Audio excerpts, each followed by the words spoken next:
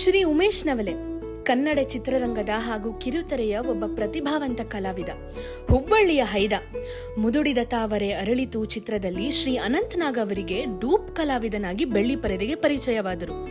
ಇವರ ಅಭಿನಯ ನೋಡಿ ನಿರ್ದೇಶಕ ಕೆ.ವಿ. ಜಯರಾಮ್ ಇವರನ್ನ ಆದರ್ಶ ಫಿಲ್ಮ್ ಇನ್ಸ್ಟಿಟ್ಯೂಟ್ಗೆ ಸೇರಿಸಿದರು.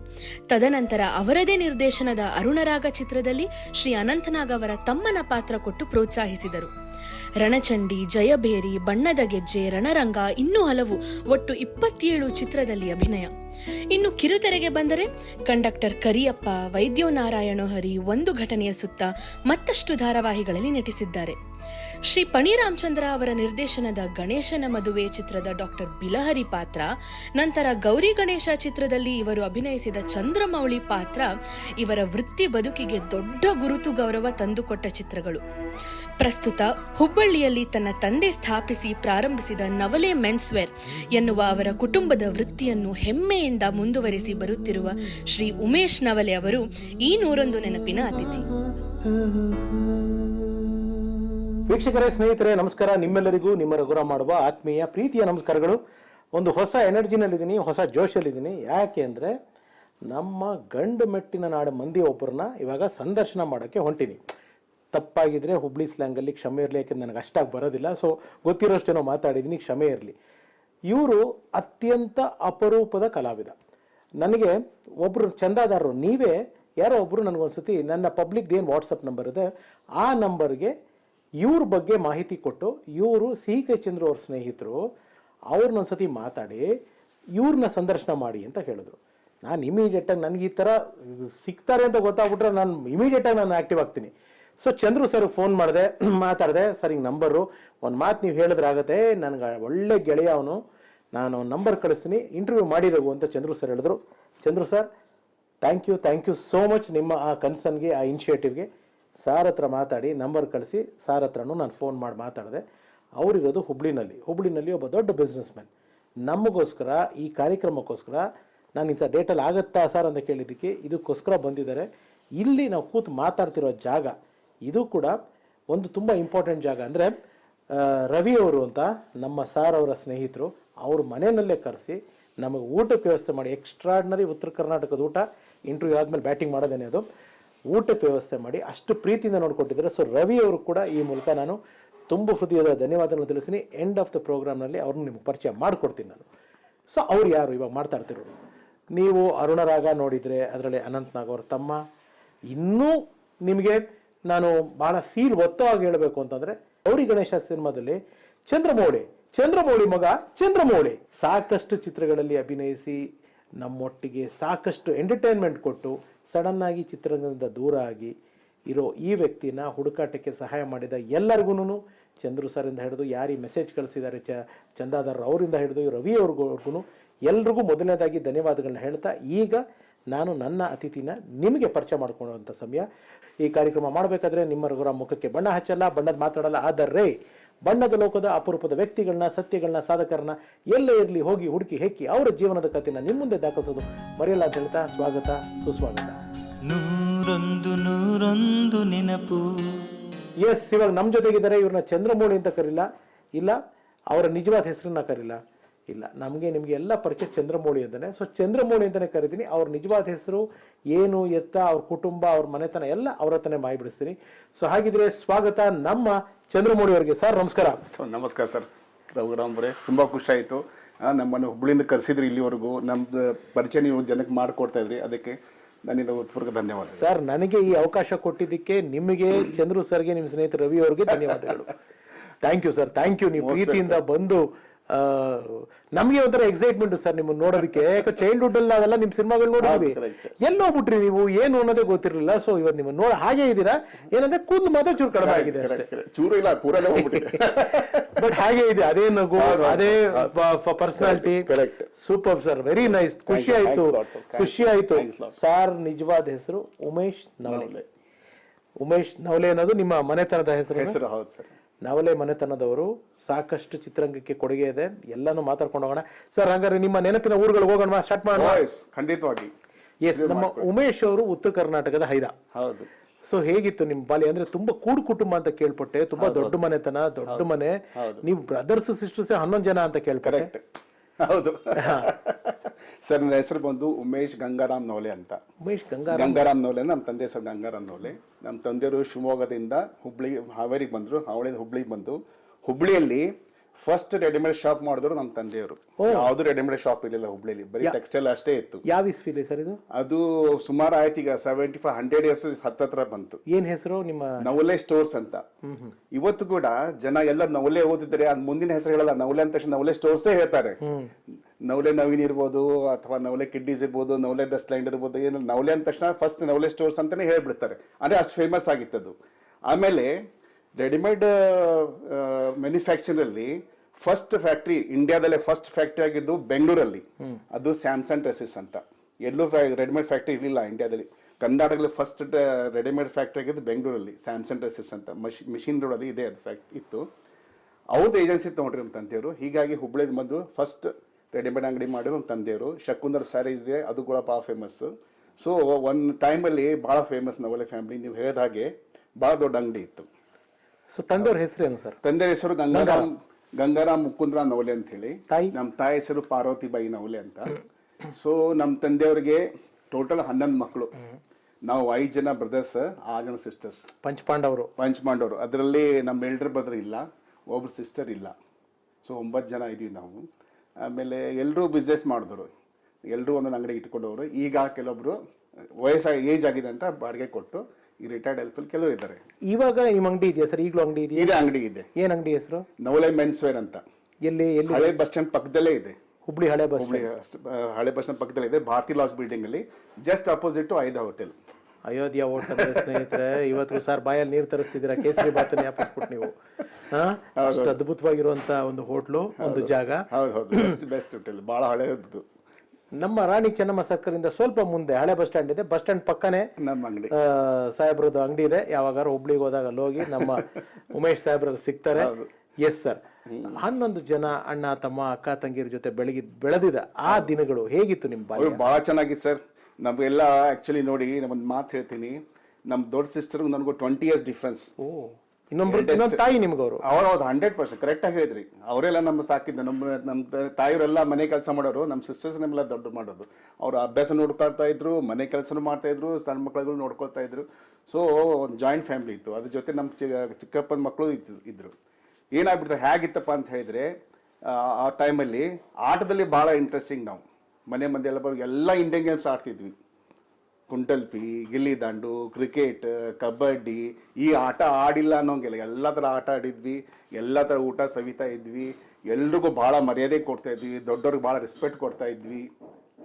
ಗೆಸ್ಟ್ಗಳು ಭಾಳ ಬರ್ತಾ ಇದ್ರು. ಗೆಸ್ಟ್ ಜೊತೆ ಹೇಗೆ ನಡ್ಸ್ಕೊಳ್ಬೇಕು, ನಮ್ಮ ತಂದೆ ತಾಯಿ ಕೊಟ್ಟಿದ್ದ ಸಂಸ್ಕಾರ ಇವತ್ತಿಗೂ ನಾವು ಪಾಲನೆ ಮಾಡ್ತಾ ಇದ್ದೀವಿ. ಗೆಸ್ಟ್ಗಳು ನೋಡೋದಾಗ್ಲಿ, ಫ್ರೆಂಡ್ಸ್ಗಳಿಗೆ ಮಾತಾಡೋದಾಗ್ಲಿ, ಕಸ್ಟಮರ್ ಜೊತೆ ನಾವು ಹೇಗೆ ಮಾತಾಡಬೇಕು, ಅವ್ರ ಜೊತೆ ಹೇಗೆ ರಿಲೇಷನ್ ಬೆಳೆಸ್ಕೋಬೇಕು, ಹೇಗೆ ವ್ಯಾಪಾರ ಮಾಡ್ಬೇಕು ಅನ್ನೋದಾಗ್ಲಿ, ನಮ್ಮ ತಂದೆಯವರು, ನಮ್ಮ ತಾಯಿಯವರು, ನಮ್ಮ ಬ್ರದರ್ಸ್ ಎಲ್ಲ ಚೆನ್ನಾಗಿ ಕಲಿಸ್ಕೊಟ್ಟಿದ್ದಾರೆ. ಸೊ ಹೀಗಾಗಿ ನಮ್ಮ ಅಂಗಡಿ ಇವತ್ತು ಕೂಡ ನವಲೆ ಅಂದ್ಬಿಟ್ರೆ ಒಂದು ಬ್ರ್ಯಾಂಡ್ ನೇಮ್ ಇದೆ.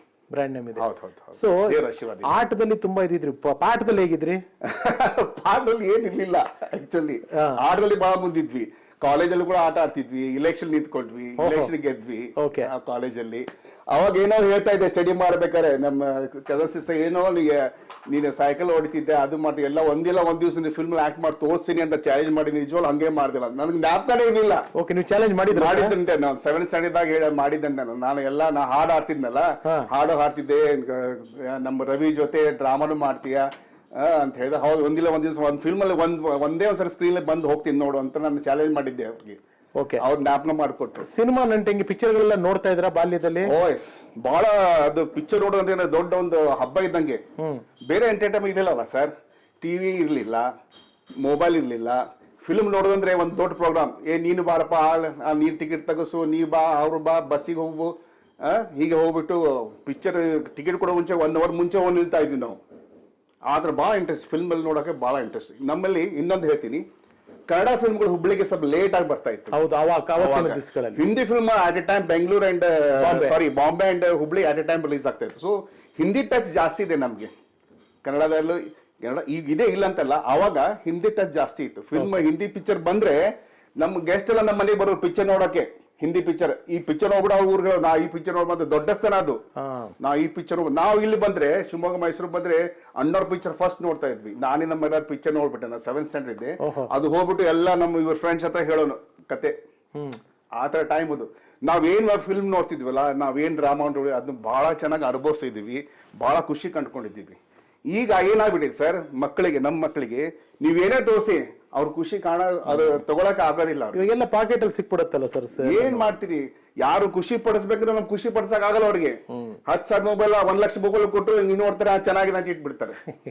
ನಮಗೆ 10 ರೂಪಾಯಿ 20 ರೂಪಾಯಿ ಬ್ಯಾಟ್ ಕೊಟ್ರೆ ಆ ಬ್ಯಾಟ್ ಇಟ್ಕೊಂಡು ಅಡ್ಡಾಡಿದ್ವಿ. ಆ ಟೈಮ್ ಇತ್ತು, ಆ ತರ ಗೋಲ್ಡನ್ ಟೈಮ್. ನಾವು ಬಹಳ ನಸೀಬಂತರು. ಯಾಕೆ ಹೇಳಿ, ಇಂಥದ್ದೆಲ್ಲ ನೋಡಿದ್ವಲ್ಲ ನಾವು. ಎಲ್ಲ ನೋಡಿದ್ವಿ, ಎಲ್ಲ ಕಷ್ಟಪಟ್ಟಿದೀವಿ. ಸ್ಕೂಲ್ಗಳೆಲ್ಲ ಚಪ್ಪಲಿ ಇಲ್ಲದೆ ಸ್ಕೂಲ್ ಹೋಗಿದ್ವಿ. 16 ಶಾಲೆ ನಮ್ಮ ಕನ್ನಡ ಸ್ಕೂಲ್ಗೆಲ್ಲ ನಾವು ಆ ತರ ಎಲ್ಲ ಕಷ್ಟಗಳು ನೋಡ್ಬಿಟ್ಟಿದೀವಿ. ಯಾವ ಸ್ಕೂಲ್ ಸರ್ ಓದಿದ್ ನೀವು? ನಾವು ಇದು ಸರ್ಕಾರಿ ಕನ್ನಡ ಗಂಡು ಮಕ್ಕಳ ಶಾಲೆ ನಂಬರ್ 16 ಹೊಸೂರಲ್ಲಿ. ಕಾಲೇಜ್ ಮಾಡಿದ್ರ? ಕಾಲೇಜ್ HSK ಕಾಲೇಜ್, ಕೇಲಿ ಸೊಸೈಟಿದು HSK ಕೊತ್ತಂಬರಿ ಕಾಲೇಜ್ ಅಂತ ಇದೆ, ಸೈನ್ಸ್ ಕಾಲೇಜ್. ನಾನು ಅಲ್ಲಿ ಕಲ್ತಿದ್ದೀನಿ. ಹೌದು, ಹುಬ್ಳಿನಲ್ಲಿ ಇದೆ. ಹೌದು, ಕೇಲಿ ಬಹಳ ಫೇಮಸ್ ಕಾಲೇಜ್. ಏನ್ ಕ್ವಾಲಿಫಿಕೇಶನ್ ಸರ್ ನಿಮ್ದು? ನಮ್ದು PU ಸೆಕೆಂಡ್ ಸೈನ್ಸ್ ಮಾಡಿದೆ ಸರ್. ಸೈನ್ಸ್ ಮಾಡಿದ್ಮೇಲೆ ನನ್ನ ಮನಸ್ಸಲ್ಲಿ ಏನಿತ್ತು, ಸಿನ್ಸ್ ಫ್ರಮ್ 7th ಸ್ಟ್ಯಾಂಡರ್ಡ್ 7ನೇ ತರಗತಿಯಿಂದ ನಮ್ ತಂದೆಯವರು ನಾನು ಇಬ್ರು ಕೂಡ ಡಿಸೈಡ್ ಮಾಡಿದ್ವಿ ಅವಾಗ ಒಂದು ಮೆಡಿಕಲ್ ಶಾಪ್ ಹಾಕ್ಬೇಕು ಅಂತ. ಸೊ PU ಸೆಕೆಂಡ್ ಸೈನ್ಸ್ ಆದ ತಕ್ಷಣ ಹುಬ್ಳಿಲಿ ಮೆಡಿಕಲ್ ಇದು ಏನಪ್ಪಾ D.Pharm ಇರ್ಲಿಲ್ಲ. D.Pharm ಇಲ್ಲ. ಅದಕ್ಕೆ ನಾನು ಇದು ಶಿವಮೊಗ್ಗ ಹೋಗ್ಬಿಟ್ಟು ಅಲ್ಲೆಲ್ಲ ಅಡ್ಮಿಷನ್ ಮಾಡಿ ಬಂದೆ D.Pharmಗೋಸ್ಕರ. ಅಲ್ಲಿ ಅವರು ಬೇರೆಯವ್ರಿಗೆ ನಾವು ಸೀಟ್ ಕೊಡೋದಿಲ್ಲ ಅಂತ ಹೇಳಿದಕ್ಕೆ ನಮ್ ಸಿಸ್ಟಮ್ ಮಗ ಅಂತ ಒಂದೇನೋ ಬರೆದು ಕೊಟ್ವಿ ನಾವು. ಏನಪ್ಪಾ ತಹಸೀಲ್ದಾರ್ಗೆ ಒಂದು ಅಫಿಡೇವಿಟ್ ಮಾಡಿಕೊಟ್ವಿ. ಆಯ್ತು, ಅಡ್ಮಿಷನ್ ಆಯ್ತು. ಹುಬ್ಳಿಗೆ ಬಂದ್ರೆ ನಮ್ ಬ್ರದರ್ಸ್ ನಮ್ ತಂದ್ರೆ ಬೇಡ ಕಣೋ, ಈಗ 2 ಅಂಗಡಿ ಇದೆ ನಮ್ದು, ನೀನು ಔಷಧಿ ಹಾಕೊಂಡು ಕುಂತ್ರೆ ಒಬ್ರಿಗೊಬ್ರು ಹೆಲ್ಪ್ ಆಗಲ್ಲ. ಅಲ್ಲ ಸರ್, ನನ್ನ ಪ್ರಶ್ನೆ ಅದೇ ಆಗಿತ್ತು, ನಿಮ್ದು ಬಟ್ಟೆ ಅಂಗಡಿ ಇದ್ದು ಔಷಧಿ ಅಂಗಡಿ ಮಾಡ್ಬೇಕು ಅಂತ ಯಾಕೆ ಅನ್ಕೊಂಡ್ರಿ ನೀವು? ಏನೋ ನನ್ ಮುಂಚಿನ ನನ್ನ ಮನಸ್ಸು D.Pharm ಮಾಡ್ಬೇಕು ಅಂತ ಹೇಳಿ. ಅದೇನೋ 7th ಸ್ಟ್ಯಾಂಡರ್ಡ್ ನಾಗ D.Pharm ಮಾಡ್ಬೇಕು ಅಂತ ಮನಸ್ಸು ಬಂದ್ಬಿಟ್ಟದ. ಅದೇನೋ ಗೊತ್ತಿಲ್ಲ, ಯಾರು ನೋಡಿ ಹಂಗ ಅನ್ಕೊಂಡಿದ್ನೋ ಏನೋ ಗೊತ್ತಿಲ್ಲ. ಆಮೇಲೆ PU ಆದ್ನಲ್ಲ, ಏನ್ ಮಾಡ್ಬೇಕೀಗ? ನನ್ಗೆ ಅಡ್ಮಿಷನ್ ಮಾಡಿ ಬಂದ್ರು ನಂಗೆ ಹೋಲಿ ಕೊಡ ಬೇಡ ಅಂದ್ಬಿಟ್ಟು ಒಂದ್ ಬಟ್ಟೆ ಅಂಗಡಿಯಲ್ಲಿ ನಾನೇ ಮಾಡಿದೆ. 1 ವರ್ಷ ಸುಮ್ಮನೆ ಕೂತ್ಕೊಂಡೆ, ಟ್ರೈನಿಂಗ್ ತಗೊಂಡೆ. ಒಂದು ಅಂಗಡಿ ನವಲೆ ಡ್ರೆಸ್ ಸ್ಟ್ಯಾಂಡ್ ಅನ್ನೋದು ನಮ್ದೇನು ಸ್ವಂತ ಬಿಲ್ಡಿಂಗ್ ಇದೆ ಸರ್, ನವಲೆ ಮಾರ್ಕೆಟ್. ಆ ಮಾರ್ಕೆಟ್ ಅಲ್ಲಿ ನವಲೆ ಡ್ರೆಸ್ ಸ್ಟ್ಯಾಂಡ್ ಅಂತ ಒಂದು ಅಂಗಡಿ ಸರ್. ಆ ಅಂಗಡಿಯಲ್ಲಿ ನಾವು 5 ಜನ ಬ್ರದರ್ಸ್, 6 ಜನ ಸೇಲ್ಸ್ಮನ್, 11 ಜನ ಇರ್ತೀವಿ. ಅಷ್ಟು ಒಳ್ಳೆ ವ್ಯಾಪಾರ. ಬೇರೆ ಅಂಗಡಿಯಲ್ಲಿ ಬಂದು ನಮ್ಮ ಅಂಗಡಿಯಲ್ಲಿ ನೋಡೋರು ಎಷ್ಟು ಚೆನ್ನಾಗಿದೆಪ್ಪ ವ್ಯಾಪಾರ, ಬೇರೆ ಅಂಗಡಿಯವ್ರು ನಿಂತ್ಕೊಂಡು ನೋಡ್ರು. ಆ ಥರ ವ್ಯಾಪಾರ ಇತ್ತು ಒಂದು ಟೈಮಲ್ಲಿ. ಆಮೇಲೆ ಏನು ಮಾಡಿದ್ವಿ, 1 ವರ್ಷ ಅಲ್ಲಿ ಕಳೆದ್ನಲ್ಲ, ದುರ್ಗಾ ಫಿಲ್ಮ್ಸ್ ಅಂತ ಹುಬ್ಳಿಯಲ್ಲಿ ದೊಡ್ಡ ಡಿಸ್ಟ್ರಿಬ್ಯೂಟರ್ ಕಮ್ಮಿ ಎಕ್ಸಿಬಿಟರ್, ದುರ್ಗಾ ಫಿಲ್ಮ್ಸ್ ಅಂತ. ಅವ್ರು ನನ್ನ ರಿಲೇಷನ್, ನಮ್ಮ ಸೋದರ ಮಾವನ ಮೊಮ್ಮಗ. ಅವ್ರ ಹೆಸರು ಸುಖದೇವ್ ಕುಂಟೆ ಅಂತ, ಬಹಳ ಫೇಮಸ್. ನಮ್ಮ ಅನಂತನಾಗರ್ ಅಂತೂ ಬಹಳ ಕ್ಲೋಸ್. ಅವರು ಹೊಸ ಸ್ಟುಡಿಯೋ ಅಂದ್ರೆ ಸುಖದೇವ್ ಕುಂಟೆ ಅಂತ ಹೇಳಿದ್ರೆ ಹಬ್ಬ ಅಂತಾರೆ ಇವತ್ತು ಕೂಡ. ಅದೇ ಅನಂತನಾಗ್ ಅವ್ರು ನಿಮ್ ಜೀವನದಲ್ಲಿ ದೊಡ್ಡ ಪರಿಣಾಮ ಬೀರಿದ್ದಾರೆ ಸರ್. ನಾನು ಮಾತಾಡ್ತೀನಿ ಅದ್ರ ಬಗ್ಗೆ. ಅವ್ರ ಜೊತೆ 4-5 ಸಿನಿಮಾ ಮಾತ್ರ ಅಲ್ಲ, ನಿಮ್ದು ಮಜಾ ಇದೆ. ಅದು ನಾನು ಹೇಳ್ತೀನಿ, ಅದನ್ನ ಜನಗಳಿಗೆ ತಿಳಿಸ್ಬೇಕಾ ಕತೆನ. ಆಮೇಲೆ ನೀವು ಆದರ್ಶ ಫಿಲ್ಮ್ ಇನ್ಸ್ಟಿಟ್ಯೂಟ್ ಸೇರಿದ್ರೆ? ಇಲ್ಲ, ಅವರು ಒಂದು ಫಿಲ್ಮ್ ಮಾಡ್ತಾ ಇದ್ರು, ಮುದುರಿದ ತಾವರೆ ಅರಳಿತು. ನೋಡಿ, ನಾನು ಹೇಳ್ಬೇಕು ಅಂತಿದ್ದೆ, ಅಲ್ಲಿಗೆ ಬಂದ್ರು. ನಮ್ಮ ಸಾರು ಇಂಡಸ್ಟ್ರಿಗೆ ಫಸ್ಟ್ ಆರ್ಟಿಸ್ಟ್ ಆಗಿ ಬಂದಿಲ್ಲ, ಅಂದ್ರೆ ಮೈನ್ ಆರ್ಟಿಸ್ಟ್ ಆಗಿ ಬಂದಿಲ್ಲ, ಡೂಪ್ ಆರ್ಟಿಸ್ಟ್ ಆಗಿ ಬಂದಿಲ್ಲ. ಕರೆಕ್ಟ್ ನೀವು ಹೇಳಿದ್ದು. ನಾನು ಶೂಟಿಂಗ್ ನೋಡಕ್ ಬಂದಿದ್ದೆ ಸರ್. ಶೂಟಿಂಗ್ ನೋಡಕ್ ಬಂದಾಗ ಆ ದಿವಸದಲ್ಲಿ ಅನಂತನಾಗ್ ಅವರು ಬರ ಅನ್ನೋ ಫಿಲ್ಮ್ ಪ್ರೊಡ್ಯೂಸ್ ಮಾಡಿದ್ರು. ಆ ಫಿಲ್ಮ್ ಅನ್ನ ಹಿಂದಿ ಮತ್ತೆ ಮರಾಠಿಯಲ್ಲಿ ಡಬ್ ಮಾಡೋಕೆ ಬಾಂಬೆಗೆ ಹೋದ್ರು. ಬಾಂಬೆಗೆ ಹೋದಾಗ ಇಲ್ಲಿ ನಮ್ಮ ಮಿಂಟೋ ಹಾಸ್ಪಿಟಲ್, ಐ ಹಾಸ್ಪಿಟಲ್ ಪಕ್ಕದಲ್ಲಿ ಒಂದು ಛತ್ರ, ಅದು ಒಂದು ಹಾಲ್, ಅಲ್ಲಿ ಶೂಟಿಂಗ್ ಫಿಕ್ಸ್ ಆಗಿತ್ತು. 3 ದಿವಸ ಇಟ್ಕೊಂಡಿದ್ರು. 1 ದಿವಸ ಆಯ್ತು, 2 ದಿವಸ ಆಯ್ತು, 3ನೇ ದಿವಸ ಬರ್ಲಿಲ್ಲ. ಆಮೇಲೆ ಏನ್ ಮಾಡೋದು ಅಂತ ಹೇಳ್ಬಿಟ್ಟು KV ಜಯರಾಮ್ ಅವ್ರು ನಂಗೆ ಕರೆದ್ರು, ಬಾರಪ್ಪ ಇಲ್ಲಿ ಅಂದ್ಬಿಟ್ಟು. ನೀವು ಶೂಟಿಂಗ್ ನೋಡಕ್ ಹೋಗಿದ್ವಿ. ಮುದುಡಿದ ತಾವರೆ ಅರಳಿತು, ಲಕ್ಷ್ಮಿ ಅಂಡ್ ಅನಂತನಾಗ್ ಅವರು ಹೀರೋ ಹೀರೋಯಿನ್. ನಂಗೆ ಕರೆದ್ರು, ಬಾಪ ಅಂತ ಹೇಳಿ. ಏನ್ ಸರ್ ಅಂದೆ. ಇಲ್ಲಿ ಬಾ ಅಂದ್ರು. ಅವ್ನು ಕಸ್ಟಮರ್ ಅನಂತನಾಗ್ ಡ್ರೆಸ್ ಇದೆಲ್ಲ ಹಿಂಗ್ ಹಾಕಿ ಅಂದ್ಬಿಟ್ಟು. ಅನಂತ ಕರೆಕ್ಟಾಗಿ ಫಿಟ್ ಆಗ್ಬಿಡ್ತು. ಅದು ಫೋಟೋ ಇದೆ, ತೋರಿಸ್ತೀನಿ ನಿಮ್ಗೆ. ಆಮೇಲೆ ಹೇಳಿದ್ರು, ನೀವು ಹೋಗಿ ಅಲ್ಲಿ ಕುತ್ಕೊಂಡ್ಬಿಟ್ಟು.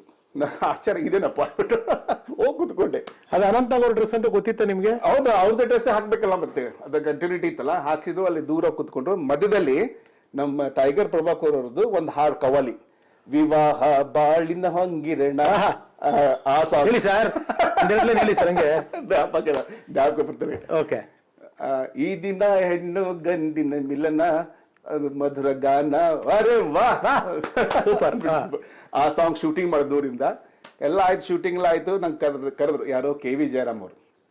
ನೋಡಪ್ಪ, ನಿನ್ ಫೋಟೋಜೆನಿಕ್ ಫೇಸ್ ಚೆನ್ನಾಗಿದೆ, ಅಂಗಡಿಯಲ್ಲಿ ಕುತ್ಕೊಂಡು ಏನ್ ಮಾಡ್ತೀಯಾ, ನಿಮ್ ಬ್ರದರ್ಸ್ ಇದಾರೆ, ಹೋಗೋ ಅಂಗಡಿ ನೋಡ್ಕೋತಾರೆ, ನೀನ್ ಬಾ ಬೆಂಗಳೂರಿಗೆ, ಆದರ್ಶ್ ಫಿಲ್ಮ್ ಸೇರಿಸ್ತೀನಿ ನೀವು ಹೋಗು ಅಂದ್ಬಿಟ್ಟು. ಸರಿ ಅಂದ್ಬಿಟ್ಟು ನಾನು ಏನು ಮಾಡಿದೆ, ಒಂದೆರಡು ಫೋಟೋ ತೊಗೊಂಡು ಆದರ್ಶ್ ಫಿಲ್ಮ್ ಇನ್ಸ್ಟಿಟ್ಯೂಟ್ಗೆ ಹೋದೆ ಅಡ್ಮಿಟ್ ಮಾಡಿ. ಅವ್ರು ಏನು ಮಾಡಿದ್ರು, ಹೋಗಿ ಅಪ್ಲಿಕೇಶನ್ ಕೊಡಬೇಕಾದ್ರೆ ಒಂದು ಪ್ರಿಂಟೆಡ್ ಒಂದು ಇದು ಕೊಟ್ಟು ಸೀನ್ ಆ ತುಗುಲಕ್ಕಂದು ಅದು ಪ್ರಾಕ್ಟೀಸ್ ಮಾಡ್ಕೊಂಬ ಅಂದ್ಬಿಟ್ಟು ಹೋದೆ. 8 ದಿವಸ ಕೂತ್ಕೊಂಡು ಅಲ್ಲಿ ಇಲ್ಲಿ ಅವ್ನು ಬೆಟ್ಟ ಇದೆ ಬ್ರದರ್ ಬೆಟ್ಟ ಹೋಗಿ ಪ್ರಾಕ್ಟೀಸ್ ಮಾಡಿದೆ. ಬಂದರೆ ಇಲ್ಲಿ ಇಂಟರ್ವ್ಯೂ ಬಂದು ಸರ್ 100 ಜನ. ಅಯ್ಯೋ ಅದು ಏನಪ್ಪ ಇದು, ಇಷ್ಟು ಜನ ಸೆಲೆಕ್ಟ್ ಮಾಡೋದು 10 ಜನ 11 ಜನ ಅಷ್ಟೇ, 10 ಜನ ಇರ್ಬೋದು. ಅದರಲ್ಲಿ ಸೆಲೆಕ್ಟ್ ಆಗೋಯ್ತು. ಏನೋ ನಮ್ಮ ನಸೀಬು. ಬಂದ್ಬಿಟ್ಟೆ, 1 ವರ್ಷ ಇನ್ಸ್ಟಿಟ್ಯೂಟ್ ಮಾಡಿದೆ. ಇನ್ಸ್ಟಿಟ್ಯೂಟ್ನಲ್ಲಿ ನಾ ಇದ್ದಾಗ ಬಿ ಜಯೇಶ್ವರ್ ಇದ್ರು. ಆಮೇಲೆ ಪ್ರಿನ್ಸಿಪಾಲ್ ಬಂದು ಗಿರೀಶ್ ಕಾಸರವಳ್ಳಿ ಅವರು. ಕಾಸರವಳ್ಳಿ ಅವ್ರ ಕ್ಲಾಸ್ ಯಾವತ್ತೂ ಮಿಸ್ ಮಾಡ್ತಿರ್ಲಿಲ್ಲ ನಾನು. ಭಾಳ ಅಂದರೆ ಭಾಳ ಒಳ್ಳೆಯವರು, ಭಾಳ ಚೆನ್ನಾಗಿ ಕ್ಲಾಸ್ ಮಾಡೋದು, ಭಾಳ ಸಾಫ್ಟ್ ಸ್ಪೋಕನ್. ಇವತ್ತು ನಾನು ಅವ್ರಂದ್ರೆ ನಂಗೆ ಪಂಚ ಪ್ರಾಣ ಗಿರೀಶ್ ಕಾಸರವಳ್ಳಿ ಇರ್ತಾರೆ. ಅವರು 1 ವರ್ಷ ಆಯ್ತಲ್ಲ, 1 ವರ್ಷ ನಾ ಬೆಂಗಳೂರು ಇದ್ದಾಗ ಸರ್ ನಮ್ದು ಒಂದು ಅಂಗಡಿ ಇತ್ತು. 85ದಲ್ಲಿ ನಾನು ಇಲ್ಲಿ ಬಂದೆ ಇನ್ಸ್ಟಿಟ್ಯೂಟ್ಗೆ. 85ದಲ್ಲಿ ಒಂದು ಅಂಗಡಿ ಓಪನ್ ಆಯಿತು ಬಸ್ ಸ್ಟ್ಯಾಂಡ್ ಪಕ್ಕದಲ್ಲಿ. 85 ಆಗಿ ಇನ್ನೊಂದು 6 ತಿಂಗಳಲ್ಲಿ 84 ಒಂದು ಅಂಗಡಿ ಆಯಿತು. 85 6 ತಿಂಗಳು ಇನ್ನೊಂದು ಅಂಗಡಿ ಹೋಯ್ತು, ಶುರು ಆಗ್ಬಿಡ್ತು. ಅವಾಗಲೇ ಮ್ಯಾನ್ ಪವರ್ ಕಡಿಮೆ ಆಯಿತು. ನಮ್ಮ ಬ್ರದರ್ಸ್ ಎಲ್ಲ ಅಂದ್ರೆ ಬೇಡಪ್ಪ ಇಲ್ಲಿ ಅಂಗಡಿಲಿ ಕೂಡೋರಾರಲ್ಲ, ಒಳ್ಳೆ ವ್ಯಾಪಾರ ಇದೆ ಬಸ್ ಸ್ಟ್ಯಾಂಡ್ ಪಕ್ಕದಲ್ಲಿ, ನೀನು ಬಂದುಬಿಡು ಅಂದ್ಬಿಟ್ಟು. ಏನು ಮಾಡೋದು ಅಂತ ಹೇಳಿದೆ. ಪಾಸ್ ಆಯಿತು, ರಿಸಲ್ಟ್ ತೊಗೊಂಡೆ, ಹುಬ್ಳಿಗೆ ಹೋದೆ. ಶಾಪ್ ನೋಡ್ಕೊಂಡು ಶುರು ಮಾಡಿ. ಅವಾಗ ನಂಗೆ ಭಾಳ ಹುರುಪು ಬಿಸ್ನೆಸ್ ಮಾಡಬೇಕು ಅಂತೇಳಿ. ಓಕೆ, ಅವಾಗ ಮನೆಯಲ್ಲಿ ಬಿಟ್ಟು ನಿಮ್ಗೆ ಇನ್ಸ್ಟಿಟ್ಯೂಟ್ ಸೇರೋದಕ್ಕೆ, ಯಾಕೆಂದ್ರೆ ಡಿಫಾರ್ಮಾಗೆ ಬಿಟ್ಟಿರ್ಲಿಲ್ಲ. ಹೌದು ಬಿಟ್ಟು ನಾ ಕೇಳಿಲ್ಲ, ಹಠ ಮಾಡಿದೆ. ಅವನ ಶೂಟಿಂಗ್ ಕೊಡೋಕೆ ಬಂದಿದ್ದಲ್ಲ, ಅವ್ರು ಹೇಳಿದ ಸರ್ ನಾನು ಹೋಗೋಣ ಅಂದ್ಬಿಟ್ಟು ಬಂದ್ಬಿಟ್ಟು ಹಠ ಮಾಡಿ ಬಂದು ಬಿಡ್ಲಿಲ್ಲ. ನಮ್ಮ ತಾಯಿಗೆ ಇಷ್ಟ ಇರಲಿಲ್ಲ, ಸುಮ್ಮನಾದ್ರು ನಾ ಎಲ್ಲ ಇಷ್ಟು ಹುಮ್ಮಸ್ ಹೋಗ್ತಾನೆ ಹೋಗ್ಲಿ ಬಿಡ್ಬಿಟ್ಟು ಬಂದೆ. ಅವಾಗ ಅಂಗಡಿ 2 ಓಪನ್ ಆಗ್ಬಿಡ್ತು. ಯಾವಾಗ ನಾನು ಇನ್ಸ್ಟಿಟ್ಯೂಟ್ ಮುಗಿದ ತಕ್ಷಣ ಸೀದಾ ಹುಬ್ಳಿಗೆ ಹೋದೆ. ಒಂದು ಹುರುಪು ಏನಂತ ಹೇಳಿದ್ರೆ, ಒಂದೇ ಅಂಗಡಿ ಇತ್ತಲ್ಲ, ಅವಾಗ ಕ್ಯಾಶ್ ಕೌಂಟರ್ ನಮ್ಗೆ ಕೂಡ ಕೊಡ್ತಿಲ್ಲ, ನಮ್ಮ ದೊಡ್ಡ ಅಣ್ಣನ ಕೊಡ್ತಾ ಇದ್ರು. ಇಲ್ಲ ಅಂಗಡಿ ಓಪನ್ ಆಯ್ತಲ್ಲ, ಕ್ಯಾಶ್ ಕೌಂಟರ್ ನಾ ಕೂಡ ಶುರು ಮಾಡಿದೆ. ನಂಗೇನೋ ಒಂದು ಸ್ವಲ್ಪ ಜಾಸ್ತಿ ಇಂಟ್ರೆಸ್ಟ್ ಹೋಗ್ಬಿಡಿ ಪಿಕ್ಚರ್ಲಿ. ಒಂದು 6 ತಿಂಗಳು ಆಗಿರ್ಬೇಕು ಸುಮಾರು ಸರ್. ಗಿರೀಶ್ ಕಾಸು ಅವಾಗ ಲ್ಯಾಂಡ್ಲೈನ್ ನನ್ನ ಫೋನ್ ಗಿರೀಶ್ ಕಾಸು ಗೊತ್ತಿರ್ಲಿಲ್ಲ ಅನ್ಸುತ್ತೆ. ಸೊ ರಾಜು ಅಂತ ಒಬ್ಬರು ಎಂಪ್ಲಾಯ್ ಇದ್ರು ಆದರ್ಶ್ ಫಿಲ್ಮ್ ಇನ್ಸ್ಟಿಟ್ಯೂಟ್ ನಲ್ಲಿ. ಅವ್ರು ಹುಬ್ಳಿ ಕಳ್ಸಿದ್ರು ನನಗೋಸ್ಕರ. ಅವ್ರು ಬಂದು ಸರ್ ಎಲ್ಲಿದ್ರಿ ನೀವು, ಗಿರೀಶ್ ಕಾಸು ಜ್ಞಾಪಕ ಮಾಡ್ತೀರಾ, ನೀವು ಬರ್ಬೇಕಂತೆ, ಬೆಟ್ಟಗಾಗಿ ಬರಬೇಕು ಅಂತ ಹೇಳಿದ್ರು. ನಾ ಅನ್ಕೊಂಡೆ ಗಿರೀಶ್ ಸರ್ ಕರೀತಾರೆ ಅಂದ್ರೆ ನಾನು ಅನ್ಕೊಂಡೆ ನಮ್ಮ ಬ್ರದರ್ ಇಲ್ಲ ಅದು ದುರ್ಗಾ ಫಿಲ್ಮ್ಸ್ ಫೈನಾನ್ಸ್ ಎಲ್ಲ ಮಾಡ್ತಿದ್ರಲ್ಲ, ಆ ಫೈನಾನ್ಸ್ ಎಲ್ಲ ಕರ್ತಿರ್ಬೇಕು ಅಂದ್ಬಿಟ್ಟು ಹ್ಞೂ ಅಂತ ಹೋದೆ. ಬರ್ಬೇಕಾದ್ರೆ 2 ಫೋಟೋ ತೊಗೊಂಬರ್ಬೇಕು ಅಂತ ಹೇಳಿದ್ರು. 2 ಫೋಟೋನು ತೊಗೊಂಡೋದೆ. ಫೋಟೋ ಯಾಕೆ ಗೊತ್ತಾಗಿಲ್ಲ, ಫೋಟೋ ತೋರಿಸಿ ಇಲ್ಲ. ಅವಾಗ ಹೇಳಿದ್ರು, ಉಮೇಶ್ ನಾವೊಂದು ಸುಧಾ ಮ್ಯಾಗಝಿನ್ಗೆ ಡೆಕ್ಕನ್ ಹಾಡೋದವ್ರಿಗೆ ಒಂದು ಫೋಟೋ ಕಾಮಿಕ್ ಮಾಡ್ತಾ ಇದ್ದೀನಿ. ಫೋಟೋ ಕಾಮಿಕ್ ಸ್ಟಿಲ್ ಫೋಟೋ ತೆಗಿತೀವಿ, ಅದನ್ನು ಕಿಸ್ ಮ್ಯಾಗಝಿನ್ ನೋಡಿದ್ಯಾ, ಆ ಥರ ಬರ್ತಿದ್ದು. ನಾನು ನಿನಗೆ ಸೆಲೆಕ್ಟ್ ಮಾಡಿದ್ದೀನಿ, 1-2 ಫೋಟೋ ಕೊಡು, ಇಂಥ ತಾರೀಕು ಬಂದುಬಿಡು, ನಿಮಗೆ ನಾ ಹೇಳ್ತೀನಿ, ಕರ್ಕೊಂಡೋಗಿ ನೀವು ಶೂಟಿಂಗ್ ಎಲ್ಲ ಮಾಡ್ತೀನಿ. ಸರಿ ಅಂದೆ. ಒಂದು ಡೇಟ್ ಕೊಟ್ಟರು, ಬಂದೆ ನಾನು. ಈಗ ನಮ್ಮ ಪ್ರಿನ್ಸಿಪಾಲ್ ಅವರು ಏನೋ ಕ್ವಶನ್ ಕೇಳಿಲ್ಲ, ಅವ್ರು ಹೇಗೆ ಎಸ್ ಸರ್ ಅಂದ್ಬಿಟ್ಟು ಬಂದೆ. ಕರ್ಕೊಂಡೋದ್ರು ಆನೇಕಲ್, ಅಲ್ಲಿ ಇಲ್ಲಿ ಕಬ್ಬನ್ ಪಾರ್ಕ್, ಮೈಸೂರಲ್ಲಿ ಶೂಟಿಂಗ್ ಆಯಿತು. Photo comic. ಹೌದು, ಎಲ್ಲ ಫಿಲ್ಮ್ ಶೂಟಿಂಗ್ ಏನು ಸ್ಟಿಲ್ ಅಷ್ಟೇ ಫೋಟೋ. ಒಂದು ಹೀರೋಯಿನು ಇದ್ಲು ನಮ್ಮ ಜೊತೆ, ಅವಳು ಫಿಲ್ಮಲ್ಲಿ ಬರಲಿಲ್ಲ. ಅವಳು ಹೀರೋಯಿನ್ ಎಲ್ಲ ಫೋಟೋದಾಗ ಎಲ್ಲ ಆಯಿತು. ನನಗೇನದು ಅನ್ನಿಸ್ಲಿಲ್ಲ. ಇನ್ಸ್ಟಿಟ್ಯೂಟ್ ಫಿಲ್ಮ್ಗಳು ತೆಗೆದ್ರೆ ಮಜಾ, ಇದು ಬರೀ ಫೋಟೋ ತಾನೇ ಅನ್ನಿಸ್ಲಿಲ್ಲ. ನಾ ಫೋಟೋ ಸುಮಾರು ತಗೊಂಡು ಹಾಬಿ ಅದು ಫೋಟೋ ತಗೊಳ್ಳೋದು, ತಗೊಂಡಿರೋ ಸುಮ್ಮನೆ ಅದೇ. ಮತ್ತೆ ಹುಬ್ಳಿಗೆ ಹೋಗ್ಬಿಟ್ಟೆ ನನ್ನ ಕೆಲ್ಸಕ್ಕೆ ನಾನು. ಅಲ್ಲಿ MB ಸಿಂಗ್ ಅನ್ನೋರು ನಮ್ಮ Prajavani Sudha and Deccan main editor ಅವರು, MB ಸಿಂಗ್ ಅಂತ ದೊಡ್ಡ ಪಾರ್ಟಿ ಅವರು, ಒಳ್ಳೆ ಹೆಸರಿದ್ದವರು. ಅವ್ರು ಹುಬ್ಳಿಗೆ ಬಂದು ನಮ್ಮ ಅಂಗಡಿಗೆ, ಉಮೇಶ್ ಚೆನ್ನಾಗಿದ್ದೀನಿ, ಹುಬ್ಳಿ ಕೆಲಸ ಬಂದಿದ್ದೆ, ನೋಡಪ್ಪ ಈ ವಾರ ಸುಧಾ ಮ್ಯಾಗಝಿನ್ ಬರುತ್ತೆ, ಸುಧಾ ಮ್ಯಾಗಝಿನ್ ತೊಗೊಂಡು ಮರಿಬೇಡ ಅಂತ ಹೇಳೋದ್ರು. ಆಯ್ತು ಅಂದ್ಬಿಟ್ಟು ನಾನು ಹ್ಞೂ ಅಂತೆ ಸರ್. 2 ದಿವ್ಸ ಬಿಟ್ಟು ನಾನು ನೆಹರು ಗ್ರೌಂಡಲ್ಲಿ ಕ್ರಿಕೆಟ್ ಆಡ್ತಾ ಇದ್ದೆ. ಅಲ್ಲಿ ಒಬ್ಬ ಫ್ರೆಂಡ್ ಓಡ್ ಬಂದ ಮ್ಯಾಗಝಿನ್, ಉಮೇಶ್ ನೋಡಿಲಿ ಅಂದ್ಬಿಟ್ಟು. ನೋಡ್ತೀನಿ ಫ್ರಂಟ್ ಪೇಜಲ್ಲಿ ನನ್ನ ಫೋಟೋ, ಹುಡುಗಿ ಫೋಟೋ ಫುಲ್ ಮೇನ್ ಕವರ್ ಪೇಜಲ್ಲಿ. ಯಾವ ಸುಧಾ ಮ್ಯಾಗಝಿನ್ಗೋಸ್ಕರ ನಾವು ಜಗಳಾಡ್ತಿದ್ವಲ್ಲ, ನಾನು ಫಸ್ಟ್ ಓದೋ ನೀನು ಫಸ್ಟ್ ಓದೋ, ಕ್ಯೂ ಸಿಸ್ಟಮ್ ಓದೋದು ಸುಧಾ. ಅಂತ ಮ್ಯಾಗಝಿನ್ ಮೇಲೆ ನನ್ನ ಫೋಟೋ ಬರ್ತದೆ ನಾನು ಕನ್ಸಲ್ಲೂ ಕಂಡಿರಲಿಲ್ಲ. ಮೇನ್ ಫೋಟೋ ಇದೆಯಾ ಸರ್? ಅಪ್ಪ ಇದೆ, ತಂದಿದ್ದೀನಿ. ಅದೊಂದು ಇದೆ, ಭಾಳ ಹಳೇದಾಗಿದೆ ಸರ್. ತಂದೆ ಅದೇ ಕಾಪಾಡ್ಕೊಂಡು ಇಟ್ಕೊಂಡಿದ್ವಿ. ಅದು ಮುಖ್ಯ. ಬಹಳ ಜನ ಅದು ಮ್ಯಾಗಝಿನ್ ಮಾಡಿ ಇಟ್ಕೊಂಡಿದ್ದಾರೆ, ಎಲ್ಲ ಇದು ಮಾಡಿ ಇಟ್ಕೊಂಡು. ಆಮೇಲೆ ನೋಡ್ಕೊಂಡ್ರೆ ಬಹಳ ಖುಷಿ ಆಯ್ತು. ಅದು ಮ್ಯಾಗಝಿನ್ ಬಂದ ತಕ್ಷಣ ಸರ್ ಎಲ್ಲ ಬಂದ್ಬಿಟ್ಟೆ ಅವ್ರ ಅಂಗಡಿಗೆ. ಏನ್ರಿ ನಿಮ್ ಫೋಟೋ ಬಂದಿದೆ, ಬಾ ಮಸ್ತ್ ಬಂದಿದೆ, ಹಂಗಿದ್ದು. ಇನ್ನೂ ಶುರು ಆಗಿಲ್ಲ ಕತೆಗಳು, ಆಗ್ಲೇ ಹುಡುಗರು ಹುಡುಗಿಯರೆಲ್ಲ ಬಂದ್ಬಿಟ್ಟೆ ಅವ್ರು. ನನಗೆ ಒಂಥರ ಏನೋ ಬಹಳ ಸ್ಟಾರ್ಟ್ ಆಗ್ಬಿಟ್ರು. ನಿಜವಾಗ್ಲು ಸರ್ ಅದೇ ತರ ಇತ್ತು. ಯಾಕಂದ್ರೆ ಮ್ಯಾಗಝಿನ್ ಎಲ್ಲರೂ ಓದ್ತಾ ಇದ್ರು, ಅಷ್ಟೊಂದು ಫೇಮಸ್ ಇತ್ತು ಅದು ಮ್ಯಾಗಝಿನ್. ಮನೆಯಲ್ಲಿ ಹೇಗಿತ್ತು? ಮನೇಲಿ ಎಲ್ರು ಖುಷಿನೇ ಹೇಳೋರು, ನಮ್ ಬ್ರದರ್ ಅಂತ ಹೇಳಿ. ನಮ್ ಬ್ರದರ್ಗೆಲ್ಲ ನನ್ ಬಗ್ಗೆ ಕೇಳೋರು, ನಮ್ ಶಿಷ್ಯ ಊರಲ್ಲಿ ಇದ್ದಾರಲ್ಲ ಅವ್ರಿಗೆಲ್ಲ ಕೇಳೋರು, ನಮ್ ತಮ್ಮ ಅಂತ ಬಹಳ ಹೆಮ್ಮೆ ಅಂತ ಹೇಳ್ತಕೊಳ್ಳೋರು. ಸೂಪರ್ ಆಯ್ತು. ಸೊ ಇದು ಫೋಟೋ ಕಾಮಿಕ್ ಆಯ್ತು, ಎಲ್ಲ ನೀವೊಂದು ರೆಕಗ್ನೈಸ್ ಆದ್ರಿ. ಹೌದು. ಆಮೇಲೆ ಮತ್ತೆ ನಿಮ್ ಜೀವನದಲ್ಲಿ ಎಂಟ್ರಿ ಆಗಿದ್ದು ಇದೇ ಕೆ ವಿ ಜಯರಾಮು, ಇದೇ Anantnag. Correct. K V Jayaram, Arunaraga. ಹೇಗೆ ಆಯ್ತು ಅರುಣರಾಗ? ಯಾಕಂದ್ರೆ ನನಗೆ ಇನ್ಸೂರೆನ್ಸ್ ಸೇರಿಸಿದ್ರೆ ಕೆ ವಿ ಜಯರಾಮ್ ಅಲ್ವಾ, ಅದಕ್ಕೆ ಅವ್ರು ಹೇಳಿದ್ರು ನಾನು ಹಿಂಗೆ ರೋಲ್ ಮಾಡ್ತೀನಿ ಕಣೋ ಅಂತ ಹೇಳ್ಬಿಟ್ಟು ಕರೋರು. ನಿಮಗೆ ಜ್ಞಾಪಕ ಇರ್ಬೋದು, ನಾನು ಅದ್ರದ್ದೊಂದು ಫೋಟೋನು ಹಾಕ್ತೀನಿ, ಸಾಧ್ಯವಾದ್ರದ್ದು ಕ್ಲಿಪ್ಪು ಹಾಕ್ತೀನಿ. ಅರುಣರಾಗ ಸಿನಿಮಾದಲ್ಲಿ ಅನಂತ್ನಾಗ್ ಅವರ ತಮ್ಮನ ರೋಲ್ ಮಾಡಿದ್ದೀನಿ. ಕರೆಕ್ಟ್. ಅವಾಗ ಹೇಳಿದ್ರು, ಅವಾಗ ಅಷ್ಟೊಂದು ನನಗೆ ಇದ್ರಲ್ಲಿ ಆಕ್ಟಲ್ಲಿ ಅಷ್ಟು ಎಕ್ಸ್ಪರ್ಟ್ ನಾನು ಇದು ಎಕ್ಸ್ಪೀರಿಯನ್ಸ್ ಇದ್ದವನು ಅಲ್ವಲ್ಲ. ಸೊ ಅಸೋಸಿಯೇಟ್ ಡೈರೆಕ್ಟ್ರು ಅವರು ಭಾಳ ಹೆಲ್ಪ್ ಮಾಡೋರು ನನಗೆ. ಮಾಡಿದ್ವಿ, ಆಯ್ತು, ದೇವ್ರದಿಂದ. ಒಂದು ಒಳ್ಳೆ ಜೊತೆಗೆ ಅನುಭವ ಬಹಳ ಚೆನ್ನಾಗಿ. ಈ ಕಡೆ ಗೀತಾ, ಈ ಕಡೆ ಅನಂತ್. ಹೌದು, ಬಹಳ ಚೆನ್ನಾಗಿತ್ತು ಸರ್, ಬಹಳ ಒಳ್ಳೆಯವರು. ಅವ್ರಿಗೆ ಇನ್ನೊಂದು ಏನಂತ ಹೇಳಿದ್ರೆ, ಹೀಸ್ ಕೊಂಕಣಿ. ಮೋಸ್ಟ್ಲಿ ಅವರು ಬಾಂಬೆದೆಲ್ಲ ಇದ್ದು ಬಂದವರು. ಹೌದು. ನಮ್ಕಿಂತ ಚೆನ್ನಾಗಿ ಫ್ಲೂಯೆಂಟ್ ಆಗಿ ಮರಾಠಿ ಮಾತಾಡೋರು, ಹಿಂದಿ ಮಾತಾಡೋರು, ನನ್ನ ಜೊತೆ ಹಿಂದಿ ಮಾತಾಡೋರು, ಮರಾಠಿ ಮಾತಾಡೋರು. ನಾವು ಮನೇಲಿ ಮರಾಠಿ ಮಾತಾಡೋರು ಬಹಳ ಚೆನ್ನಾಗಿ, ಬಹಳ ಮೂಡಿ ಮನುಷ್ಯ.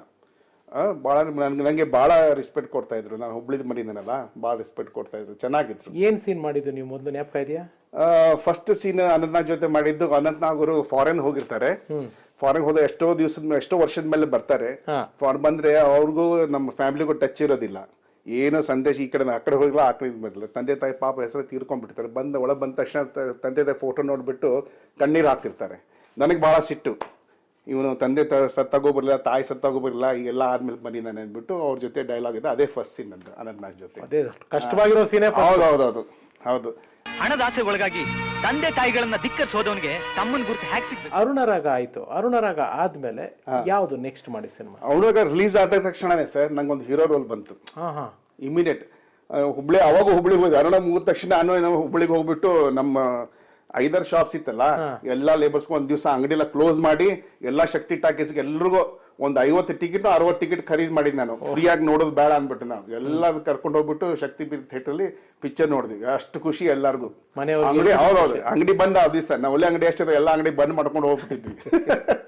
ಅದು ಹೊಸ ಗ್ರೂಪ್ ಅಲ್ಲ ಸರ್. ಏನ್ ಅನ್ನಿಸ್ತು ಸರ್ ನಿಮ್ಮನ್ನ ನೀವೇ ತೆರೆ ಮೇಲೆ ನೋಡ್ಕೊಂಡು? ಬಹಳ ಖುಷಿ ಆಯ್ತು ಸರ್. ನಮ್ಮ ತಂದೆಗೂ ಕರ್ಕೊಂಡು ಹೋಗಿ, ನಮ್ಮ ತಂದೆಯವರು ಇದ್ರು, ನಮ್ಮ ತಂದೆ ಇದ್ರು, ನಮ್ಮ ತಾಯಿ ಇದ್ರು, ಎಲ್ಲರೂ ಕರ್ಕೊಂಡು ಹೋಗಿದ್ರು. ಏನೊಂದು, ಯಾಕಂದ್ರೆ ನಮ್ಮ ತಂದೆಯವರು ಕೂಡ ಡ್ರಾಮಾ ಆರ್ಟಿಸ್ಟ್. HM ನಾಯಕರು ಬಹಳ ಫೇಮಸ್ ಅವ್ರದ್ದು. ಹಾವೇರಿ ಹುಬ್ಳಿಗೆಲ್ಲ ಡ್ರಾಮಾ ಆಡೋರು ಬಹಳ ಇದೆ. ಭರತ್ ಭೇಟ್ ಅಂತ ಬಹಳ ಫೇಮಸ್ ಅವ್ರ ಡ್ರಾಮಾ. ಆಮೇಲೆ ಇದು ಅಂಬರೀಷ್ ಅನ್ನೋದೊಂದು ಡ್ರಾಮಾ ಮಾಡ್ತಾ ಇದ್ರು. HM ನಾಯಕ್ ಅನ್ನೋದೇ ಪಾತ್ರ ಮಾಡ್ತಾ ಇದ್ರು, ಬಹಳ ಫೇಮಸ್. ಅವಾಗ ಏನಾಯ್ತು ಅಂತ ಹೇಳಿದ್ರೆ, ಗಂಡಸರೇ ಹೆಂಗಸರ ರೋಲ್ ಮಾಡ್ತಾ ಇದ್ರು. ದೋಸ್ ಡೇಸ್ ಲೇಡೀಸ್ ಯಾರು ಬರ್ತಾರಿಲ್ಲ. ಯಾವಾಗ ಲೇಡೀಸ್ ಬಂದ್ರು ರೋಲ್ ಶುರು ಮಾಡಿದ್ರಲ್ಲ, ಅವಾಗ ನಮ್ಮ ಅಜ್ಜ ಅಜ್ಜಿ ಬೇಡಪ್ಪ ಇದು ಅಂತ ಬಿಡಿಸ್ಬಿಟ್ರಂತೆ ನಮ್ಮ ತಂದೆ. ಲೇಡೀಸ್ ಬಂದಾಗ ನೀ ಅಲ್ಲಿ ಇರೋದು ಬೇಡ ಅಂತ ಬಿಡಿಸಿದ್ರು. ಅವಾಗ ಮತ್ತೆ ನಮ್ಮ ದೊಡ್ಡಪ್ಪ ಮಾಮ್ಲೆದಾರ ಇದ್ರು, ಕಲೆಕ್ಟರ್ ಅಂತಿರಲ್ಲ ಮಾಮ್ಲೆದಾರು. ಸೊ ಅವ್ರು ಇದ್ದಾಗ ಅವರು ಹಾವೇರಿ ಹುಬ್ಳಿ ಬಂದು ಹುಬ್ಳಿ ಜೊತೆ ಅವಾಗ ಡ್ರಾಮಾ ಬಂದಾಗ್ಬಿಡ್ತು. ಆಮೇಲೆ ನಿಮ್ಮನ್ನ ನೋಡಿ ಖುಷಿ ಆಯ್ತು ಮನೆಯವ್ರು ಎಲ್ರಿಗೂ. ಆಮೇಲೆ ಈ ಯಾವ್ದೋ ಪಿಕ್ಚರ್ ಒಂದ್ ಮಾಡಕ್ ಬಂದ್ರಿ. ಇದು ಪ್ರೇಮಾಭಿಲಾಷ್ ಅಂದ್ಬಿಟ್ಟು ಒಂದು ಫಿಲ್ಮ್ ಬಂತು. ನಮ್ಮ ಪಿ ಆನಂದರಾಜನ ಆನಂದ್ ಪಿ ರಾಜು ಅವರು ಡೈರೆಕ್ಟರ್. ಆಮೇಲೆ ಅಲ್ಲಿ ಶಿಕಾರಿಪುರದಲ್ಲಿ ಇಬ್ರು ಪ್ರೊಡ್ಯೂಸರ್ಸ್ ಪಾರ್ಟ್ನರ್ಶಿಪ್ ಅಲ್ಲಿ ಮಾಡ್ತಾ ಇದ್ರು. ಒಂದು 3 ತಿಂಗಳು ಶಿಕಾರಿಪುರದಲ್ಲಿ ಇದ್ದೆ ಸರ್ ನಾನು ಶೂಟಿಂಗ್ಗೋಸ್ಕರ. ಚೆನ್ನಾಗೇ ಇತ್ತು. ನಿಮ್ಗೆ ಗೊತ್ತಿರೋ ಇದೇನೋ ಅರ್ಜುನ್ ಫಿಲ್ಮ್ ಬಂತಲ್ಲ ಸನಿ ಡೆಒಲ್ದು, ಅದೊಂದೊಂದು ಥ್ರೆಡ್ ತಗೊಂಡ್ಬಿಟ್ಟು ಸ್ವಲ್ಪ ಹಳ್ಳಿ ವರ್ಷನ್ಗೆ ಚೇಂಜ್ ಮಾಡ್ಬಿಟ್ಟು ಅದು ಫಿಲ್ಮ್ ಮಾಡ್ತಾ ಇದ್ರು. ಬಹಳ ಚೆನ್ನಾಗಿ ಬರ್ತಾ ಇತ್ತು. ಅದು ಇನ್ನೊಂದು 8 ದಿವಸ ಮಾಡ್ಬಿಟ್ರೆ ಶೂಟಿಂಗ್ ಕಂಪ್ಲೀಟ್ ಆಗುತ್ತೆ ಅನ್ನೋ ಟೈಮಲ್ಲಿ ಅವ್ರಿಗೆ ಜಗಳ ಆಗ್ಬಿಡ್ತು. ಏನು ನಮ್ಮ ನಸೀಬೋ ಗೊತ್ತಿಲ್ಲ, ಅದು ಸ್ಟಾಪ್ ಆಗೋಯ್ತು. ಆ ಪಿಕ್ಚರ್ಗೋಸ್ಕರ ನಾನು 1 ವರ್ಷ ಕಾದೆ. ಪಿಕ್ಚರ್ ಹೀರೋ ಯಾಕೆ ಸಣ್ಣ ಪುಟ್ಟ ರೋಲ್ ಮಾಡ್ಬೇಕು ಅದಕ್ಕೋಸ್ಕರ ಇದೆ ಬಂದಿದ್ದೀನಿ. ಅದು ಯಾಕೆ ಮಾಡ್ಬೇಕು ಅನ್ನೋ ದೃಷ್ಟಿಯಿಂದ ಏನ್ ಮಾಡಿದ್ವಿ, ಮಾಡಿಲ್ಲ. ಆಮೇಲೆ ನಾನೇನ್ ಮಾಡಿದೆ, ಏನಪ್ಪ ಹಿಂಗಾಗೋಯ್ತಲ್ಲ ಅಂತೇಳಿ ನಾನು ರಾಜ್ಕುಮಾರ್ ಕಂಪ್ನಿಗೆ ಒಂದ್ಸರಿ ಹೋದೆ. ಹಿಂಗೆ ಸರ್ ನಾನು ಹುಬ್ಳಿಂದ ಬಂದಿದ್ದೀನಿ, ಹಿಂಗೆ ಪಿಕ್ಚರ್ ಮಾಡಿದ್ದೀನಿ ಅಂತ. ನಮ್ಮ ಗೋವಿಂದರಾಜ್ ಅಲ್ಲ ರೀ, ಗೋವಿಂದರಾಜ್ ಹೇಳಿ ನನಗೆ, ಅಲ್ಲ ರೀ ನಿಮ್ಗೆ ಗೊತ್ತ್ರಿ ನಿಮ್ಮ ಪಿಕ್ಚರ್ ನೋಡಿ ನೀವು ಚೆನ್ನಾಗಿ ಮಾಡ್ತೀನಿ ಅಂತ ನಾನು ಕೆ ವಿ ಜಯರಾಮ್ ಹತ್ರ ಹೋಗಿದ್ದೆ, ನಿಮಗೆ ರಥಸಪ್ತಮಿಲಿ ಆ್ಯಕ್ಟ್ ಮಾಡಿಸೋಣ ಅಂಥೇಳಿ. ನಿಮ್ಮ ಡೈರೆಕ್ಟರ್ ಹೇಳಿದ್ರಪ್ಪ ನೀವು ಹೀರೋ ರೋಲ್ ಆಗಿದ್ದಾರೆ, ಅವ್ನು ವಿಲನ್ ರೋಲ್ ಮಾಡೋದಂತ ವಾಪಸ್ ಕಳಿಸಿದ್ ನನಗೆ ಅಂತ ಗೋವಿಂದರಾಜ್. ಆ ರೋಲ್ ಯಾರು ಮಾಡಿ ಗೊತ್ತಾ, ರಥಸಪ್ತಮಿ ಅರವಿಂದ್ ಅಂತಾನೆ ಫೇಮಸ್ ಆಗ್ಬಿಟ್ರು. ಅದ್ ನೀವು ಮಾಡ್ಬೇಕಾಗಿತ್ತು. ಹೌದು, ಅದು ನಾ ಮಾಡ್ಬೇಕಾಗಿತ್ತು. ಬಟ್ ಆ ಟೈಮಲ್ಲಿ ನಾನು ಅಲ್ಲಿ ಹೀರೋ ರೋಲ್ ಮಾಡ್ತಾ ಇದ್ನಲ್ಲ, ಅದು ಚೆನ್ನಾಗಿತ್ತು ರೋಲ್. ಅದು ನನ್ ರಿಲೀಸ್ ಆಗಿಲ್ಲ, ಇವ್ರು ಕ್ಲಿಕ್ ಆಗ್ಬಿಟ್ರು ಸರ್. ಚೆನ್ನಾಗಿದೆ. ಅವಾಗಿಂದ ಗೋವಿಂದರಾಜ್ ಅವ್ರು ನಂಗೆ ಬಹಳ ಕ್ಲೋಸ್. ಹುಬ್ಳಿಗೆ ಬಂದಾಗ ಒಂದ್ಸರಿ ನಮ್ಮ ಅಂಗಡಿಗೆ ಬರ್ತಾ ಇದ್ರು. ಆಮೇಲೆ ಮುಂದಿನ ವರ್ಷ ಇರ್ಬೇಕಂದ್ರೆ ಆಕಸ್ಮಿಕ ಶೂಟಿಂಗ್ ಇದ್ದಾಗ ನಮ್ಮ ಮನೆಗೆ ಅಣ್ಣವ್ರು ಬಂದಿದ್ರು. ನೀವು ನೋಡಿದ್ರ ಸರ್ ಹುಟ್ಟಿದರೆ ಕನ್ನಡದಲ್ಲಿ ಹುಟ್ಟಬೇಕು ನೋಡಿದ್ದೀನಲ್ಲ. ಏನ್ ಸರ್ ಸರ್ ಹುಟ್ಟಿದ ಕನ್ನಡ ಹುಟ್ಟಕ್ಕೆ ನಾಳೆ ಶೂಟಿಂಗ್ ಅಂದ್ರೆ ಇವತ್ತಿನ ದಿವಸ ಪಾರ್ವತಮ್ಮ ಅವರು, ಗೋವಿಂದರಾಜ್ ಅವರು, ಅವ್ರ ಅಸಿಸ್ಟೆಂಟ್ ಎಲ್ಲ ನಮ್ಮ ಅಂಗಡಿ ಸ್ಟ್ರೈಟ್ ಬಂದ್ರು, ನಾಳೆ ಶೂಟಿಂಗ್ ಅಂತೇಳಿ ಬಂದ್ರು. ಉಮೇಶ್ ನಿನ್ನಿಂದ ಹೆಲ್ಪ್ ಆಗ್ಬೇಕು ನನಗೆ ಅಂದ್ರೆ. ಏನ್ ಸರ್ ಅಂದೆ. ನೋಡಪ್ಪ, ನಾಳೆ ಸಾಂಗ್ ಶೂಟಿಂಗ್ ಇದೆ, ನಮಗೆ 100 ಕನ್ನಡ ಬಾಟ ಬೇಕು, ಆಮೇಲೆ ಅಣ್ಣವ್ರಿಗೆ ಒಂದು ಫ್ಲಾಸ್ಕ್ ಬೇಕು, ಆಮೇಲೆ ಅಣ್ಣವರು ಯೋಗ ಮ್ಯಾಟ್ ಬಿಟ್ಟು ಬಂದಿದ್ದಾರೆ, ಅದು ಮ್ಯಾಟ್ ಬೇಕಪ್ಪ, ನೀ ಅರೇಂಜ್ಮೆಂಟ್ ಮಾಡ್ತೀಯಾ ಅಂತ ಕೇಳಿದೆ. 100 ಮಾಡ್ತೀನಿ ಅಂತ ಹೇಳಿದೆ. ನಾ ಹೇಳಿದೆ ಬುಧವಾರ ಹುಬ್ಳಿಲಿ ಮಾರ್ಕೆಟ್ ಬಂದು, ಮಂಗಳವಾರ ರಾತ್ರಿ ಬಂದು, ನಾಳೆ ಮಾರ್ಕೆಟ್ ಬಂದಿದೆ, ಇವತ್ತು ಬಂದ್ಬಿಟ್ರಲ್ಲ, ನೀವು ಏನು ಮಾಡೋದಪ್ಪ, ಏನು ಮಾಡ್ತೀವಿ, ನೀನೇ ಮಾಡ್ಬೇಕು, ಇಲ್ಲಿ ಯಾರಿಲ್ಲ ಅಂತ ಹೇಳಿ ರಾತ್ರಿ ಒಬ್ಬ ಟೇಲರ್ ತೊಗೊಂಡ್ಬಿಟ್ಟು ಸರ್, ಬಟ್ಟೆ ಅಂಗಡಿ ಕ್ಲೋಸ್. ಒಂದು ಮಾರ್ಕೆಟಲ್ಲಿ ಬ್ಲೌಸ್ ಪೀಸ್ ತೊಗೊಂಡೆ, ಎಲ್ಲೋ ಬ್ಲೌಸ್ ಪೀಸ್ ಎಷ್ಟಾದ್ರಿ ಅಷ್ಟು ಕೊಡ್ರಿ, ರೆಡ್ ಬ್ಲೌಸ್ ಪೀಸ್ ಇರ್ತಾವ್ರಿ ಅಷ್ಟು ಕೊಡ್ರಿ, ಎಲ್ಲ ಅಂಗಡಿ ಗಂಟೆ ಬ್ಲೌಸ್ ಪೀಸ್ ತೊಗೊಂಡೆ ನಾನು. ಆ ಬ್ಲೌಸ್ ಪೀಸಲ್ಲಿ 150 ಇದು ಏನೋ ಫ್ಲಾಗ್ ಮಾಡಿ ಕೊಟ್ಟಿದ್ದೀವಿ. ಖುಷಿಯಾಗ್ಬಿಟ್ರು ಪಾರ್ವತಮ್ಮ, ಭಾಳ ಖುಷಿ ಆದ್ರು. ಏನ್ರಿ ನಾ ಆಗ್ತಿದ್ವಿಲ್ಲ ಅನ್ಕೊಂಡೆ, ನೀವು ಏನಪ್ಪ ಮಾಡ್ತಾನೆ ಕೊಟ್ಬಿಟ್ರಲ್ಲ ಅಂತೇಳಿ 150 ಫ್ಲಾಗ್ಸ್ ಮಾಡಿಕೊಟ್ಟೆ ಸರ್. ಆಮೇಲೆ ಅಂಡರ್ ಫ್ಲಾಸ್ ಅದೇ ಟೈಮ್ಲಿ ಕೊಟ್ಟೆ, ಮ್ಯಾಟ್ ಟಿಕೆಟ್ ಎಲ್ಲ ಕೊಟ್ಬಿಟ್ಟೆ. ಬಹಳ ಖುಷಿ ಹೋಯ್ತು. ಅಣ್ಣವ್ರು ಅದೇನಾ ಮೊದಲನೇ ಸಲ ನೋಡಿದ್ ನೀವು, ಭೇಟಿಯಾಗಿದ್ದು? ಇಲ್ಲ ಇಲ್ಲಿ ನೋಡ್ತಾ ಇದ್ನಲ್ಲ, ಇಲ್ಲಿ ಮೆಟ್ಟ ಆಗ್ತಾ ಇದ್ದೆ. ಅದಾಯ್ತಾ, ಅದಕ್ಕೂ ಮುಂಚೆ ನಾನು ರಣರಂಗದಲ್ಲಿ ಮಾಡಿದ್ದೆ. ನಾನು ರಣರಂಗದಲ್ಲಿ ಪೊಲೀಸ್ ಪಾತ್ರಧಾರಿ. ಹೌದು, ಪೊಲೀಸ್ ಪಾತ್ರದಲ್ಲಿ ಮಾಡಿದ್ದೆ. ಅದು ಶಿವಮೊಗ್ಗದಲ್ಲಿ ಬಂತಲ್ಲ, ಅದಾಯ್ತು. ನೀವು ಇದು ಮಾತಾಡ್ರಿ. ಅವಾಗ ರಾಜ್ಕುಮಾರ್ ಅವ್ರು ಬಂದಿದ್ರು ಅಂತ ಹೇಳಿದ್ನಲ್ಲ ನಮ್ಮ ಅಂಗಡಿಗೆ, ಅದಕ್ಕೆ ಬಸ್ತು. ಸೊ ಅದಾದ್ಮೇಲೆ ನಾ ಗೋವಿಂದರಾಜ್ ಅವ್ರು ಹೇಳಿದೆ, ಸರ್ ಭಾಳ ಕ್ಲೋಸ್ ಇದ್ರಲ್ಲ ಸರ್, ನಮ್ಮ ಮನೆಗೆ ಯಾಕೆ ಕರ್ಕೊಂಬರ್ಬೋದು ಅಣ್ಣವ್ರಿಗೆ? ಹೌದಾ, ಸರಿ ಬಿಡು ಅಂತ ಹೇಳ್ಬಿಟ್ರು. ಹೇಳಿ 2-3 ದಿವಸ ಸುಮ್ಕೊಂಡೆ. ಫೋನ್ ಮಾಡಿದ್ರಂಗೆ, ನಾಳೆ ಬರ್ತಾ ಇದ್ದೋಣಪ್ಪ ನಿಮ್ಮ ಮನೆಗೆ ಅಂತ. ಹೌದಾ ಸರ್ ಅಂದೆ. ನಂಗೆ ಶಾಕು. ಹೋಗಿ ನಮ್ಮ ಮಂಡಳಿಗಳು ಎಲ್ಲ ರೆಡಿ ಮಾಡಿಬಿಟ್ಟು ಒಂದು 20-25 ಜನ ಬಂದಿದ್ದು ಸರ್ ಮನೆಗೆ ಊಟಕ್ಕೆ. ಬಹಳ ಖುಷಿ. ಅದಂತೂ ನೆನಪರಕ್ಕೆ ಸಾಧ್ಯನೇ ಇಲ್ಲ. ಜನಕ್ಕೆಲ್ಲ ಗೊತ್ತಾಯ್ತು ಅಣ್ಣವ್ರು ನಿಮ್ಮ ಮನೆ? ಪೇಪರ್ ಎಲ್ಲ ಹಾಕ್ದ್ರು. ನಮ್ಮ ಕ್ಲೋಸ್ ಫ್ರೆಂಡ್ಸ್ ಇದ್ರು, ಅವ್ರೆಲ್ಲ ಫೋಟೋ ತಗೊಂಡು ಪೇಪರ್ ಎಲ್ಲ ಹಾಕ್ಬಿಟ್ರು. ಅವಾಗ ಹೇಗಿತ್ತು ಸರ್ ಅಣ್ಣವ್ರು, ಹೇಗಿದ್ರು? ಅವ್ರ ಹತ್ರ ಮಾತಾಡೋದೇ ಒಂದು ಇದು ಸರ್. ಅವ್ರಿಗೆ ಇನ್ನೊಂದು ಹೇಳ್ತೀನಿ, ಅವ್ರ ಹತ್ರ ಮಾತಾಡ್ಕೊಂಡ್ರೆ ಬೇರೆ ಎಲ್ಲೂ ಲಕ್ಷ ಹೋಗೋದೇ ಇಲ್ಲ. ಅವ್ರು ಅವ್ರದೇ ಮಾತು ಕೇಳಬೇಕು. ಆ ತರ ಬಹಳ. ನಾನು ಏನಾಗೋಯ್ತು, ನೀವು ಮಾಡಿರೋ ಅಡಿಗೆನೆಲ್ಲ ಚೆನ್ನಾಗಿ ಮನೇಲಿ ಸೂಪರ್. ಅವರು ಟಿಫನ್ ಕಟ್ಕೊಂಡು ಹೋದ್ರು, ಇದು ಚೆನ್ನಾಗಿದೆ, ಇದು ಕಟ್ಟಿಕೊಡಿ ನನಗೆ ಬಿಟ್ಟು. ನಮ್ಮ ತಾಯರಿದ್ರು ಕಟ್ಟಿಕೊಟ್ರು. ಏನಾಗೋಯ್ತು ಸರ್, ಅವತ್ತು ರಾಜ್ಕುಮಾರ್ ನಾನು ಮನೆ ಕರ್ಕೊಂಡು ಹೋಗ್ತೇನೆ, ಅವ್ರು ಮಾತಾಡ್ತಿದ್ರಲ್ಲ, ನಮ್ಮ ಮನೆ ಟರ್ನ್ ಆಗೋದು ಗಾಡಿ ಮುಂದೆ ಹೋಗ್ಬಿಡ್ತು. ಇಲ್ಲಿ ಬಂದಿಲ್ಲ ಸರ್, ನಾವು ಟರ್ನ್ ಮಾಡ್ಕೊಳ್ತೇವೆ. ಯಾಕಪ್ಪ ಏನಾಯ್ತು? ಇಲ್ಲ ಸರ್, ನಾನು ನಿಮ್ಮ ಜೊತೆ ಮರೆತು ಬಿಟ್ಟೆ ಅಂದ್ಬಿಟ್ಟು ಗಾಡಿ ಟರ್ನ್ ಮಾಡ್ಕೊಂಡು ಮತ್ತೆ ನಮ್ಮ ಮನೆ ದಾರಿಗೆ ಬಂದಿದ್ದು ನಾವು. ಇವಾಗ ಹುಟ್ಟಿದರೆ ಕನ್ನಡದಲ್ಲಿ ಹುಟ್ಟಬೇಕು ನಾವು ಮಾತಾಡೋದ್ವಲ್ಲ, ಹೇಗಿತ್ತು ಸರ್ ಶೂಟಿಂಗ್ ಟೈಮಲ್ಲಿ? ಅಯ್ಯೋ ಏನ್ ಸರ್, ಜನ ಅಲ್ಲಿ ಸೇರಿದ್ದು, ಆ ಹಾಡಿಗೆ, ಆ ಕುಣಿತಕ್ಕೆ. ನಮ್ಮ ಕಡೆದೆಲ್ಲ ಡೋಲೆಲ್ಲ ಇತ್ತಲ್ಲ, ನಮ್ಮ ಕಡೆ ಎಲ್ಲ ಆರ್ಟಿಸ್ಟ್ಗಳು ಇದ್ರು. ಹಿಂಗಾಗಿ ನಮ್ಗೆ ಬಹಳ ಖುಷಿ. ಅಣ್ಣವ್ರು ನೋಡಕ್ ಇನ್ನೊಂದೇನು ಗೊತ್ತಾ, ಸಿದ್ಧಾರ್ಥ ಮಠದಲ್ಲಿ ಶೂಟಿಂಗ್ ಮಾಡಿದ್ದಾರೆ. ಹುಬ್ಬಳ್ಳಿ ಇರೋದೇ ಸಿದ್ಧಾರ್ಥ ಮಠ ಸ್ವಾಮಿಯಿಂದ. ಸಿದ್ಧಾರ್ಥ ಸ್ವಾಮಿ ಇದೆ ಅಂತ ಹುಬ್ಬಳ್ಳಿ ಇದೆ, ಅಲ್ಲಿ ಶೂಟಿಂಗ್ ಮಾಡಿದಾಗ ಅಣ್ಣವ್ರು ಕೂಡ ಅಲ್ಲೇ ಇರ್ತಾ ಇದ್ರಲ್ಲ. ಹೌದು, ನನಗೆ ಅಲ್ಲಿ ಇದ್ದಾಗ ಅಣ್ಣವ್ರದ್ದು ಆಫರ್ ಬಂದಿದ್ದು. ಬೇರೆ ಕಣ್ಣಪ್ಪ ಅವ್ರ ತಾಯಿನ ಅಲ್ಲೇ, ತಾಯಿ ತಂಗಿ 8 ದಿವಸ ಮಾತ್ರ ಅವ್ರು ಇಲ್ಲಿಗೆ ಚಾನ್ಸ್ ಇತ್ತು ನಾಟಕ ಕಂಪ್ನಿಲಿ. 8 ದಿವಸ ಆದ್ಮೇಲೆ ಖಾಲಿ ಮಾಡೋ ಜಾಗ ಅಲ್ಲಿ ಹೋಗ್ಬಿಟ್ಟು ಅಲ್ಲೇ ಊಟ ಮಾಡ್ತಾ ಇದ್ರು. ಅವರು ಕೂತ್ಕೊಂಡು ಚಕ್ಕ ಅಂತೀವಿ ನಾವು, ಏನೋ ಆ ಚಕ್ಕಾನ ಅಲ್ಲೇ ಆಡ್ತಾ ಇದ್ರು. ಅವಾಗೆ ಅವ್ರಿಗೆ ಆಫರ್ ಬಂದಿದ್ದು. ನನಗೆ ಅಪ್ಪು ಅವ್ರ ಜೊತೆ ನಾನು ಹುಬ್ಳಿನಲ್ಲಿ ಅಜಯ್ ಅನ್ನೋ ಫಿಲಮ್ ಅಲ್ಲಿ ಶೂಟಿಂಗ್ ಮಾಡಿದ್ದೆ. ನಾನು ಫಸ್ಟ್ ಸಿದ್ದಾರೂಢ ಮಠಕ್ಕೆ ಬಂದಿದ್ದೆ. ಅವಾಗ ಅಪ್ಪು ಅವ್ರು ಕರ್ಕೊಂಡ್ ಬಂದಿದ್ದೆ. ಆಮೇಲೆ ಶಿವಣ್ಣ ಅವ್ರ ಜೊತೆಗೆ ಬಂದಿದ್ದೆ. ಅವಾಗ ಅವ್ರು ಹೇಳೋರು, ನನಗೆ ಅವ್ರ ತಂದೆಯವರು ಹೇಳೋರಂತೆ, ಅಣ್ಣವ್ರು ಹೇಳೋರಂತೆ, ಯಾವಾಗ ಹುಬ್ಳಿಗೆ ಬಂದ್ರು ಇಲ್ಲಿಗೆ ಬರಬೇಕು. 100% ಅವ್ರು ಒಂದ್ಸಲ ಮಿಸ್ ಮಾಡ್ತಾನೆ ಇರ್ಲಿಲ್ಲ. ಅಣ್ಣವ್ರ ಸಿದ್ದಮಠ ಬಂದಾಗ ಗೊತ್ತಾಗೋದು, ಅಣ್ಣವ್ರು ಬಂದಾರ ಹುಬ್ಳಿಗೆ ಅಂದ್ಬಿಟ್ಟು. ಅಲ್ಲಿವ್ರಿಗೆ ಯಾರು ಗೊತ್ತಾಗ್ತಾ ಇರ್ಲಿಲ್ಲ. ಆತರ ಅವರು ಹೋಗೋರು, ಸಿದ್ದಮಠ ನಮಸ್ಕಾರ ಮಾಡಿ 5 ನಿಮಿಷ ಕೂತ್ಕೊಂಡು ಬರೋರು. ನಾನೊಂದು ಸಿನಿಮಾ ಮಾಡಿದೆ ಸರ್ ರೀಸೆಂಟ್ ಆಗಿ, ಮಿಸ್ಸಿಂಗ್ ಬಾಯ್ ಅಂತ. ನಾನು ಡೈರೆಕ್ಟ್ ಮಾಡಿದೆ. ಆ ಸಿನಿಮಾ ಕ್ಲೈಮ್ಯಾಕ್ಸ್ ಸಿದ್ದಾರೂಢ ಮಠದಲ್ಲೇ ಮಾಡಿದ್ದೆ. ಅದೊಂದು ತುಂಬಾ ಒಂದು ದೈವಿಕ ಜಾಗ ಅದು ಸರ್. ಅಲ್ಲಿ ಹೋಗ್ಬಿಟ್ಟು ಬಹಳ ಸಾಯಂಕಾಲ ಹೋಗ್ಬೇಕು ಸರ್. ನೀವು 5 ಗಂಟೆಯಿಂದ 7 ಗಂಟೆ ಕುತ್ಕೋಬೇಕು ನೋಡಿ. ಅಲ್ಲಿ ಸಿಗುವಂತ ಪೀಸ್ ನಿಂಗೆ ಎಲ್ಲೂ ಸಿಗಲ್ಲ. ನೆಮ್ಮದಿ ಬಹಳ ಜೈ ಸಿದ್ದಾರೂಢ ಬೆಸ್ಟ್ ಇದೆ ಸರ್. ಬಹಳ ನಾನು ಕೂಡ ನಾನು ಒಂದು ವಾರ ಅಂತ ತಪ್ಪಿಸ್ತಿರ್ಲಿಲ್ಲ. ಯಾವಾಗ ಕರೋನಾ ಬಂತು ಅವಾಗ ಮಿಸ್ ಆಗೋಯ್ತೆ. ಯಾವಾಗ ಒಂದು ದಿವಸ ರಾತ್ರಿ 3 ಗಂಟೆ ಆದ್ರೂ ಹೋಗೋದು ನಾನು ಸಿದ್ದನ ಮಠಕ್ಕೆ. ಆ ತರ ನಂಗೆ ಆಶೀರ್ವಾದ ಮಾಡಿದ್ದಾರೆ ದೇವರು. ನಮ್ಗೆ ಯಾವ್ದು ಏನು ಕಡಿಮೆ ಮಾಡಿಲ್ಲ. ಸೂಪರ್, ಬಹಳ ಚೆನ್ನಾಗಿದೆ. ಸೊ ನಿಮಗೆ ರಥಸಪ್ತಮಿಯಲ್ಲಿ ಮಿಸ್ ಆಗಿದ್ರಿಂದ ರಣರಂಗಲ್ಲಿ ಸಿಕ್ತು. ಕರೆಕ್ಟ್, ಹೌದು. ಅವಾಗ ಶಿವಣ್ಣ ಅವ್ರ ಜೊತೆ ಎಕ್ಸ್ಪೀರಿಯನ್ಸ್? ಬಹಳ ಚೆನ್ನಾಗಿದೆ ಸರ್, ಬಹಳ ಫ್ರೆಂಡ್ಲಿ ಸರ್ ಮನುಷ್ಯ. ಆಮೇಲೆ ಅವ್ರ ಹತ್ರ ಹಿಂಗ್ ಕೈ ಕೊಟ್ಟು ನಿಂತ್ಕೊಳ್ಳೋದೆಲ್ಲ ಲೈಕ್ ಮಾಡಿ, ಬಾರು ಕುತ್ಕೋ ಅನ್ನೋರು. ಅವರು ರವಿಚಂದ್ರನ್ ಅವರು. ರವಿಚಂದ್ರನ್ ಅವ್ರ ಜೊತೆ ಯಾವ ಪಿಕ್ಚರ್ ಮಾಡಿದ್ರಿ? ಬಣ್ಣದ ಗೆಜ್ಜೆ. ಬಣ್ಣದ ಗೆಜ್ಜೆಲಿ ಏನ್ ಪಾತ್ರ ಮಾಡಿದ್ರಿ ಸರ್? ದೇವರಾಜ್ ವಿಲನ್ ರೋಲ್ ಮಾಡಿದ್ವಿ, ದೇವರಾಜ್ ಜೊತೆ. ಓ, ಅಲ್ಲಿ ಏನಾಗುತ್ತೆ ಗೊತ್ತಾ, ಒಂದು ಶಿವ ಅಂತ ಒಂದು ಮೇನ್ ರೋಲ್ ಸರ್ ಅಲ್ಲಿ. ಆ ಶಿವ ರೋಲ್ ನನಗೆ S V Raj Singh associate Ramanath ಅವರು ಇದ್ದಾರಲ್ಲ, ಬುದ್ಧಿವಂತ ಅವರು, ಆಮೇಲೆ ಹಸು ರಾಜಶೇಖರ್ ಅಂತ ಅವ್ರಿಬ್ರು ಅಸೋಸಿಯೇಟ್. ಅದು ಅವ್ರಿಗೆ ಹೇಳಿದ್ರಂತೆ, ಇದು ರೇಪ್ ರೋಲ್ ನಮ್ಮ ಇವ್ನು ಕೊಡಿ ಉಮೇಶ್ ಅಂತ. ಶೂಟಿಂಗ್ ಶಿವ ಮದ್ರಾಸ್ ಶೂಟಿಂಗ್ ಆಗ್ತಾ ಇದೆ. ಶೂಟಿಂಗ್ ಮಾಡ್ತಾ ನಾನು ಆಚೆ ಕೂತ್ಕೊಂಡಿದ್ದೆ. ಇವರು ಸುರೇಶ್ ಅಂತ ಮಾಡಿದ್ರು, ಒಬ್ರು ಸುರೇಶ್, ದೊಂಬರ್ ಕೃಷ್ಣ ಸುರೇಶ್ ಅವರು ಆ ರೋಲ್ ಮಾಡಿದ್ರು. ಅಸೋಸಿಯೇಷನ್ ನನ್ನ ಮುಂದೆ ಕರೆದ, ಈ ರೋಲ್ ಉಮೇಶ್ ಕೊಡು ಅಂತ ಹೇಳಿದ್ರಲ್ಲ ಅಂತ ಹೇಳಿ. ಇವ್ರು ಹೆಂಗ್ ಬಂದ್ರು ಅಂತ ನನ್ನ ಮುಂದೆ ಸುರೇಶ್ ಮುಂದೆ ನನ್ನ ಮುಂದೆ ಕೇಳ್ತಾ ಇದ್ದಾರೆ, ಯಾರೋ ಹೆಸರು ಅನ್ಸೋ. ಇಲ್ಲ ಸರ್, ಇವ್ರು ಕಮಿಟ್ಮೆಂಟ್ ಆಗ್ಬಿಟ್ಟಿರೋದು, ಅದಕ್ಕೆ ಹಿಂಗ್. ಹೌದಾ ಅಂದ್ಬಿಟ್ಟು ಸುಮ್ಮನೆ ಆಗ್ಬಿಟ್ರು. ಅದೊಂದ್ಸರಿ ನಂಗೆ ಅದು ಮಿಸ್ ಆಯ್ತು. ಇನ್ನೊಂದ್ಸರಿ ಹೇಳ್ತೀನಿ, ಮಿಸ್ ಆಗಿದ ವಿಷಯ ಬಂತು. ಇನ್ನೊಂದು ಫಿಲ್ಮ್ ಹ್ಯಾಗ್ ಮಿಸ್ ಆಯ್ತು ಹೇಳ್ತೀನಿ. ಅನಂತ್ ನಾಗ್ ಅವರಿಗೆ ನಮ್ಮ ಒಂದು ಸಿನಿಮಾ ಕತೆ ಪಿಕ್ಚರ್ದು ಸ್ಟೋರಿ ಕೆಳಗೆ ನಮ್ಮ ಫಣಿ ರಾಮಚಂದ್ರ ಅವರು ಕನಿಷ್ಕ್ ಹೋಟೆಲ್ ಕರೆದಿದ್ರು. ಅವ ಉಮೇಶ್ ನೀವು ಬರ್ರಿ ಅನ್ನೋರು. ನಾ ಎಲ್ಲ ಫ್ರೆಂಡ್ಲಿ ಆಗಿರೋನು ಡೈರೆಕ್ಟರ್ ಜೊತೆ ಎಲ್ಲ. ನೀವು ಬರ್ರಿ ಕನಿಷ್ಕ್ ಹೋಟೆಲ್ಗೆ, ಅನಂತ್ ನಾಗ್ ಬಂದರೆ, ನೀವು ಬಂದು ಕೂತ್ಕೊಳ್ಳಿ, ಏನಾಗಲ್ಲ ಬರ್ರಿ ಅಂದ್ಬಿಟ್ಟು ಕರೆದು ನಾನು ಹೋಗಿ ಕೂತ್ಕೊಂಡಿದ್ದೆ. ಅನಂತ್ ಅವರು ಬಂದರು. ಆಮೇಲೆ ಆ ಫಿಲ್ಮ್ ಬಗ್ಗೆ ಎಲ್ಲ ಹೇಳಿದ್ರು. 2 ರೋಲ್ ಇತ್ತು. ಒಂದು ಹುಡುಗ ಅವ್ರ ಮಿಸ್ಸೆಸ್ ತಂಗಿಗೆ ರೇಪ್ ಮಾಡ್ತಾನೆ, ಅವಳು ಪ್ರೆಗ್ನೆಂಟ್ ಆಗಿಬಿಡ್ತಾಳೆ. ಇನ್ನೊಂದು ಹುಡುಗ ಡಾಕ್ಟರ್ ಇರ್ತಾನೆ, ಆ ಹುಡುಗಿಗೆ ಡಾಕ್ಟರ್ ಕೊಟ್ಟು ಮದುವೆ ಮಾಡೋ ಮನಸ್ಸಲ್ಲಿ ವಿಚಾರದಲ್ಲಿ ಅವಳ ಮಿಸ್ಸೆಸ್ಗೆ ಮನಸ್ಸಿರುತ್ತೆ. ಹೀಗಿದ್ದಾಗ ಎಲ್ಲ ಸ್ಟೋರಿ ಕೇಳಿದ್ರೆ ಆ ಕ್ಯಾರೆಕ್ಟರ್ ಆಯಿತು. ಆ ರೇಪ್ ರೋಲ್ ಯಾರು ಮಾಡ್ತಾ ಇದ್ದಾರೆ ಅಂತ ಅನಂತ್ ನಾಗರು ಫಣಿ ರಾಮಚಂದ್ರ ಕೇಳಿದ್ರು. ಆ ರೇಪ್ ಮಾಡೋ ರೋಲ್ ಉಮೇಶ್ ಜೊತೆ ಮಾಡ್ತಿದ್ದಾರೆ. ಉಮೇಶ್ ಜೊತೆ ರೇಪ್ ಮಾಡ್ತಾರ ಹಂಗೆ ಕಾಣ್ತಾನ ನಿಮಗೆ?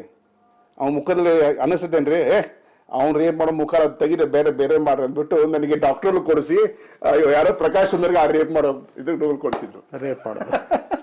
ಆಮೇಲೆ ಇನ್ನೂ ಸರ್ ಅನಂತ್ ನಾಗ್ ಬಗ್ಗೆ ಹೇಳ್ತೀನಿ ನಿಮಗೆ.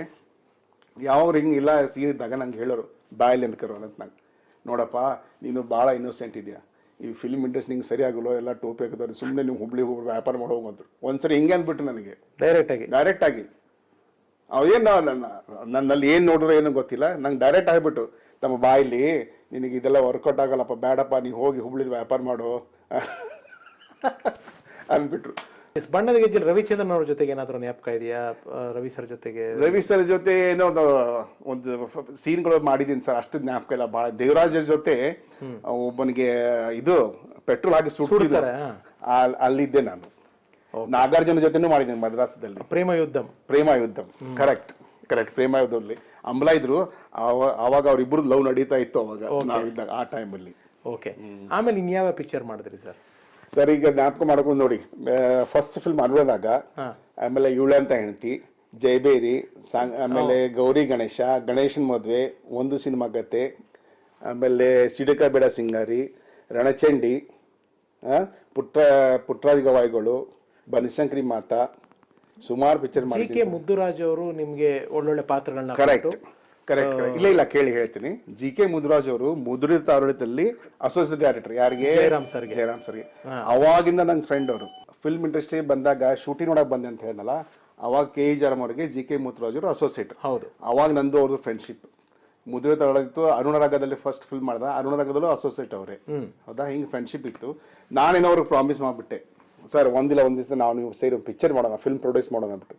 ಅದಕ್ಕೆ ಮುದ್ದುರಾಜ್ ಅವರು ನಾನು ಹುಬ್ಳಿಗೆ ಕರೆಸ್ಬಿಟ್ಟು ಎಲ್ಲ ಹಿಂದಿ ಫಿಲ್ಮ್ ತೋರ್ಸುನು, ಈ ಫಿಲ್ಮ್ ಚೆನ್ನಾಗಿದೆ, ಈ ಕತೆ ಚೆನ್ನಾಗಿದೆ, ನೀವು ಕನ್ನಡ ಕಳವಳಿಸ್ಕೊಂಡು ಒಂದು ಫಿಲ್ಮ್ ಮಾಡೋಣ, ಒಂದು ಪಿಕ್ಚರ್ ಪ್ರೊಡ್ಯೂಸ್ ಮಾಡೋಣ ಅಂಥೇಳಿ ಭಾಳ ನಂಗೆ ಮನಸ್ಸಿನ ಅವ್ರು ಹಾಕೊಂಡು ಪಿಕ್ಚರ್. ಭಾಳ ಕ್ಲೋಸ್ ಫ್ರೆಂಡ್ ಅಲ್ಲ ಅಂದ್ಬಿಟ್ಟು ಹುಬ್ಳಿಲೇ ಒಂದು 4 ದಿವಸ ಇರಿಸಿದ್ವಿ, ಊಟ ಗೀಟ ಎಲ್ಲ ವ್ಯವಸ್ಥೆ ನಮ್ಮ ಮನೆಯಲ್ಲೇ ಅವ್ರಿಗೆ. ಡೈಲಿ 3-4 ಪಿಕ್ಚರ್, ಅವಾಗ ವಿಡಿಯೋ ಕ್ಯಾಸೆಟ್ ಬರ್ತಾ ಇತ್ತಲ್ಲ, ಡೈಲಿ ಲೈಬ್ರರಿಗೆ ಹೋಗೋದು, ಒಂದು 3-4 ಕ್ಯಾಸೆಟ್ ತರೋದು, ಇದು ಪಿಕ್ಚರ್ ಚೆನ್ನಾಗಿದೆ, ಈ ಪಿಕ್ಚರ್ ಚೆನ್ನಾಗಿದೆ ನೋಡಿ ಅಂದ್ಬಿಟ್ಟು. ನಾನು ಯಾವ ಪಿಕ್ಚರ್ ತೋರಿಸಿನಲ್ಲ ಸರ್, ಎಲ್ಲನೂ ಪಿಕ್ಚರ್ ಮಾಡಿಬಿಟ್ರು ಅವರು. ಎಲ್ಲನೂ ಮಾಡಿದ್ದಾರೆ. ಹಿಂಗಾಗಿ ನನಗೇನು ಮನಸ್ಸಿನ ಒಂದ್ಸರಿ ನಾನು ಡೈರೆಕ್ಷನ್ ಕೊಡ್ತೀನಿ ಅಂತ ಹೇಳಿದ್ನಲ್ಲ, ನಮ್ಮ ಪಾರ್ಟ್ನರ್ ಬಂದು ಎಸ್.ವಿ. ಗಣೇಶ್ ಅಂತ, ತುಮಕೂರವರು. ದುರ್ಗಾ ಫಿಲ್ಮ್ಸ್ ಹುಬ್ಳಿಲಿ ಆಫೀಸ್ ಇತ್ತು. ರಜತ್ ಅಂತ ಯಾವುದೋ ಇದೆಲ್ಲ, ಅದು ಎದುರುಗಡೆ ಹೈಟೆಕ್ ಸ್ಪೋರ್ಟ್ಸ್ ಹಿಂದ್ಗಡೆ ಒಂದು ಬಿಲ್ಡಿಂಗ್ ಇದೆಲ್ಲ, ಹೈಟೆಕ್ ಸ್ಪೋರ್ಟ್ಸ್ ನಮ್ಮ ಅದೇ ಗ್ರೀನ್ ಹೌಸ್ ಹೋಟ್ಲ್ ಎಲ್ಲ ಬರುತ್ತಲ್ಲ, ಅದ್ರ ಹಿಂದ್ಗಡೆ ಇತ್ತು. ಅಲ್ಲಿ ಆಫೀಸ್ ಇತ್ತು ಅವ್ರಿಗೆ, ತುಮಕೂರದವರು, ಎಸ್.ವಿ. ಗಣೇಶ್ ಅಂತ. ನಮ್ಮ ರಿಲೇಷನ್ ಆಗಬೇಕು. ಅವ್ರು ನಾನು ಹೋಗಿಡೋ, ಜಿ.ಕೆ. ಮುದ್ದುರಾಜ್ ಡೈರೆಕ್ಷನ್, ಬೇಡ ಅವರು ನಂಜುಂಡಪ್ಪ ಕೊಡೋಣ, ಯಾರು ಸಾಂಗ್ಲಿನ ಪಾರ್ಟು, ಸಿ.ವೈ. ಶಂಕರ್, ಅವ್ರು ಕೊಡೋಣ, ಅವ್ರವ್ರು ಕ್ಲೋಸ್ ಫ್ರೆಂಡ್, ಇವ್ರು ಕೊಟ್ಟರೆ ಚೆನ್ನಾಗಿರ್ತೀರಿ ಸರ್, ನನ್ನ ರಿಸ್ಪೆಕ್ಟ್ ಅಂತ ಅನ್ಕೊಂತಾನೆ ನಮ್ಮ ಇವರು ತೀರ್ಕೊಂಡ್ಬಿಟ್ರು. ಯಾರು? ನಂಜುಂಡಪ್ಪ. ಅದೇ ಒಂದು ಕಾರಣ ಆಯಿತು. ಆಯ್ತಪ್ಪ, ಅವನ ಪಾಪ ತಿರ್ಕೊಂಡ್ಬಿಟ್ಟ, ಇವ್ರಿಗೆ ಕೊಡಂತ ಜಿ.ಕೆ. ಮುದ್ದುರಾಜ್ ಅವರಿಗೆ ಒಳ್ಳೆ ದೊಡ್ಡ ಫಿಲ್ಮ್ ಸರ್. ಆ ದಿವಸದಲ್ಲಿ ಸರ್ 46 lakh rupees ಖರ್ಚು ಮಾಡಿದ್ದೀನಿ, 46 ಲಕ್ಷ. ಅನಂತನಾಗ್ ಲಕ್ಷ್ಮಿ ಫಿಲ್ಮ್ 15 ಲಕ್ಷ ರೆಡಿ ಆಗ್ತಾ ಇತ್ತು, ಮುದ್ರಿತ ಅರುಣರಾಗ 15 ಲಕ್ಷ ಎಲ್ಲ ಆದರೆ ಇದು 46 ಲಕ್ಷ ಖರ್ಚಾಯಿತು. ಯಾವುದು ಸರ್ ಪಿಕ್ಚರ್? ರಣಚಂಡಿ. ಅದರಲ್ಲಿ ರಾಧಾ ಅವರು ಮಾಡಿದ್ರಲ್ವಾ ಪಿಕ್ಚರ್? ಸಾಕ್ಸ್ ರಾಜ ಮ್ಯೂಸಿಕ್ ಡೈರೆಕ್ಟರ್. ಶರತ್ ಬಾಬು, ರಾಧಾ. ಇವರು ಮುದ್ದುರಾಜ್ ಅವರ director. Okay okay okay G K ಮುದ್ದು ಡೈರೆಕ್ಟರ್ ಆ ಪಿಕ್ಚರ್ಗೆ. Okay 46 lakh budget. ಹೌದೌದು, 46 lakh ರೂಪಾಯಿ. ಅದ್ರಲ್ಲಿ ನೀವು ಆಕ್ಟ್ ಮಾಡಿದ್ರಿ? ಹೌದು, ಸೆಕೆಂಡ್ ಹೀರೋ. ಒಂದು ಸಾಂಗ್ ಇದೆ, ಹಾ ಒಂದು ಸಾಂಗ್ ಇದೆ. ಹಾ ನಿಮ್ಮ ಯೂಟ್ಯೂಬ್ ಅಲ್ಲೆಲ್ಲ ಸಾಂಗ್ ಬರುತ್ತೆ, ಹಾ ಚೆನ್ನಾಗಿದೆ, ಬಹಳ ಹಿಟ್ ಅದು. ನಮ್ಮ ಹುಬ್ಳಿಯವರೆಲ್ಲ ಸಿಕ್ಕರೆ ನಂಗೆ ಹಾಡು ಹಾಡೋದಕ್ಕೆ ಕಾಣಿಸ್ತಾರೆ. ಗೀತಾ ಐ ಲವ್ ಯು ಅಂತ ಒಂದು ಸಾಂಗ್, ಆ ಸಾಂಗ್ ಹಾಡ್ಬಿಟ್ಟು ನನಗೆಲ್ಲ ಹೇಳೋರು, ಏನ್ರಿ ಫಸ್ಟ್ ಆ ಸಾಂಗು ಅಂತ. ಇದು ಎಲ್ಲ ಆದ್ಮೇಲೆ ನಾನು ಫಿಲ್ಮಲ್ಲಿ ಸುಮಾರು ಫಿಲ್ಮಲ್ಲಿ ಆಕ್ಟ್ ಮಾಡಿದ್ನಲ್ಲ, ನಮ್ಮ ಅಕ್ಕಪಕ್ಕದ ಲಕ್ಷ್ಮೇಶ್ವರ, ಶಿರಟ್ಟಿ, ಕುಂದಗೋಳ, ಇಲ್ಲೆಲ್ಲ ಹಳ್ಳಿ ಎಲ್ಲ ನಂಗೆ ಕಾಲೇಜ್ಗೆ ಕರೆಯೋರು ಗೆಸ್ಟ್ ಆಗಿ. ಅವಾಗ ಈ ಹಾಡು ಹಾಡೋದು ಬಿಡ್ತಾ ಇರಲಿಲ್ಲ, ಈ ಹಾಡು ಹಾಡ್ಲೇಬೇಕು ನಾನು. ಓಕೆ, ಹೆಂಗಾಯ್ತು ವ್ಯಾಪಾರಿಕವಾಗಿ, ಹೇಗಾಯ್ತು ರಣಚಂಡಿ? ಚೆನ್ನಾಗಾಯ್ತು, ಕರೆಕ್ಟ್. ನೀವು ಹೇಳಿದ ಫಸ್ಟ್ ಕ್ಲಾಸ್ ಕ್ವಶನ್ ಇದು. ಅದರಲ್ಲಿ ತೆಲುಗು ಹೀರೋ ಹೀರೋಯಿನ್ ಇದ್ರಲ್ಲ, ಪಿಕ್ಚರ್ ಸೇಲ್ ಆಗಲಿಲ್ಲ. ಶರತ್ ಬಾಬು, ರಾಧಾ ಇರೋದಕ್ಕೋಸ್ಕರ ಸೇಲ್ ಇಲ್ಲ. ಆ ರೋಲ್ಗೆ ನಾವು ದೇವರಾಜ್ ಕಾಂಟ್ಯಾಕ್ಟ್ ಮಾಡಿದ್ವಿ. ದೇವರಾಜ್ ಅದು ರೋಲ್ ಮಧ್ಯದಲ್ಲಿ ಇಂಟ್ರೂ ಮೊದಲೇ ಸತ್ತು ಹೋಗ್ಬಿಡ್ತಾನೆ. ಹೀರೋಯಿನ್ ಓರಿಯೆಂಟೆಡ್ ಫಿಲ್ಮ್ ಇರೋದ್ರಿಂದ ನಮ್ಮ ದೇವರಾಜ್ ಅವರು ಅದು ಒಪ್ಕೊಳ್ಳಿಲ್ಲ. ಏನು ಮಾಡ್ಬೇಕೀಗ ಅಂದ್ಬಿಟ್ಟು ಶರತ್ ಬಾಬಾ ಹಾಕೋಣ, ಬೇರೆ ಲ್ಯಾಂಗ್ವೇಜ್ ಡಬ್ ಮಾಡಿದರೆ ಅದಕ್ಕೆ ರೇಟ್ ಬರುತ್ತೆ ಅಂದ್ಬಿಟ್ಟು ಶರತ್ ಬಾಬು ಕರ್ಕೊಂಡು, is very excellent person sir, ಪಾಪ ಮನೆ ತೀರ್ಕೊಂಡ್ರು, ಭಾಳ ಒಳ್ಳೆ ಮನುಷ್ಯ. ಸೊ ಶರತ್ ಬಾಬು ಕರೆಸ್ಬಿಟ್ಟು ಮಾಡಿದ್ವಿ. ಆ ಶರತ್ ಬಾಬು ಅವರು ಇರೋ ತೆಲುಗು ಆರ್ಟಿಸ್ಟ್ಗೋಸ್ಕರ ಪಿಕ್ಚರ್ ಸೇಲ್ ಆಗಲಿಲ್ಲ. ಅವಾಗ ಏನು ಮಾಡಿದ್ರು, ನನ್ನ ಪಾರ್ಟ್ನರ್ ಅವನು ಡಿಸ್ಟ್ರಿಬ್ಯೂಟರ್, ಆಮೇಲೆ ಮೇನ್ ಫೈನಾನ್ಸರ್ ಬಂದು ಹುಬ್ಳಿಯವರು, ದುರ್ಗಾ ಡಿಸ್ಟ್ರಿಬ್ಯೂಷನ್ ಅಂತೀವಿ, ದುರ್ಗಾ ಫಿಲ್ಮ್ಸ್ ಅಂತೀವಿ, ಅವರಲ್ವಾ. ಅವ್ರಿದು ಡಿಸ್ಟ್ರಿಬ್ಯೂಷನ್ ಇತ್ತು. ಅವ್ರು ಏನು ಮಾಡಿದ್ರು, ಫಿಲ್ಮ್ ಹಾಕ್ಬಿಟ್ಟು 100 days ಹೋಯ್ತು ಪಿಕ್ಚರ್. ಎಲ್ಲಿ? ಬಿಜಾಪುರ್, ದಾವಣಗೆರೆ, ಆಮೇಲೆ ಮೈಸೂರು, 3 centers 100 days ಹೋದ್ರು, ಫಂಕ್ಷನ್ ಮಾಡಲಿಲ್ಲ. ಕಾಸೆಲ್ಲ ಫೈಲಲ್ಲಿ ಪ್ರಾಫಿಟ್ ಮಾಡ್ಕೊಂಡ್ರು. ಏನು ಸರ್, ಲಾಸ್ ಏನಾಗಿಲ್ಲ. ಹಾಕಿದ ರೊಕ್ಕ ಬಂತು. ನನಗೂ ನನಗೆ ಏನು ಕೊಡ್ಬೇಕು ಶೇರ್ ಅದು ಕೊಟ್ಟರು ಅಷ್ಟೇ. ನೀವು ಇನ್ವೆಸ್ಟ್ಮೆಂಟ್ ಇತ್ತು ಪಿಕ್ಚರ್? ಇತ್ತು, ಸುಮ್ಮನೆ ಹೆಸರಿಗೆ ಅಷ್ಟೇ ಇತ್ತು. ಅದು ನಮ್ಗೇನು ನಾನು ಏನು ಇನ್ವೆಸ್ಟ್ ಮಾಡಿದೆ ಅದು ಇನ್ವೆಸ್ಟ್ಮೆಂಟ್ ಕೊಟ್ಟರು ನನಗೆ. ಆಮೇಲೆ ಯಾವ ಸಿನಿಮಾ ನಿರ್ಮಾಣ ಮಾಡಿದ್ರಿ ನೀವು? ರಣಚಂಡಿ ಆದಮೇಲೆ ನಿರ್ಮಾಣ ಮಾಡಲಿಲ್ಲ, ಸುಮ್ಮನೆ ಸಣ್ಣ ಪುಟ್ಟ ರೋಲಲ್ಲಿ ಮಾಡ್ತಾ ಬಂದಿದ್ದೆ ನಾನು. ಯಾಕಂದ್ರೆ ಹುಬ್ಳಿಲಿ ಇರ್ತಿದ್ನಲ್ಲ, ಕರೀತಿದ್ರು, ಬರ್ತಿದ್ದೆ, ಆ್ಯಕ್ಟ್ ಮಾಡಿ ಹೋಗ್ತಾ ಇದ್ದೆ. ನಮ್ಮ ಕಸನ್ ಬ್ರದರ್ ಒಂದು ಫಿಲ್ಮ್ ಪ್ರೊಡ್ಯೂಸ್ ಮಾಡಿದ್ರು, ಯಾವುದು ಬನಶಂಕರಿ ಮಾತಾ ಅಂತ. ಅವ್ರ ಜೊತೆ ನಾನು ಇನ್ವಾಲ್ವ್ ಆಗಿದ್ದೆ, 2 ಫಿಲ್ಮ್. ಅದ್ರ ಮಧ್ಯದಲ್ಲಿ ನೀವು ರಣಚಂಡಿ ಆದ್ಮೇಲೆ ಏನು ಮಾಡಿದೆ ಅಂತ ಕೇಳಿದ್ರಲ್ಲ, ರಣಚಂಡಿ ಆದ್ಮೇಲೆ ನನ್ನ ಮದುವೆ ಆಯ್ತು. ಮದುವೆ ವಿಷಯ ಮಾತಾಡ್ತೀನಿ. ಮದುವೆಗಿಂತ ಮುಂಚೆ ಇವಾಗ ನಿಮ್ಮ ಮನೆಯಲ್ಲಿ ಇವಾಗ ಅಂಗಡಿ ಇಟ್ಟು ನೋಡ್ಕೋಬೇಕು ಅಂತಿದ್ರು, ಸಿನಿಮಾದಲ್ಲಿ ನೀವು ಬಿಸಿ ಆದಾಗ ಮನೆಯಲ್ಲಿ ಹೇಗಿತ್ತು ನಿಮ್ಮ ತಂದೆ ತಾಯಿಗಳದೆಲ್ಲರದು? ಪರವಾಗಿಲ್ಲ, ನನಗೆ ಸಪೋರ್ಟ್ ಮಾಡ್ತಾ ಇದ್ರು. ಯಾಕಂದ್ರೆ ಪಿಕ್ಚರ್ ಕಂಟಿನ್ಯೂಸ್ ಬರ್ತಾ ಇತ್ತಲ್ಲ, ವಾರಕ್ಕೊಂದ್ಸರಿ ಎಲ್ಲಾ ಪೇಪರ್ ನನ್ನ ಫೋಟೋ ಬರೋದು. ಫೋಟೋ ಎಲ್ಲ ಖುಷಿ ಆಗೋದು. ನಮ್ಮ ತಮ್ಮನ ಫೋಟೋ ಬಂದು ತೋರಿಸೋರು, ನಮ್ಮ ಅಂಗಡಿ ಗ್ಲಾಸಲ್ಲೆಲ್ಲ ಫೋಟೋ ಹಾಕಿರೋರು, ಬಂದವರಿಗೆಲ್ಲ ಅಭಿಮಾನಿನ ತೋರಿಸ್ತಾ ಇದ್ರು, ಖುಷಿಯಿಂದ ಹೆಮ್ಮೆನ ತೋರಿಸ್ತಾ ಇದ್ರು. ಅದು ಚೆನ್ನಾಗಿತ್ತು. ಅದ ಏನು ನಂಗೆ ತೊಂದರೆ ಇರಲಿಲ್ಲ ಅವಾಗ. ನಿಮಗೆ ಈ ಒಂದು ಹೊಸ ಆಯಾಮ ತಂದ್ಕೊಟ್ಟಂಥದ್ದು, ಹೊಸ ಹೆಸರನ್ನ ತಂದ್ಕೊಟ್ಟದ್ದು, ಗುರುತು ತಂದ್ಕೊಟ್ಟಂತ ಚಿತ್ರ ಗೌರಿ ಗಣೇಶ. 100%. ಇವತ್ತು ಚಂದ್ರಮೌಳಿ ಇವತ್ತು ನನ್ನ ಹೆಸರು ಇಲ್ಲಿ ಜನಕ್ಕೆ ಗೊತ್ತಿಲ್ಲ. ಹೌದಲ್ರಿ ಅಂತಾರೆ. ಉಮೇಶ್ ಅಂತ ಅಷ್ಟು ಗೊತ್ತಿರ್ಲಿಲ್ಲ, ಚಂದ್ರಮೌಳಿ ಗೊತ್ತಿರುತ್ತೆ. ಹೇಗೆ ಚಂದ್ರಮೌಳಿ ಪಾತ್ರಕ್ಕೆ ನೀವು ಆಯ್ಕೆ ಆಗಿದ್ದು ಹೇಗೆ? ಆ ದಿನಗಳು, ಆ ಎಕ್ಸ್ಪೀರಿಯನ್ಸ್ ಹೇಳೋದಾದ್ರೆ ಸರ್ ನೋಡಿ, ಆಯ್ಕೆ ಆಗಿದ್ದು ಹೇಗೆ ಅನ್ನೋಕೆ ಒಂದು ಕಾರಣ ಇದೆ. ಫಸ್ಟ್ ನಾನು ಗಣೇಶನ್ ಮದುವೆ ಅಂತ ಒಂದು ಫಿಲ್ಮ್ ಮಾಡಿದೆ. ಆ ಫಿಲ್ಮ್ ಡೈರೆಕ್ಟರ್ ಬಂದು ಫಣಿ ಸರ್. ಅದ್ರಲ್ಲಿ ಏನ್ ಪಾತ್ರ ಮಾಡಿದ್ರಿ? ಅದೇ ಡಾಕ್ಟರ್ ಮಾಡಿದ್ದೆ. ಹೊನ್ನಳ್ಳಿ ಕೃಷ್ಣಗೆ ಹೊನ್ನಳ್ಳಿ ಕೃಷ್ಣ ಮಾತ್ರೆ ಕೊಡ್ತೀನಿ, ಅದು ಮಾತ್ರೆ ಒಂದ್ಸರಿ ವಾಂತಿ ಆದ್ರೆ 10 ದಿವಸ ವಾಂತಿ ಆಗೋದು ಅಂತ ಹೇಳ್ತೀನಲ್ಲ, ಅದು ಮಾತ್ರೆ ಕೊಟ್ಟು, ಅದು ಫಣಿರಾಮ್ ಹೇಳಿದ್ರು, ಏನ್ರಿ ಒಂದ್ಸಲ ಹೇಳಿದ್ರೆ ನೀವು ಕರೆಕ್ಟಾಗಿ ಮಾಡಿದ್ರಿ, ಚೆನ್ನಾಗಿ ಮಾಡಿದ್ರು ಉಮೇಶ್, ನೆಕ್ಸ್ಟ್ ಫಿಲ್ಮ್ ಕರಿತೀನಿ, ಬರ್ಬೇಕು ನೀವು ಅಂತ ಹೇಳಿ. ನೋಡು, 1 ಸಲ ವಾಂತಿ ಆದ್ರೆ ಅದೇ ತರ 20 ಸಲ ವಾಂತಿ ಆಗುತ್ತೆ. ಯಾವ ಸಿನಿಮಾ ನೋಡಿ ಕರೆದಿದ್ದು ನಿಮ್ಮನ್ನ? ಅದು ಗೊತ್ತಿಲ್ಲ, ಬಟ್ ಅದು ಗಣೇಶನ್ ಮದ್ವೆ ಏನು ಫಿಲ್ಮ್ ಇದೆಲ್ಲ, ನಮ್ಮ ಹುಬ್ಳಿಯಲ್ಲಿ ನಮ್ಮ ಬಿಲ್ಡಿಂಗ್ ಓನರ್ ಅವರು ವಿಶ್ವಸಾಗರ್ ಅಂತ, ಪ್ರೊಡ್ಯೂಸರ್ ಅವರು, ಗೌರಿ ಗಣೇಶ್ ಪ್ರೊಡ್ಯೂಸರ್ ಅವರೇ. ಆಕ್ಚುಲಿ ಅನಂತನಾಗ್ ಜೊತೆ ಇದ್ರು, ಅವ್ರ ಹೆಸರಲ್ಲಿ ಫಿಲ್ಮ್ ಮಾಡಿದ್ರು. ಯಾರು? ನಮ್ಮ ವಿಶ್ವಸಾಗರ್ ಹೆಸರಲ್ಲಿ. ವಿಶ್ವಸಾಗರ್ ಒಂದು ಫಿಲ್ಮ್ ಮಾಡಿದ್ರು. ಫಸ್ಟ್ 4-5 ಜನ, ಸುಧೀರ್ ಅವರು ಕೂಡ ಪಾರ್ಟ್ನರ್ ಇದ್ದು, ಒಂದು 5-6 ಜನ ಸೇರ್ಬಿಟ್ಟು ಒಂದು ಫಿಲ್ಮ್ ಮಾಡಿದ್ರು, ಗಣೇಶ್ ಮದುವೆ. ಹಿಂಗೆ ಹುಬ್ಳಿಯಿಂದ ನನಗೆ ವಿಶ್ವಸಾಗರ್ ಕಡೆಯಿಂದ ಫಣಿರಾಮಚಂದ್ರ ಇಂಟ್ರೊಡಕ್ಷನ್ ಆಯ್ತು. ಸುಧೀಂದ್ರ ಎಲ್ಲ ಸೇರ್ ಮಾಡಿ 5-6 ಜನ ಸೇರಿ ಒಂದು ಪಿಕ್ಚರ್ ಮಾಡಿದ್ರು. ಆ ಪಿಕ್ಚರ್ ಆಕ್ಟ್ ಮಾಡಿದೆ. ನಂದು ನಮ್ಗೆ ಇವರು ಫಣಿರಾಮಚಂದ್ರ ಪರಿಚಯ ಆಯ್ತು. ಆಮೇಲೆ ಉಮೇಶ್ ನೀವು ಚೆನ್ನಾಗಿ ಮಾಡಿದ್ರಿ, ನೆಕ್ಸ್ಟ್ ಫಿಲ್ಮ್ ಮಾಡ್ತೀನಿ, ನೀವು ಮಾಡಬೇಕು ಅಂತೇಳಿ. ಆಯ್ತು ಸರ್ ಅಂದೆ. ಸೇಮ್ ಟೈಮ್ ರಣಚಂಡಿ ಕೂಡ ಶೂಟಿಂಗ್ ಆಗ್ತಾಯಿತ್ತು, ಗೌರಿ ಗಣೇಶ್ ಕೂಡ ಶೂಟಿಂಗ್ ಆಗ್ತಾಯಿತ್ತು. ಅವಾಗ ರಣಚಂಡಿ ಶೂಟಿಂಗ್ ಆದಾಗ ಅವ್ರು ಕರೆದ್ರು, ರಣಚಂಡಿ ನಮ್ಮದೇ ಫಿಲ್ಮ್ ಅಲ್ಲ, ನಾನು ಕೇಳ್ಕೊಂಬಿಟ್ಟು ನಾವು ಇವ್ರು ಫಿಲ್ಮ್ ಮಾಡಿ ಹೋಗಿ ಬರ್ತೀನಿ, ಹೇಳ್ಬಿಟ್ಟು ಬಂದೆ. ಆ ಥರ ಇತ್ತು.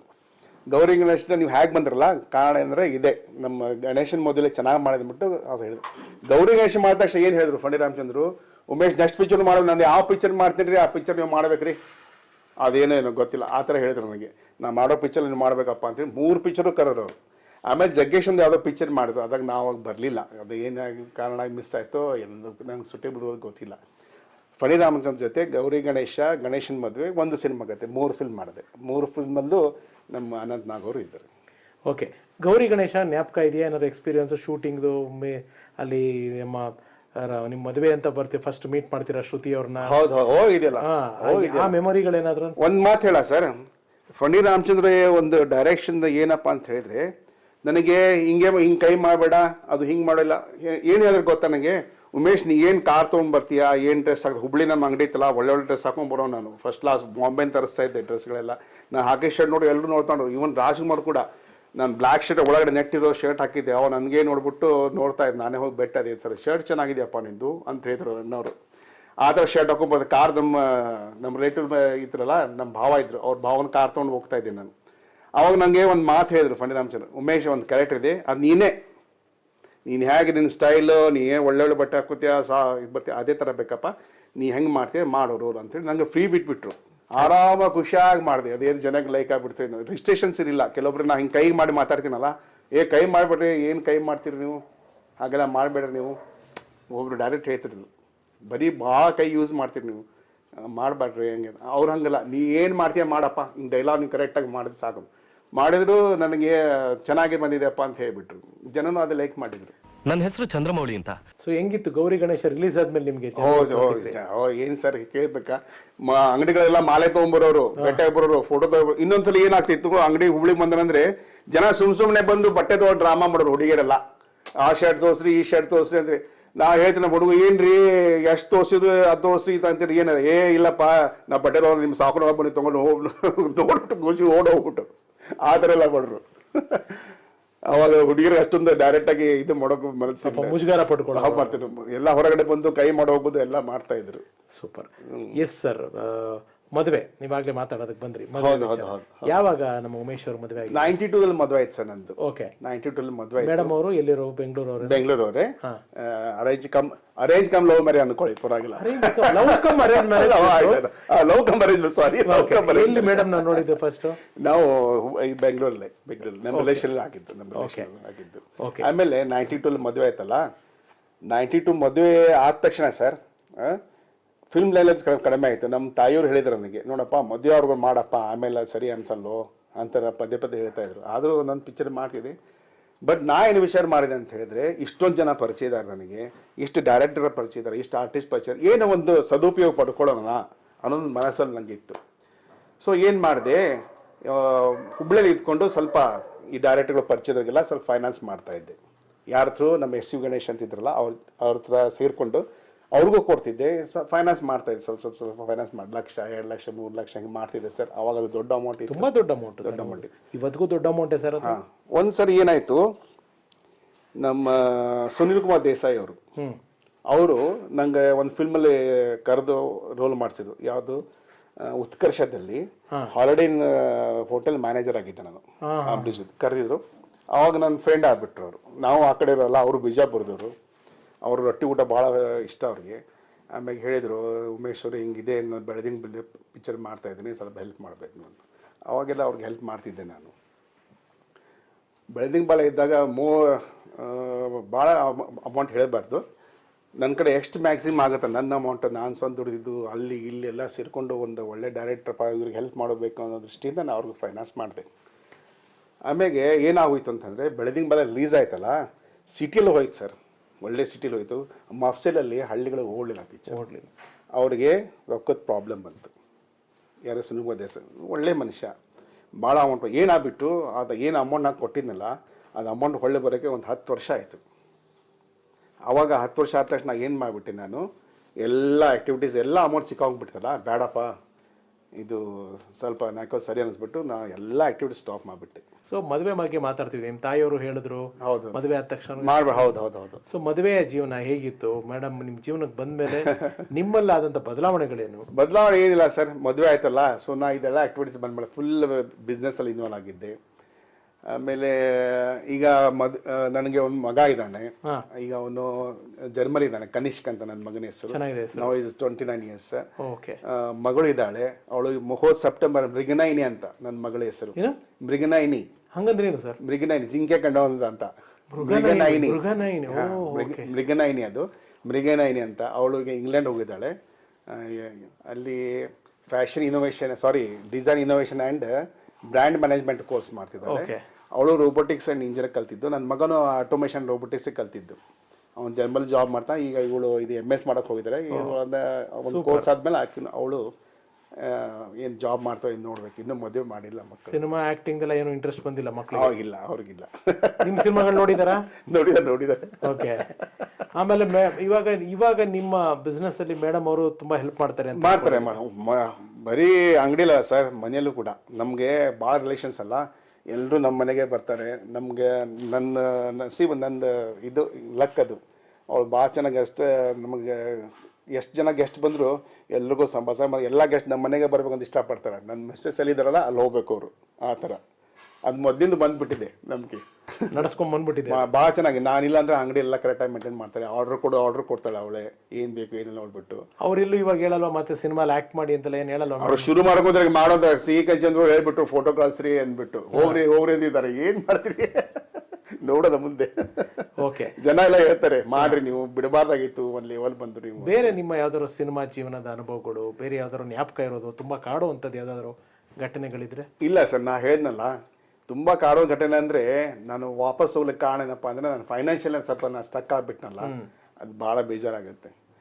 ಯಾಕಂದರೆ ನೋಡಿ ಸರ್, ಶಿವರಾಜ್ ಕುಮಾರ್ ಭಾಳ ಕ್ಲೋಸ್. ನಮ್ಮ ಅಂಗಡಿ 5 ಸರಿ ಬಂದಿದ್ದಾರೆ ಶಿವರಾಜ್ ಕುಮಾರ್. ತುಂಬ ಜನ ಕಲಾವಿದರು ನಿಮ್ಮ ಅಂಗಡಿಗೆ ಬಂದಿದ್ದಾರೆ ಭಾಳ. ಶಿವರಾಜ್ ಕುಮಾರ್ 5 ಸರಿ ಬಂದಿದ್ದಾರೆ, ದೇವರಾಜರು ಬಂದಿದ್ದಾರೆ, ಶ್ರೀನಾಥ್ ಅವರು, ರಮೇಶ್ ಭಟ್, ಜಗ್ಗೇಶ್, ರಾಮಕೃಷ್ಣ, ರಾಮ್ಕುಮಾರ್, ಯಾರು ಬಂದಿಲ್ಲ ಹೇಳಿ. ಅನಂತ್ನಾಗ್, ಅಂಬರೀಷ್ ಬರಲಿಲ್ಲ. ಅಣ್ಣವ್ರು ನಮ್ಮ ಮನೆ ಕೂಡ ಬಂದರು. ಎಲ್ಲ ಜನ ಇಟ್ಕೊಂಡ್ಬಿಟ್ಟು ನಾನು ಏನು ಮಾಡಲಿಲ್ಲ ಅನ್ನೋ ಒಂದು ಬೇಜಾರಿದೆ ನನಗೆ. ಜನ ನನ್ನ ಫ್ರೆಂಡ್ಸ್ ಹೇಳ್ತಾರೆ ಇವತ್ತು, ನೀವು ಭಾಳ ತಪ್ಪು ಮಾಡಿಬಿಟ್ಟಿಯಪ್ಪ, ನೀವು ಹೋಗ್ಬೇಕಾಯ್ತು. ಏನು ಮಾಡಲಿ, ಅವಾಗ ನಾನು ಎಷ್ಟು ನೊಂದು ಬಿಟ್ಟಿದ್ನಲ್ಲ, ಎಲ್ಲ ಕಾಸು ನಾನು ಇಲ್ಲೋ ಎಲ್ಲ ಹಾಕ್ಬಿಟ್ಟು ಸ್ಟಕ್ ಆಗಿಬಿಟ್ನಲ್ಲ, ಅವಾಗ ಭಾಳ ಬೇಜಾರಾಯ್ತು ನನಗೆ. ಬೇಡಪ್ಪ ಈ ಸವಾಸ ಅಂದ್ಬಿಟ್ಟು ಬಿಟ್ಬಿಟ್ಟೆ ನಾನು. ನೀವು ಪುಟ್ಟರಾಜ ಗಾವಿಗಳು ಸಿನಿಮಾದಲ್ಲೂ ಕೂಡ ಕಾಣಿಸ್ಕೊಂಡಿದ್ದೀನಿ. ಪುಟ್ಟರಾಜ ಗಾವಿ ಚಿತ್ರದಲ್ಲಿ ಸ್ವಾಮಿಗಳ ತಂದೆ ತಾಯಿಗಳು ಮಾಡಿದ್ದು ನಾನು, ಶ್ರುತಿಯವರು. ಅದ್ರಲ್ಲಿ ಹಾಡು ಕೂಡ ಇದೆ. ಬನಶಂಕರಿ ಮಾತು, ಅದಕ್ಕೂ ಮುಂಚೆ ಬನಶಂಕರಿ ಮಾತು ಅಂತ ಪಿಕ್ಚರ್ ಬಂತು, ಅದರಲ್ಲೂ ಕೂಡ ಒಂದು ಹಾಡಿದೆ ನಂದು. ಇದು ನಮ್ಮ ಶ್ಯಾಮ್ ನವಲೆ ನಮ್ಮ ಚಿಕ್ಕಪ್ಪನ ಮೊಮ್ಮಗ, ಖಾಸ್ ಚಿಕ್ಕಪ್ಪನ ಮೊಮ್ಮಗ. ಅವ್ರಿಗೇನು ಹೆಲ್ತ್ ಇಶ್ಯೂಸ್ ಇತ್ತ ಸರ್ ಮೊದಲಿಂದ? ಇತ್ತು, ಸ್ವಲ್ಪ ಡ್ರಿಂಕ್ಸ್ ಮಾಡ್ತಾ ಇದ್ದ ಅವನು, ಹಿಂಗಾಗಿ ಸ್ವಲ್ಪ ಆರೋಗ್ಯ ಸರಿ ಇರಲಿಲ್ಲ ನನಗೆ. ಭಾಳ ಜನ ಡಾಕ್ಟರ್ ಹೋಗಿ ಭಾಳ ವಾರ್ನ್ ಮಾಡಿದ್ರು, ಬೇಡಪ್ಪ ನೀವು ಬಿಡ್ಬೇಕು ಮಾಡಿದ್ರು. ಅವ್ನು ಕೇಳ್ತಾ ಇರಲಿಲ್ಲ. ಭಾಳ ಒಳ್ಳೆಯವನು ಸರ್, ಭಾಳ ಸ್ಮಾರ್ಟ್ ಇದ್ದ, ತುಂಬ ಚೆನ್ನಾಗಿದ್ರು, ಭಾಳ ಚೆನ್ನಾಗಿದ್ದು, ಭಾಳ ನಾಲೆಜ್ ಇರೋನು. ಅವನಿಗೆ ಎಲ್ಲಿ ಎಷ್ಟು ಕೆಪಾಸಿಟಿ ಬಂದಿದ್ದ. ರಾಕ್ಲೈನ್ ಕೂಡ ಅವನು, ವೆಂಕಟೇಶ್ ಕೂಡ ಫ್ರೆಂಡ್, ಅವನು ರಾಕ್ಲೈನ್ ವೆಂಕಟೇಶ್ ಫ್ರೆಂಡ್. ಅವ್ನಿಗೆ ಎಷ್ಟು ನಾಲೆಜ್, ಎಷ್ಟು ಎಕ್ಸ್ಪೀರಿಯನ್ಸ್ ಆಗಿದೆ ಅಂತ ಹೇಳಿದ್ರೆ, ಈ ಒಂದು ಚೀಲ ಕೂತ್ಕೊಂಡು ಫಿಲ್ಮ್ ಪ್ರೊಡ್ಯೂಸ್ ಮಾಡುವ ಅಷ್ಟು ನಾಲೆಜ್ ಬಂದ್ಬಿಟ್ಟು. ಅವರೇ ಅವ್ರ ಶ್ರೀಮತಿನ ಹಂಸ ವಿಜೇತರನ್ನ ಡೈರೆಕ್ಟ್ ಮಾಡಿದ್ದೆ ಅವರಂತಲ್ಲ? ಹೌದು. ಅವ್ರ ಮತ್ತೆ ಅವಾರ್ಡು ಬಂತಲ್ಲ ಸರ್, ಬೆಸ್ಟ್ ಸೋಷಿಯಲ್ ಫಿಲ್ಮ್ ಅಂತ ಹೇಳಿ ವಿಜಯ ರಾಘವೇಂದ್ರ ಅವಾರ್ಡ್ ಬಂತು.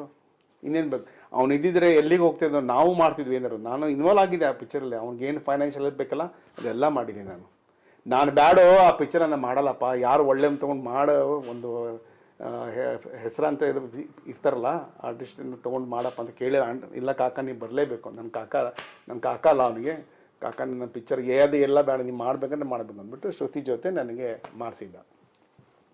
ಪಾಪ ದುರಂತ ಭಾಳ ನಮ್ಮ ಫ್ಯಾಮಿಲಿ ಅದು ಸರ್. ಹಿಂಗಾಗಿ ನಾವು ಫಿಲ್ಮ್ ಇಂಡಸ್ಟ್ರಿ ಬೇಡಪ್ಪ ಅಂತ ಶಾಮುದ್ ಯಾವಾಗ ಆಯ್ತಲ್ಲ ಅವಾಗಂತೂ ಭಾಳ ಬೇಜಾರಾಗೋಯ್ತು. ಅದು ಫೈನಾನ್ಷಿಯಲಿ ಆ ಕಡೆ ಎಲ್ಲ ಚೆನ್ನಾಗಿ ಹೋಯ್ತು ಅಂತ ಕಾಣತ್ತಲ್ಲ ಸರ್?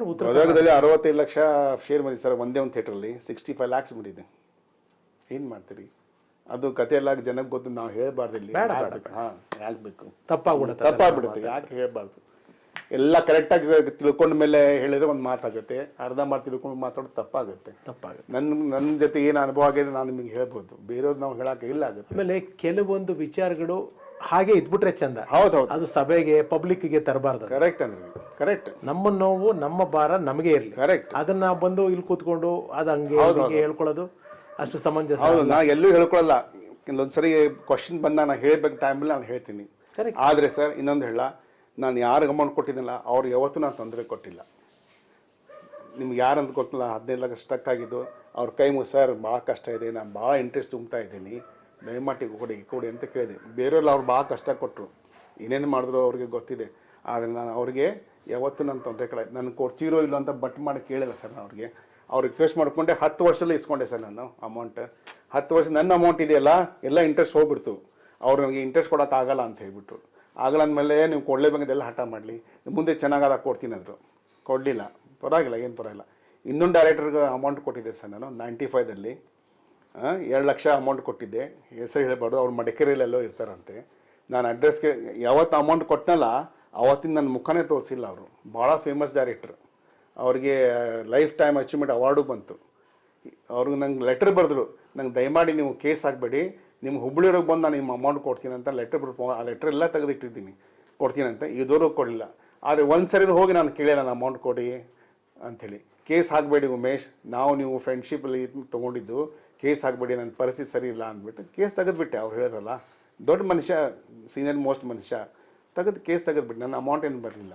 ನನ್ನ ವಿಚಾರ ಏನು ಸರ್, ನಾನು ಎಲ್ಲಿ ಹೋಗ್ತೀನಲ್ಲ ಜನಕ್ಕೆ ಹಚ್ಕೋಬೇಕು, ಚೆನ್ನಾಗಿರಬೇಕು, ನಡತೆ ಚೆನ್ನಾಗಿರ್ಬೇಕು ನಮ್ಮದು. ನಾನು ಗಳಿಸ್ಲಿ ಬಿಡಲಿ, ನಮ್ಮ ಫ್ಯಾಮ್ಲಿ ಚೆನ್ನಾಗಿದೆ ಇದೆ. ನಾನು ಕಾಸಿಂದೆ ಬಿದ್ದವನಲ್ಲ. ಎಲ್ಲ ಶೂಟಿಂಗ್ನಲ್ಲಿ ನನ್ನ ಫ್ರೆಂಡ್ಗಳು ಮಾಡ್ತಾರಲ್ಲ, ಮ್ಯಾನೇಜ್ ಹೋಗ್ಬಿಟ್ಟು ಕನ್ವಿನ್ಸ್ ಕೊಡ್ರಿ ಅಂತ ಜಗಳಾಡಿಸ್ಕೊಳ್ತಾ ಇದ್ರು. ಆ ಥರ ಎಲ್ಲ ಮಾಡಿದ್ರೆ ನಾವು ಆ ಥರ ಎಲ್ಲ ಮಾಡ್ತಿರಲಿಲ್ಲ. ನನ್ನ ಬಿಹೇವಿಯರ್ ನೋಡಿಬಿಟ್ಟೆ ನನಗೇನೋ ಎಲ್ಲರೂ ನಂಗೆ ಕರೆದ್ಬಿಟ್ಟು ಪ್ರೀತಿಯಿಂದ ಮಾತಾಡ್ತಾಯಿದ್ರು ಎಲ್ಲ ಆರ್ಟಿಸ್ಟ್ಗಳು. ಶಿವರಾಜ್ ಕುಮಾರ್ ಆಗಲಿ, ರವಿಚಂದ್ರನ್ ಆಗಲಿ, ದೇವರಾಜ್ ಅವರು ಆಗಲಿ, ಶ್ರೀನಾಥ್ರು, ಯಾರಾದರೂ ನಂಗೆ ನೋಡಿದ್ರೆ ಪಕ್ಕದಲ್ಲಿ ಕೂರಿಸ್ಕೊಂಡು ಮಾತಾಡೋರು. ಯಾವುದೋ ಬಕೆಟ್ ಹೋಗಿ ಕೆಲಸ ಅಂತಾರಲ್ಲ, ಸುಮ್ಮನೆ ಹೋಗಿ ಮಾತಾಡೋದು, ಅವ್ರಿಗೆ ಏನೇನೋ ಹೇಳೋದು, ಅದೆಲ್ಲ ಏನು ಮಾಡ್ತಾ ಇರಲಿಲ್ಲ. ನನ್ನ ಕೆಲಸ ದೂರ ಹೋಗಿ ನಿಂತ್ಕೊಳ್ಳೋ, ಅವರೇ ಕರೆದ್ಬಿಟ್ಟು ಮಾತಾಡ್ಸೋದು ನನಗೆ. ಆ ಥರ ನಮ್ಮ ಫ್ಯಾಮ್ಲಿ ನಮ್ಮ ನಡತೆ ಆ ಥರ ಇದೆಯಪ್ಪ, ನಾವು ಆ ಥರ ಇದ್ವಿ. ನಿಮ್ಮ ಸಂಸ್ಕಾರ ಅದು. ಹೌದು, ನಮ್ಮ ತಂದೆ ತಾಯಿ ಕೊಟ್ಟು ಸಂಸ್ಕಾರ ಅದು. ಉಮೇಶ್ ಸರ್, ಒಂದು ನೇರವಾದ ಪ್ರಶ್ನೆ, ತಪ್ಪು ತಿಳಿಬೇಡಿ. ಹೌದು, ನನಗೆ ನೀವು ಮಾತುಗಳು ಕೇಳ್ಬಿಟ್ಟು ನಾನು ಕೇಳಬೇಕು ಅನ್ನಿಸ್ತದೆ. ಉಮೇಶ್ ಅವ್ರಿಗೆ ಪ್ರತಿಭಾವಂತರು, ಅದ್ರ ಬಗ್ಗೆ ನಾನು ಪ್ರಶ್ನೆ ಮಾಡುವಂಥ ಅರ್ಹತೆ, ಯೋಗ್ಯತೆ, ರೈಟ್ಸು ನನಗಿಲ್ಲ. ಆದರೆ ನನಗೆ ನಿಮ್ಮ ಕತೆ ಕೇಳಿದಾಗ ಅನಿಸಿದ್ದು, ಅಥವಾ ಇವಾಗ ಕೇಳಬೇಕು ಅಂತಿರೋ ಪ್ರಶ್ನೆ, ನಿಮ್ಮ ಜನ ನಮ್ಮ ಸಿನಿಮಾ ಉದ್ಯಮದಲ್ಲಿ ಎಲ್ಲರೂ ಅಲ್ಲ, ಕೆಲವರು, ನಾನು ಎಲ್ಲರೂ ಅಂತ ಖಂಡಿತ ಹೇಳಲ್ಲ, ಯಾಕೆಂದ್ರೆ ನಾನು ಇವತ್ತು ಊಟ ಮಾಡ್ತಿರೋದು ಅದೇ ಉದ್ಯಮದಿಂದನೇ. ಕೆಲವರು ನಮ್ಮ ಸಿನಿಮಾ ಮಂದಿ ನಿಮ್ಮಲ್ಲಿರೋ ಪ್ರತಿಭೆಗಿಂತ ನಿಮ್ಮ ಜೋಬಲ್ಲಿ ದುಡ್ಡಿರೋದಕ್ಕೆ ಜಾಸ್ತಿ ಬೆಲೆ ಕೊಟ್ಬಿಟ್ರೆ? 100% ಕರೆಕ್ಟ್ ಇದೆ. ಅದೇ ನೀವು 100% ಕರೆಕ್ಟ್ ಇದೆ. ಯಾಕೆ ಹೇಳ, ನಾನು ಒಂದು ಪಿಕ್ಚರ್ ಆ್ಯಕ್ಟ್ ಮಾಡಿದೆ ಸರ್. ನಾನು ಎಲ್ಲರೂ ಪೇಮೆಂಟ್ ಕೊಡೋಕೆ ಕೇಳಕ್ಕೆ ಹೋಗ್ತಿದ್ರು. ನಾನು ಹೋಗಿ ಪೇಮೆಂಟ್ ಕೇಳಿದ್ರೆ, ನಿಮಗೇನು ಕಮ್ಮಿ, ದುರ್ಗಾ ಡಿಸ್ಟ್ರಿಬ್ಯೂಟರ್ ರೀ, ಹೋಗ್ರಿ, ಏನೋ ಕೊಡ್ತಾನೆ ಇಲ್ಲ ಸರ್. ಆಮೇಲೆ ನೀವು ಹೇಳಿದ್ ಭಾಳ ಕರೆಕ್ಟಾಗಿ ಹೇಳಿದ್ರಿ. ನನಗೇನೊಂದು ರೋಲ್ ಕರೆದ್ಬಿಟ್ಟು ನನಗೆ ಫೋನ್ ಮಾಡೋರು, ಮನೆಗೆ ಬರೋರು, ರೇ ಇವ್ರಿಗೆ ನಾವು ಪ್ರೊಡ್ಯೂಸ್ ಮಾಡ್ತಾ ಇದ್ದೀವಿ, ಅವ್ರ ಹೀರೋವೇ ಸೆಕೆಂಡ್ ಹೀರೋ ನೀವು ಮಾಡ್ತೀವಿ, ನೀವು ಇಷ್ಟು ಇನ್ವೆಸ್ಟ್ಮೆಂಟ್ ಮಾಡಿ ಅಂತ. ಅವ್ರಿಗೆ ಯಾರಿಗೂ ಸರ್ ಒಂದು ಮಾತು ಹೇಳ, ನೀವು ಹೇಳಿದ ಮಾತಿಗೆ ಒಂದು ಕರೆಕ್ಟಾಗಿ ಉತ್ತರ ಕೊಡ್ತೀನಿ ನೋಡಿ. ನಾನು ಒಬ್ಬನಿಗೆ ಹೆಲ್ಪ್ ಮಾಡಿರಬೇಕು, ಇದು ತಗೋಪ್ಪ ಅಮೌಂಟ್ ಅಂದ್ಬಿಟ್ಟು. ನಾನು ಹೇಳಿದ್ದೀನಿ, ಒಬ್ರು ಡೈರೆಕ್ಟ್ ತೀರ್ಕೊಂಡ್ರು, 2-3 ತಿಂಗಳು ಅವ್ರ ಮನೆ ಬಾಡಿಗೆ ನಾನು ಕಟ್ಟಿದ್ದೀನಿ. ಅಯ್ಯಯ್ಯೋ, ಭಾಳ ಕಡಿಮೆ ಇತ್ತು, 1500 ರೂಪಾಯಿ ಇತ್ತು ಅವಾಗ ಬಾಡಿಗೆ. ಅವ್ರಿಗೂ 95ದಲ್ಲಿ ಬಾಡಿಗೆ ಕೊಡಾಗ ಅಮೌಂಟ್ ಇಲ್ಲ ಉಮೇಶ್ ಅನ್ಸನ. 1500 ರೂಪಾಯಿ ನಾನು 3 ತಿಂಗಳು ನಾನು ಬಾಡಿಗೆ ಕೊಟ್ಟಿದ್ದೀನಿ. ಹೆಸರು ಹೇಳಬಾರ್ದು, ನಿಮ್ಗೆ ಆಮೇಲೆ ಹೇಳ್ತೀನಿ. ನಾನು ಆತ ಹೆಲ್ಪ್ ಮಾಡಿ. ಆದರೆ ನಾನು ಇದೊಂದು 1000 ರೂಪಾಯಿ ತೊಗೊಂಡು ನನಗೆ ಈರೋಲ್ ಕೊಡು, ನಾ 1 ಲಕ್ಷ ಹಾಕ್ತೀನಿ ಈರೋಲ್ ಕೊಡು ಅಂತ ಯಾರಿಗೂ ಹೇಳಿಲ್ಲ ಸರ್.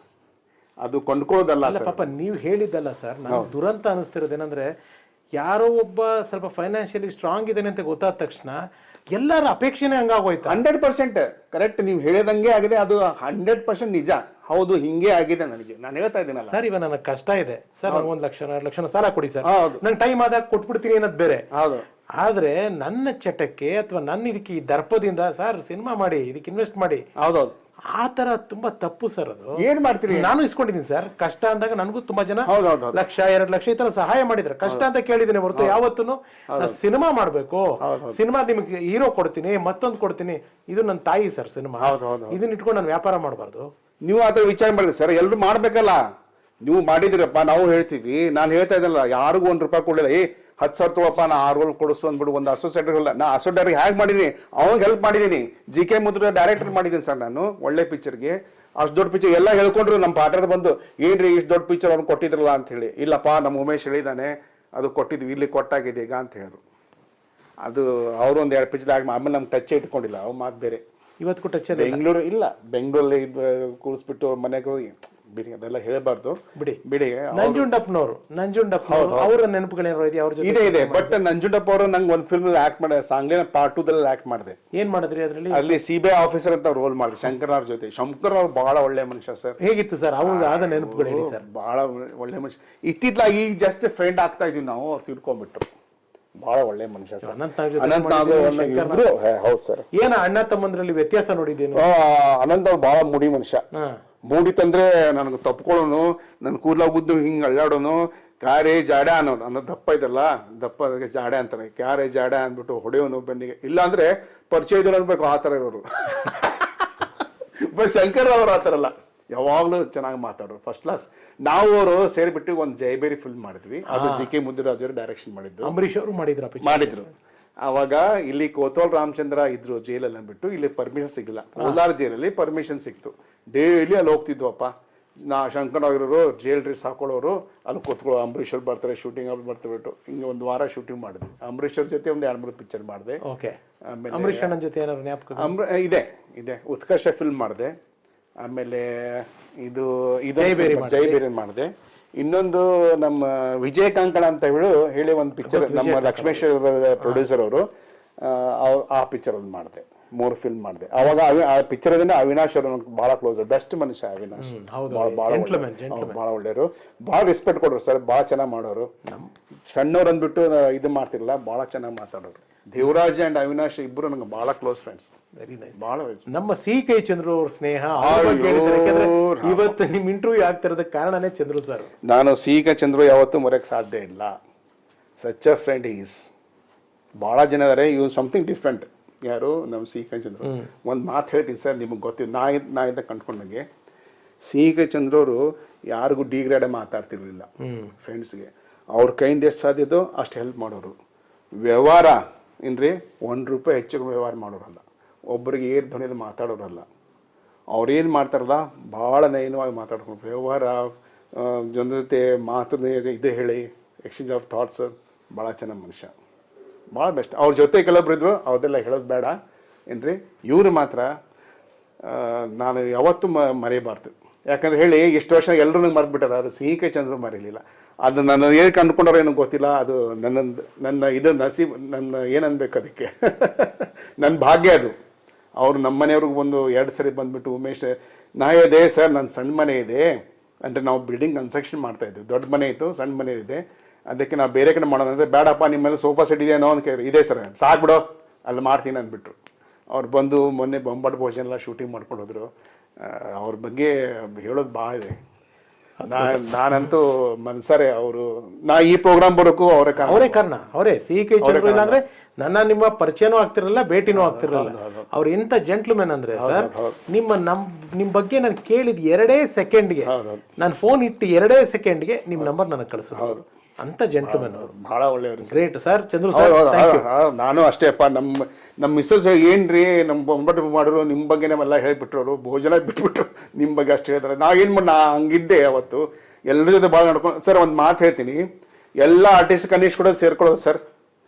ಅಲ್ಲಿ ಪ್ರಕಾಶ್ ರಾವ್ ಬರ್ತಾಯಿದ್ರು, ಆಮೇಲೆ ಶಿವಪ್ರಸಾದ್ ಹರಿಪ್ರಸಾದ್ ಒಬ್ರು ಡೈರೆಕ್ಟರ್ ಇದ್ರು, ಅವ್ರು ಬರ್ತಾಯಿದ್ರು. ಶಣೆ ಅಂತ ಒಬ್ರು ಇದ್ರು, ನಂಜುಂಡ ಅಂತ ಡೈಲಾಗ್ ಬರೀತಾ ಇದ್ರು, ನಂಜುಂಡ ನಾಯ್ಡು. ಅವ್ರು ತೀರ್ಕೊಂಡ್ಬಿಟ್ರು. ಅವ್ನು ಭಾಳ ಕ್ಲೋಸ್ ಫ್ರೆಂಡ್ ನನಗೆ, ಭಾಳ ಒಂದು ಗ್ರೂಪ್ ಇದಾಯ್ತು. ನಾನು ಹೋದ ತಕ್ಷಣ ನವಲೆ ಬಂದಾರಿ, ನಾ ಬಾರಪ್ಪ ಟೀ ಕುಡಿಸೋ ಅಂತ ಹೇಳಿ, ನಾ ಎಲ್ರಿಗೂ ಟೀ ಕುಡಿಸೋನು ಅವಾಗ. ಅಂದರೆ ಭಾಳ ಬಿಂದಾಸ್ ಚೆನ್ನಾಗಿದ್ವಿ ನಾವು. ಅವಾಗ ನಮ್ಮ CK ಚಂದ್ರು ಅವ್ರು ಇರ್ತಾ ಇದ್ರಲ್ಲ, ಭಾಳ ಎಕ್ಸ್ಟೆಂಡ್ ಮನುಷ್ಯ ಸರ್. ಹೀಗೆ ನಿಮ್ಮ ಚಿತ್ರಗಳು, ಪಾತ್ರಗಳು ಎಲ್ಲ ಮಾತಾಡ್ತಿರ್ಬೇಕಾದ್ರೆ ಇವಾಗ ನಿಮ್ಮ ಒಂದು ರೊಟೀನ್ ಯಾವ ಥರ ಇರುತ್ತೆ? ಅಂದರೆ ಅಂಗಡಿ ಯಾವ ರೀತಿ ಇರುತ್ತೆ? ಯಾರ್ಯಾರು ಇದ್ದೀರಾ ಮನೆಯಲ್ಲಿ? ಅಂದ್ರೆ ಒಬ್ರು ಅಕ್ಕ ಒಬ್ರು ಅಣ್ಣ ಇಲ್ಲ ಅಂತ ಇಲ್ಲ, ಅದು ಬಿಟ್ರೆ ಫ್ಯಾಮಿಲಿ ಯಾರ್ಯಾರು ಇದ್ದಾರೆ? ಈಗ ಏನಾಗ್ಬಿಟ್ಟಿದೆ ಸರ್, ನಮ್ದೊಂದು ದೊಡ್ಡ ಮನೆ, ಒಂದು 12,000 ಸ್ಕ್ವೇರ್ ಫೀಟಲ್ಲಿ ನಮ್ಮ ಮನೆ ಇತ್ತು. ಒಂದೇ ಮನೆ, 12,000 ಸ್ಕ್ವೇರ್ ಫೀಟ್ ಒಂದೇ ಮನೆ ಇತ್ತು. ಓಕೆ. ಆ ಮನೆಯಲ್ಲಿ ನಾವು 5 ಜನ ಬ್ರದರ್ಸ್ ಒಂದೇ ಮನೆ ಇರ್ತಾ ಇದ್ವಿ. ಈಗ ಅದನ್ನ ಹೇಳ್ಬಿಡ್ತು, ಎಲ್ಲ ಮಕ್ಕಳು ಮದುವೆ ಆಯ್ತಲ್ಲ. ಒಂದು ಟೈಮಲ್ಲಿ 22 ಮೆಂಬರ್ಸ್ ಇರ್ತಾ ಇದ್ವಿ ನಾವು ಒಂದು ಮನೇಲಿ. ಅಷ್ಟು ಬೆಡ್ರೂಮ್ ಇತ್ತು, 10 ಬೆಡ್ರೂಮ್ ಇತ್ತು. 10 ಬೆಡ್ರೂಮ್ 22 ಜನ, 27 ಜನ ಇರ್ತಿದ್ವಿ. ಎಲ್ಲ ಮಕ್ಕಳು ಮದುವೆ ಆಯಿತು, ಕಲಿತರು. ಈಗ ನನ್ನ ಮಗ ಇಂಗ್ಲೆಂಡ್ ಹೋಗೋದ, ಇನ್ನೊಬ್ರು ಪುಣಾಕ್ ಹೋದ, ಇನ್ಫೋಸಿಸ್ ಕೆಲಸ ಮಾಡ, ಅವ್ನು ಪುಣಾಕ್ ಹೋದ, ಒಬ್ರು ಬೆಂಗಳೂರು ಕೆಲಸ ಮಾಡಿದ್ದು, ಮದುವೆಗಳಾಯಿತು, ಎಲ್ಲ ಮನೆ ಖಾಲಿ ಆಯಿತು. ಉಳಿದು 5 ಜೋಡಿ ಮನೆ. ಈಗ ಒಬ್ಬನು ಬಾಂಬೆಲಿ ಕೆಲಸ ಮಾಡಿದ, ಅವ್ರ ತಂದೆ ತಾಯಿ ಬಾಂಬೆಗೆ ಹೋದ್ರು. ನಮ್ಮ ಪಾಂಡುರಂಗ್ ಅಂತ ನಮ್ಮ ಬ್ರದರ್ 3ನೇ, ಅವ್ನು ಬಾಂಬೆಗೆ ಹೋದ. ದೊಡ್ಡ ಬ್ರದರ್ ಮಗ ಅಂಗಡಿ ಮೇಂಟೈನ್ ಮಾಡಿ, ಅವ್ನು ಮುಂಚೆ ಬೇರೆ ಕಂಪ್ನಿ ಕೆಲಸ ಮಾಡಿದ್ದೆ, ತಂದಿರೋದು ಅವನ ಅಂಗಡಿ ಮೇಂಟೈನ್ ಮಾಡ್ತಿದ್ದಾನೆ ವಿಕಾಸ್ ಅಂತೇಳಿ. ಆಮೇಲೆ ಈಗ ಮೂರನೇವನು ಆಕ್ಸಿಸ್ ಬ್ಯಾಂಕಲ್ಲಿ ಮ್ಯಾನೇಜರ್ ಇದ್ದ, ಈಗ ಟಾಟಾ ಫೈನಾನ್ಸಲ್ಲಿ ಬೆಂಗಳೂರಲ್ಲಿ ಮ್ಯಾನೇಜರ್, ಅವನು ಇಲ್ಲಿ ಬಂದಿದ್ದ. ಸೊ ಎಲ್ಲರೂ ಒಂದೊಂದು ಕಡೆ ಆಗ್ಬಿಟ್ಟಿದ್ದೀವಿ. ಈಗ ಹುಬ್ಳಿಯಿಂದ ನಾನು ಒಬ್ಬನೇ ಇದ್ದೀನಿ, ಒಂದೇ ಮನೆ ಇದೆ, ಎಲ್ಲರೂ ಬಂದು ನಮ್ಮ ಮನೆ ಬರ್ತಾರೆ. ಈಗ ಈ ಥರ ಎಲ್ಲ ಮಕ್ಕಳು ಮದುವೆ ಆಯಿತು, ಎಲ್ಲ ಕೆಲಸದಲ್ಲಿ ಇದ್ದಾರೆ. ಸೊ ಆ ಮನೆ ದೊಡ್ಡ ಮನೆ ಐತಲ್ಲ, ಅದನ್ನು JV ಕೊಟ್ಟಿದ್ದೀವಿ, ಕೊಟ್ಬಿಟ್ಟು ಕಾಂಪ್ಲೆಕ್ಸ್ ಕಟ್ತಾ ಇದ್ದೀವಿ. ಚೆನ್ನಾಗಿದೆ. ಈಗ ಈ ಡಿಸೆಂಬರ್ ನಮ್ಗೆ ಕೊಡ್ತಾರೆ. ಸೊ ಕಾಂಪ್ಲೆಕ್ಸ್ ಮೇಲ್ಗಡೆ ಮನೆ ಮಾಡಿಕೊಡ್ತಿದ್ದಾರೆ ನಮಗೆ, ಆ ಮನೆಗೆ ಶಿಫ್ಟ್ ಆಗ್ತೀವಿ ನಾವೀಗ. Super, very nice. ಆ ಥರ ಎಲ್ಲೋ ಚಂದ್ರಮೌಳಿ ಅವರ ಜೀವನ ನಾನು ಮಾತಾಡ್ತಾ ಬರ್ಬೇಕಂದ್ರೆ ಅವಕಾಶಗಳು ನಿಮ್ಮ ಹತ್ರ ಬಂದಿವೆ, ಎಷ್ಟೊಂದು ಜನಕ್ಕೆ ಅವಕಾಶಗಳೇ ಇರಲ್ಲ. ಹೌದು, 100%. ಆದರೆ ಅದನ್ನ ನಿಮ್ಮನ್ನ ಬಳಸ್ಕೊಂಡು ನಾವು ಯಾರು ಇದ್ದಿದ್ರೆ ದೊಡ್ಡ ಥರದಲ್ಲೇ ಸಿನಿಮಾ ಥರದಲ್ಲಿ ಬೆಳಿಬೋದಾಗಿತ್ತು. ಆದರೆ ನಿಮ್ಮ ದುರುಪಯೋಗ ಮಾಡ್ಕೊಂಡಿದ್ದೆ ಜಾಸ್ತಿ. ಅಲ್ಲೇ ಬೇಜಾರಾಗಿದೆ ನನಗೆ ಸರ್. ನಾ ಹೇಳ, ಯಾವ ಡೈರೆಕ್ಟ್ರು ನಂಗೆ ಡಿಸ್ಲೈಕ್ ಮಾಡ್ತಿರಲಿಲ್ಲ ಸರ್, ಯಾವ ಪ್ರೊಡ್ಯೂಸರ್ ನಾವು ಆ ಥರ ಇದ್ವಿ. ಯಾಕಂದರೆ ಕಾಸು ಹಿಂದ್ಗಡೆ ಬಿದ್ದವನಲ್ಲ ಅವಾಗೂ ಕೂಡ. ನಾನು ಹೆಲ್ಪ್ ಮಾಡೋ ಮನಸ್ಸಿದೆ, ಇವತ್ತು ಮಾಡ್ತೀನಿ ಸರ್. ನನ್ನ ಹುಬ್ಬಳ್ಳಿಲಿ ನಂಗೆ ಹೆಲ್ಪ್ ಮಾಡೋ ಜನ ಇದ್ದಾರೆ ಸರ್, ಅವ್ರ ಥ್ರೂ ಅವ್ರಿಗೆ ಹೆಲ್ಪ್ ಮಾಡ್ತಿದ್ದೆ. ಆ ಥರ ಇವತ್ತು ಭಾಳ ಜನ ಇದ್ದಾರೆ, ಹೆಲ್ಪಿಂಗ್ ನೇಚರ್ ಭಾಳ ಇದೆ. ನಾವು ಆದಷ್ಟು ಮಾಡ್ತೀವಿ, ಜನ ನಮಗೂ ಮಾಡ್ತಾರೆ. ನಮ್ಮ ಬಟ್ಟೆ ಅಂಗಡಿಯಲ್ಲಿ ಸರ್ ಭಾಳ ಜನ ಇದ್ದಾರೆ ಹುಬ್ಬಳ್ಳಿಯಲ್ಲಿ, ಹೋಲ್ಸೇಲ್ ಮಾರವಾಡಿ ಜನ ನನಗೆ ಭಾಳ ನೋಡ್ತಾರೆ ಸರ್. ಯಾವ ರೀತಿ ಇರುತ್ತೆ ನಿಮ್ಮ ರೊಟೀನ್? ಅವಾಗಲೇ ಅದೇ ಪ್ರಶ್ನೆ ಕೇಳಿದೆ. ಅಂದ್ರೆ ಬೆಳಗ್ಗೆ ಎದ್ದು ಅಂಗಡಿ ತೆಗಿತೀವಿ. ಈಗ ಏನಾಗಿದೆ ಅಂತ ಹೇಳಿದ್ರೆ, ಬಸ್ ಸ್ಟ್ಯಾಂಡ್ ಪಕ್ಕದಲ್ಲಿ ನಮ್ಮ ಅಂಗಡಿ ಇರೋದ್ರಲ್ಲ, ಸದ್ಯ ಬಸ್ ಸ್ಟ್ಯಾಂಡ್ ಈಗ 3 ವರ್ಷ 4 ವರ್ಷದಿಂದ ರೆನೋವೇಷನ್ ನಡೀತಾ ಇದೆ. ಯಾವಾಗ ಕರೋನಾ ಬಂತಲ್ಲ, ಕರೋನಾ ಹೋದ್ಮೇಲೆ ಬಸ್ ಸ್ಟ್ಯಾಂಡ್ ಹೋಗ್ಬಿಡ್ತು ನಮ್ಮ ಅಂಗಡಿ ಪಕ್ಕದಲ್ಲಿ. ಸೊ ಈಗ ವ್ಯಾಪಾರ ಸ್ವಲ್ಪ ಕಡಿಮೆ ಇದೆ. ಅದು ಜಾಗ ನಿಮ್ ಸ್ವಂತದ್ದೇನಾ ಸರ್? ಹೌದು, ಅದು ವಿಶ್ವಸಾಗರ ಬಿಲ್ಡಿಂಗ್ ಸರ್. ಅದು ವಿಶ್ವಸಾಗರ ಬಿಲ್ಡಿಂಗ್ ಅಲ್ಲಿ ನಾವು ಬಾಡಿಗೆ ಇದ್ವಿ, ಆಮೇಲೆ ಸ್ವಂತ ಮಾಡ್ಕೊಂಡ್ವಿ. ಪ್ರೊಡ್ಯೂಸರ್ ನನ್ನ ಅಂಗಡಿ ವಿಶ್ವಸಾಗರ್ ಬೆಂಗಳೂರು ಇದ್ದಾರೆ ಅವರು. ಓಕೆ, ಬೆಂಗಳೂರು ಇದ್ದಾರೆ. ವಿಶ್ವಸಾಗರ್ ಅವ್ರ ಅಂಗಡಿಲಿ ನಾವು ತಗೊಂಡು ಈಗ ನಾವು ಬಿಸ್ನೆಸ್ ಮಾಡ್ತಾ ಇದ್ದೀನಿ. ಸೊ ಈಗ ಬಸ್ ಸ್ಟ್ಯಾಂಡ್ ಇಲ್ಲದ ಕಾರಣ ವ್ಯಾಪಾರ ಕಡಿಮೆ ಇದೆ. ಒಂದು ಬರೀ ವ್ಯಾಪಾರ ಮಾಡೋದು ಅಷ್ಟೇ ಅಲ್ಲ, ಜನಕ್ಕೂ ಒಂದು ಸರ್ವಿಸ್ ಆಗಬೇಕು, ಯಾರಿಗೊಬ್ಬನ ಅಂಗಡಿ ತರ ಹೆಲ್ಪ್ ಆಗ್ಬೇಕಂದ್ರೆ. ಯಾಕಂತ ಹೇಳಿದ್ರೆ ನಮ್ಮ ಅಕ್ಕಪಕ್ಕದಲ್ಲೆಲ್ಲ ಲಾಡ್ಜಿಂಗ್ ಇದ್ದಾವೆ. ಬೆಳಗ್ಗೆ ಎದ್ದ ತಕ್ಷಣ ಯಾರೋ ಒಬ್ರು ಅಂಡರ್ ಮರ್ತು ಬರ್ತಿದ್ದಾನೆ, ಯಾರಿಗೋ ಶರ್ಟ್ ಬೇಕು, ಏನೋ ಬೇಕಾಗಿರುತ್ತೆ, ಮರ್ತು ಬಂದಿದ್ದ. ಒಬ್ರದ್ದು ಎಕ್ಸಾಮ್ ಇರುತ್ತೆ, ಒಬ್ಬನು ಇಂಟರ್ವ್ಯೂ ಇರುತ್ತೆ, ಒಬ್ಬನು ಏರ್ಪೋರ್ಟ್ ಹೋಗಿರೋದು ಇರುತ್ತೆ. ಹೀಗೆ ಯಾರು ಭೇಟಿ ಆಗಿರುತ್ತೆ, ಅವ್ರಿಗೆ ಏನೂ ಇಲ್ಲ ಅಂದರೆ ಎಲ್ಲ ಲಾಡ್ಜಿಂಗ್ ಗೊತ್ತು, ನಾವು ಬೇಗ ತೆಗಿತೀವಿ. ಎಲ್ಲರೂ ಇಲ್ಲಿ ಕಳಿಸ್ತಾರೆ ಕಸ್ಟಮರ್ಗೆ. 10 ಗಂಟೆವರೆಗೂ ನನ್ನ ಕಡೆ ಎಷ್ಟಾಗಿ ಮಾಡ್ತೀವಿ, ಆಮೇಲೆ 10 ಗಂಟೆ ವ್ಯಾಪಾರ ಮಾಡೋದು. ಜನ ಸೇವೆ ಮಾಡೋದು ಸರ್, ಏನು ತಪ್ಪಿದೆ? ಒಂದು 3 ತಾಸು. ಒಬ್ರು ಒಂದು ಹೇಳ್ತಾನೆ ಕಸ್ಟಮರ್, ಕೈ ಕೊಟ್ಟ ನನಗೆ. ಯಾಕೆ ಸರ್ ಅಂದೆ. ಸರ್ ನೀವು ಅಂಗಡಿ ತಂಗೆ ಭಾಳ ಹೆಲ್ಪ್ ಆಯ್ತು ನನಗೆ, ನನ್ನ ಮಿಸ್ಸಸ್ ಬನ್ನಿ ಅಂಡ್ರೆ ಹಾಕಿಲ್ಲ, ನಾನು ಹೇಗೆ ಹೋಗ್ಬೇಕಿತ್ತು ಹೇಳಿ ಇಂಟರ್ವ್ಯೂಗೆ, ನಂಗೆ ಟೈ ಟೈ ಮರ್ದು ಬಂದೀನಿ, ನೀವು ಅಂಗಡಿ ತೆಗೆದು ಗೊತ್ತಾಯ್ತು, ಭಾಳ ಥ್ಯಾಂಕ್ಸ್. ನಿಮ್ಗೆ ಖುಷಿಯಾಗ್ಬಿಡೋರು, ಒಂದು ಹೆಲ್ಪ್ ಆಯ್ತಲ್ಲ ಅವನಿಗೆ. ಸಾಯಂಕಾಲ ಮತ್ತೆ ಬರೋನು ಬಂದು, ನೀವು ಬೆಳಗ್ಗೆ ಕೊಟ್ಟಿದ್ದೆ ಒಳ್ಳೇದಾಯ್ತು ರೀ, ಅಂಗಡಿ ತೆಗೆದ ಅಂದರೆ ಸಾಯಂಕಾಲ ಬಂದು ಮತ್ತೆ ಪರ್ಚೇಸ್ ಮಾಡ್ಕೊಂಡು. ಒಂದು ಸರ್ವಿಸ್ ಇರಲಿ ಜನಕ್ಕೆ, ಬರೀ ವ್ಯಾಪಾರ ಮಾಡೋರು ಎಷ್ಟು ಮಾಡಿದ್ರು ಕಡಿಮೆ ಅಲ್ಲ ಸರ್. Super sir, super. ಆಮೇಲೆ ಎಷ್ಟೊತ್ತು ಕ್ಲೋಸ್ ಮಾಡೋದು? ಮಧ್ಯ ಊಟಕ್ಕೆ ಕ್ಲೋಸ್ ಮಾಡ್ತೀರಾ? ಮಾಡೋದಿಲ್ಲ. ನಮ್ಮ ಮ್ಯಾನೇಜರ್ಗಳು ಇರ್ತಾರೆ, ರಾತ್ರಿ 9-10 ಗಂಟೆಗೆ ಬಂದು ಬರ್ತೀವಿ. ರಜಾ ದಿನ ಯಾವ? ರಜಾ ಏನೂ ಇಲ್ಲ. 7 ದಿವಸನೂ ಕೆಲಸ ಇರುತ್ತೆ. ಹಬ್ಬ ಗಿಬ್ಬ ಈ ತರ ಎಲ್ಲ ಬಂದಾಗ ಏನು ಇಲ್ಲ. ನಾವು ರಿಲೀವ್ ಇರ್ತಾರಲ್ಲ, ರಿಲೀವ್ ಇದ್ದಾಗ ಮನೆಗೆ 1 ಕಿಲೋಮೀಟರ್ ಮನೆ ಬರೀ, ಅಲ್ಲಿಂದ ಭಾಳ ದೂರ ಇಲ್ಲ. ಅದು ಮುಂಚೆನೂ ರೂಢಿ ಆಗ್ಬಿಟ್ಟಿದೆ, ಯಾವ ದಿವಸ ಬಂದಾಗಲ್ಲ. ಇವಾಗ ಮಕ್ಳಿಬ್ರು ಫಾರಿನ್ ಅಲ್ಲಿ ಇದಾರೆ, ನೀವು ಮೇಡಮ್ ಇಬ್ರೆ. ಹೌದು ಸರ್. ಹೇಗಿರುತ್ತೆ ಅಂದ್ರೆ ಇಬ್ರು ಎಲ್ಲರೂ ಆಚೆ ಹೋಗೋದು, ಊಟಕ್ಕೆ ಹೋಗೋದು, ಪಿಕ್ಚರ್ಗೆ ಹೋಗೋದು, ಈ ತರ? ಈಗ ಶುರು ಆಗಿದೆ. ನನ್ನ ಹೆಂಡತಿ ಮಾತ್ರ ನನಗೆ ಬಹಳ ಕೋಪರೇಷನ್ ಕೊಟ್ಟಿದ್ದಾರೆ ಸರ್. ಅವಳು ಹೆಸರು ಸರ್ ಶ್ವೇತನಾ ಅಂತ. ಅವಳು ಭಾಳ ರಿಚ್ ಫ್ಯಾಮಿಲಿ ಬಂದವಳು. ಫಸ್ಟ್ ಸ್ಟ್ಯಾಂಡರ್ಡ್ ಕಾರಲ್ಲಿ ಓಡಾಡೋಳು ಎಲ್ಲ. ಆದರೆ ಮಧ್ಯದಲ್ಲಿ ನಮ್ಮ ಪರಿಸ್ಥಿತಿ ಸರಿ ಇಲ್ಲ, ಯಾವಾಗ ಸ್ಟಕ್ ಆಗಿತ್ತಲ್ಲ, ಅವಾಗ ಭಾಳ ಅಂದ್ರೆ ಭಾಳ ಕಷ್ಟಪಟ್ಬಿಟ್ಟೆ ನಾನು ಏನು ಇನ್ವೆಸ್ಟ್ಮೆಂಟ್ ಮಾಡಿದೆ ಸರ್ ಫಿಲ್ಮಲ್ಲಿ, ಅದು ನಮ್ಮ ಜಾಯಿಂಟ್ ಫ್ಯಾಮಿಲಿಗೆ ಅದು ಅವ್ರಿಗೆ ಹೊರೆ ಮಾಡೋಕೆ ಬಿಡಲಿಲ್ಲ. ನಾನೇ ಏನೋ ಆ್ಯಕ್ಟಿವಿಟೀಸ್ ಮಾಡಿಬಿಟ್ಟು ಚೀಟಿ ಗೀಟಿ ಅವೆಲ್ಲ ಹಾಕ್ಕೊಂಡು ನಾನೇ ತೊಳ್ಕೊಂಡಿದ್ವಿ, ನನ್ನ ಫ್ಯಾಮಿಲಿಗೆ ಭಾರ ಮಾಡಲಿಲ್ಲ. ಆವಾಗ ಇವ್ರಿಗೆಲ್ಲ ಲಕ್ಸುರಿಯಸ್ ಲೈಫಿಗೆ ಸ್ವಲ್ಪ ಕಡಿಮೆ ಆಯಿತು. ಇವಾಗೆಲ್ಲ ಆರಾಮಿದ್ದೀವಿ. ಬಟ್ ಅವಳು ಕೊಟ್ಟು ಕೋಆಪ್ರೇಷನ್ ಯಾರೂ ಕೊಡ್ತಿರ್ಲಿಲ್ಲ. ಅವ್ರ ಜಾಗದಲ್ಲಿ ಯಾರು ಬಂದಿದ್ರೆ ಯಾರೂ ಕೊಡ್ತಿರ್ಲಿಲ್ಲ. ಅಂದರೆ ಆ ಜನ ನಾನಲ್ಲ, ನಮ್ಮ ಸಿಸ್ಟರ್ಸ್, ನಮ್ಮ ರಿಲೇಷನ್ ಹೇಳ್ತಾರೆ, ಒಳ್ಳೆ ಹೆಂಡತಿ ಸಿಕ್ಕಿದಾಳಪ್ಪ ನಿನಗೆ ಅಂದ್ಬಿಟ್ಟು. ನಿಜವಾಗ್ಲು ಸರ್, ಭಾಳ ಆ ಒಂದು ವಿಷಯದಲ್ಲಿ ಭಾಳ ಖುಷಿ ಇದ್ದೀನಿ. ಅಪ್ಪ ಅಮ್ಮ ಸರ್? ಅಪ್ಪ ಅಮ್ಮ? ತಂದೆಯವರಿಲ್ಲ. ತಂದೆಯವರು 87 ತೀರ್ಕೊಂಡ್ರು, ತಾಯಿಯವರು 2016 ತೀರ್ಕೊಂಡ್ರು. ಓ ಸರ್. ತಾಯಿಯವರು ನಿಮ್ದೆಲ್ಲ ಬೆಳವಣಿಗೆಗಳು ನೋಡಿದ್ರು? ಹೌದೌದು. ನಾನು ಚಿಕ್ಕವನಲ್ಲ, ಪ್ರತಿದಿನ ನಾನು ಅಂಗಡಿ ಬಂದ್ ಮಾಡ್ಕೊ 10 ಗಂಟೆಗೆ ಹೋಗ್ಲಿ, 11 ಗಂಟೆಗೆ ಹೋಗ್ಲಿ, ನನ್ನ ತಾಯಿ ನಾ ಬಂದ ತಕ್ಷಣ ಎದ್ದು ಬರೋರು, ಎಷ್ಟು ಮಾಡಿದ್ವಿ ವ್ಯಾಪಾರ ಇವತ್ತು ಕೇಳ್ಬಿಟ್ಟು ಹೋಗಿ ಮಲಗೋರು. ಇಲ್ಲ ಅಂದ್ರೆ ನನ್ನ ಮಿಸ್ಸಸ್ಗೆ ಎಬ್ಸೋರು. ಒಂದೊಂದ್ಸಲ ಲೇಟಾಗಿ ಬಂದ್ಬಿಡ್ತಿದ್ವಿ, ನೀಡಬೇಕು ನೀವು ಯಾಕೆ ಮಲಗಿದೆ ಹೇಗೋ ಅಂತ ಮಿಸ್ಸಸ್ ಜೋರು ಮಾಡಿ ಇದು ಮಾಡೋರು. ಅಷ್ಟು ಇದು ನಮ್ಮ ತಾಯಿ ನನ್ನ ಮೇಲೆ ಭಾಳ ಪ್ರೀತಿ. ಸರ್, ಇವತ್ತು ಎಲ್ಲೋ ಒಂದು ಕಡೆ ನಮ್ಮ ಉಮೇಶ್ ಸರ್ಗೆ ನಾನು ಎಲ್ಲೋ ಒಂದ್ ಕಡೆ ಹೀರೋ ಆಗ್ಬಿಡ್ಬೇಕಾಗಿತ್ತು ಇಂಡಸ್ಟ್ರಿನಲ್ಲಿ, ಯಾವ್ದೋ ಒಂದು ಪಿಕ್ಚರ್ ಮಾಡಿದೆ ಅದರದಕ್ಕೆ ನಿಂತೋಯ್ತು, ಮತ್ತೆ ನೀವು ಯಾಕೋ ಪ್ರಯತ್ನ ಮಾಡ್ಬೇಕಾಗಿತ್ತು ಅಂತ ಯಾವತ್ತೂ ಅನ್ಸಿಲ್ವಾ? ಅನಿಸ್ತಿಲ್ಲ ಸರ್. ನನ್ನ ಫಸ್ಟ್ ಫಿಲ್ಮ್ ಅರುಣ ಆದ ತಕ್ಷಣ ಎಲ್ಲರೂ ನಂಗೆ ಹೇಳೋರು ಏನ್ರಿ ಭಾಳ ಚೆನ್ನಾಗಿ, ಹೌದ್ರಿ ಎಲ್ಲ ಹೇಳೋರು ನಂಗೆ. ಅದು ಅರುಣಾಗ ರಿಲೀಸ್ ಆದ ತಕ್ಷಣ ತಾನೇ ನಾನು ಶಿಕಾರ್ಪುರ ಹೀರೋ ರೋಲ್ ಮಾಡಕ್ ಹೋಗಿತ್ತು. ಅದಕ್ಕೋಸ್ಕರ 1 ವರ್ಷ ವೇಸ್ಟ್ ಮಾಡ್ಕೊಂಡೆ. ಆಮೇಲೆ ಯಾವಾಗ ನಾನು ಮಾಡ್ತಾ ಇದ್ದೆ, ನಾನು ಯಾವಾಗ ಇನ್ವೆಸ್ಟ್ಮೆಂಟ್ ಕರೆಕ್ಟಾಗಿ ಬಂದಿದ್ರೆ ಸರ್ ಕಂಟಿನ್ಯೂ ಮಾಡ್ತಿದ್ದೆ. ನಾನು ಇನ್ವೆಸ್ಟ್ಮೆಂಟ್ಗೆಲ್ಲ ಸೆಕ್ಕಾಗ್ಬಿಟ್ರೆ ಸರ್ ಯಾರು ಹಿಡಿಲಿ ನಾನು ಯಾರು ನಂಬಿದ್ನಲ್ಲ ಅವರಿಂದ ನಾನು ಕರೆಕ್ಟ್ ಬರಲ್ಲ, ಇನ್ಯಾರು ನಂಬೋದು ಸರ್. ಇನ್ನೊಂದು ಹೇಳ್ತೀನಿ ಸರ್, ನಿಮ್ಗೆ ಗೊತ್ತು ಇಂಟ್ರೆಸ್ಟಲ್ಲಿ ನಮ್ಮಂತವ್ರಿಗೆಲ್ಲ ಯಾರ ಕೈಲಾಗಲ್ಲ ಅವರೇ ಬಂದು ನಮ್ಗೆ ಭೇಟಿ ಆಗೋದು, ಒಳ್ಳೆಯವ್ರು ಬರೋದಿಲ್ಲ. ನಾನು ಹೇಳಿದ್ನಲ್ಲ ನಿಮ್ಗೆ ಅದನ್ನ. ಕರೆಕ್ಟ್, ನೀವು ಹೇಳಿ ಕರೆಕ್ಟ್. ನನಗೂ ಅನುಭವ ಆಗಿದೆ ಆ ಥರ. ಅಂಥವ್ರು ಬಂದು ನಮ್ಗೆ ಸಿಕ್ಕಾಕೋತಿದ್ವಿ ನಾವು. ಒಳ್ಳೆಯವ್ರು ಯಾರೂ ಬರ್ತಿರ್ಲಿಲ್ಲ. ಏನು ಮಾಡ್ತೀರಿ, ಒಳ್ಳೆಯವರು ಟೈಮ್ ಇರ್ತಿರಲಿಲ್ಲ. ಅವ್ರದ್ರಲ್ಲಿ ಅವ್ರು ಪ್ರೊಡ್ಯೂಸರ್ ಮಾಡ್ತಾ ಹೋಗ್ತಾ ಇದ್ರು. ಇವು ಯಾರು ಕೆಲಸ ಸಿಗಲ್ಲ ನಮ್ಮಂತರ ಹಿಡ್ಕೊಂಡು ಜೀವ ತಿನ್ನೋರು ನಮಗೆ. ಹೌದು ತಾನೆ, ಆಗಿದೆ ತಾನೆ, ಸತ್ಯ. ನಾನು ಅದಕ್ಕೆ ನಿಮ್ಗೆ ಕೇಳಿದ ಪ್ರಶ್ನೆಗೆ ಅದೇ ಹೇಳ್ತಾ ಇದ್ದೀನಲ್ಲ. ನಾನು ಅರುಣರಾಗ ಪಿಕ್ಚರ್ ಆದ ತಕ್ಷಣನೇ ಹೀರೋ ರೋಲ್ ಬಂತು ನನಗೆ. ಅದಕ್ಕೋಸ್ಕರ 1 ವರ್ಷ ವೇಟ್ ಮಾಡಿದೆ. ಅದಾದ್ಮೇಲೆ ರಣಚಂಡಿಯಲ್ಲಿ ಟ್ರೈ ಮಾಡಿದೆ ನಾನು ಸೆಕೆಂಡ್ ಹೀರೋ ಆಗೋಕ್ಕೆ. ಆದರೆ ಏನು ಮಾಡ್ತೀನಿ, ಮದುವೆನೂ ಆಯಿತು, ಅಮೌಂಟ್ ಸಿಕ್ಕಾಕೋಯ್ತು. ಸುನೀಲ್ ದೇಸಾಯಿ ಇಟ್ಕೊಂಡು ನಾನು ಭಾಳ ಪಿಕ್ಚರ್ ಮಾಡೋದು ಮನಸ್ಸು ಮಾಡಿದ್ದೆ. ಅಲ್ಲಿ ಅಮೌಂಟ್ ಸ್ಟಕ್ ಹೋಗಿತ್ತು. ಅವ್ರದ್ದು ಟೈಮ್ ಸರಿ ಇರಲಿಲ್ಲ. ಅವ್ರ ಬಗ್ಗೆ ಮಾತಾಡಿ ಏನು ಪ್ರಯೋಜನ. ಗೌರಿ ಗಣೇಶ ಮಾತಾಡ್ತಿರ್ಬೇಕಾದ್ರೆ ಇನ್ನೊಂದು ಪ್ರಶ್ನೆ ನಂಗೆ ಬಿಟ್ಬಿಟ್ಟಿದ್ದೆ. ಉದ್ದ ಕೂದಲು ಬಿಟ್ಟಿದ್ರಿ ನೀವು, ಅದೇನು ಸ್ಟೈಲ್ ಅದು? ಉದ್ದ ಕೂದಲಿನಿಂದ ಹೋಗಿದ್ದು ಫ್ಯಾಷನ್ ಅದು. ಅದೇ ಅಂದ್ರೆ ಅನಂತ ಹಿಡ್ಕೊಂಡ್ಬಿಟ್ಟು ಹಿಂಗೆ ಅಲ್ಲಾಡ್ಸೋರು. ನಾನು ಸುಮ್ಮನೆ ಎಲ್ಲ ಅನಂತಂಗೆ ಬಂದಿರೋ ಗೊತ್ತಾಗೋದಿಲ್ಲ.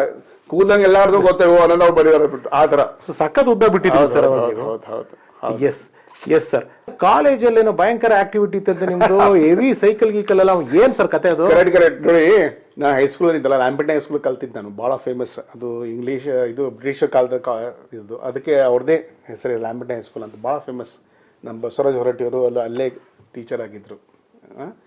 ಅಲ್ಲಿದ್ದಾಗ ನಮಗೆ ಈ ಸಾಂಗು, ಮ್ಯೂಸಿಕ್, ಡ್ರಾಮಾ ಅನ್ನೋದು ಭಾಳ ಇಷ್ಟ ಇಲ್ಲ. ನಾವು ಎಷ್ಟು ಹುಚ್ಚರಿದ್ವು ಅಂತ ಹೇಳಿದ್ರೆ, ನಮ್ಮ ಪ್ರಿನ್ಸಿಪಲ್ ಒಬ್ಬರು ರಿಟೈರ್ಡ್ ಆದರು. ರಿಟೈರ್ಡ್ ಆದ ದುಃಖದ ವಿಷಯ ಅಲ್ವಾ ಅದು. ನಾವು ಆರ್ಕೆಸ್ಟ್ರಾ ಮಾಡಿದ್ವಿ. ಹಿಂದಿ ಎಲ್ಲ ಹಾಡೋರು ನಾವು. ಆರ್ಕೆಸ್ಟ್ರಾ ಅನ್ನೋದು ನಮ್ಮ ಮನೇಲಿ ಎಲ್ಲರೂ ಹಾಡ್ತಾರೆ. ಆ್ಯಕ್ಚುಲಿ ಹೇಳ್ತೀನಿ, ನಮ್ಮ ಅಣ್ಣನ ಮಗ ವಿಕಾಸ್ ನವ್ಲೆ ಅಂತ ಹೇಳಿ, ಅವನು ಒಂದು ಫಿಲ್ಮಲ್ಲಿ ಪ್ಲೇಬ್ಯಾಕ್ ಸಿಂಗಿಂಗ್ ಮಾಡಿದ ಲಾಸ್ಟ್ ಬಸ್ಸಲ್ಲಿ. ಓಕೆ, ಲಾಸ್ಟ್ ಬಸ್ಸಲ್ಲಿ ಒಂದು ಟೈಟಲ್ ಸಾಂಗ್ ಅಲ್ಲೇ ಹಾಡಿದಾನ ಅವನು. ಇಬ್ರು ಸಿಂಗರ್ ಅವನೊಬ್ನು. ನಮ್ಮ ಫ್ಯಾಮಿಲಿ, ನಮ್ಮ ತಾಯಿಂದ ಹಿಡಿದು ಎಲ್ಲ ಬ್ರದರ್ಸು ಹಾಡಾಡ್ತಾರೆ. ನಮ್ಮ ಒಬ್ರು ರಾಜೇಂದ್ರ ಅನ್ನೋ ಫ್ರೆಂಡ್ ಬ್ರದರ್ ಇದ್ದಾರೆ, ಅವರು ಎಲ್ಲ ಇನ್ಸ್ಟ್ರೂಮೆಂಟ್ ನುಡಿಸ್ತಾರೆ. ಈಗ ಮನೇಲಿ ಇದು ಕಲ್ತಿದ್ದು, ಯಾರದನ್ನು ಪಾಠ ಮಾಡಿ ಬ್ಯೂಟಿ ಕಲ್ತಿಲ್ಲ. ನಾನಾಗೆ ಕಲ್ತಿದ್ದು. ತುಂಬಾ ಚೆನ್ನಾಗಿ ಹಾಡಿದ್ರಿ ಸರ್, ನಿಜವಾಗ್ಲೂ ಉಮೇಶ್ ಸರ್, ತುಂಬಾ ಚೆನ್ನಾಗಿ ಹಾಡಿದ್ರಿ. ಸೂಪರ್. ಏನ್ ಸೈಕ್ಲಿಂಗ್ ಮಾಡ್ತಿದ್ರಂತೆ ನೀವು? ಹೌದೌದು. ನಾನು ಕಾಲೇಜ್ ಇದ್ದಾಗ ನಾವು ಸೈಕಲ್ ಟೂರ್ PU ಸೆಕೆಂಡ್ ಇದ್ದಾಗ sir all south Karnataka cycle tour ಮಾಡಿದೆ. ಆಮೇಲೆ ಅದು 20 days. ಆಮೇಲೆ ಹುಬ್ಳಿ ಟು ಗೋವಾ ಸ್ಕೇಟಿಂಗ್ ಮಾಡಿದ್ದೀನಿ. ಸ್ಕೇಟಿಂಗ್? ಹೌದೌದು, ಹುಬ್ಳಿಂದ ಗೋವಾ ಸ್ಕೇಟಿಂಗ್. ಅವಾಗ ಬಹಳ ಹೊಸದದು. ನಾನು ಸ್ಕೇಟಿಂಗ್ ಮಾಡಿದ ಹೋದ್ರೆ ಜನ ನಿಂತ್ಕೊಂಡ್ಬಿಡು, ಅಲ್ಲಿ ನೋಡ್ರಿ ಅನ್ಬಿಟ್ಟು ಹೊಸದಾದ್ರು ಶುರು ಆಯ್ತು. ಸ್ಟ್ರೈನ್ ಏನಾಗಿಲ್ವಾ ನಿಮ್ಗೆ? ಏನ್ ಸರ್, ಅವಾಗೆಲ್ಲ ಹೆಂಗಿದ್ವಿ ಸರ್, ಏನ್ ಸ್ಟ್ರೈನ್ ಆಗುತ್ತೆ.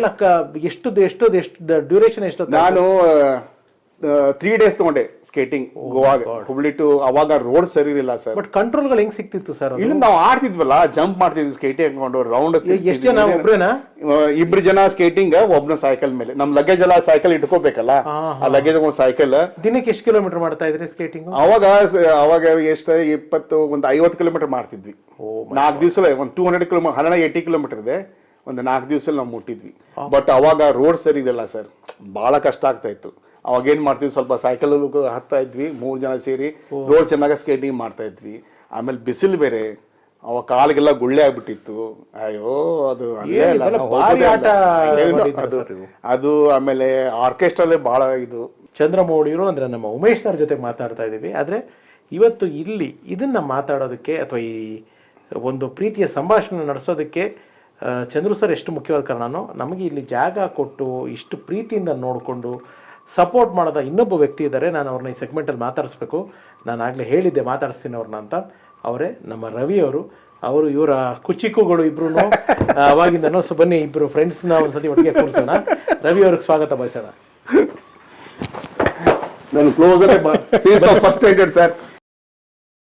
ರವಿ ಅಂದ್ರೆ ನಿಜವಾಗ್ಲೂ ರವಿನೇ, ನಾನು ಸೂರ್ಯ ಇದ್ದಂಗೆ.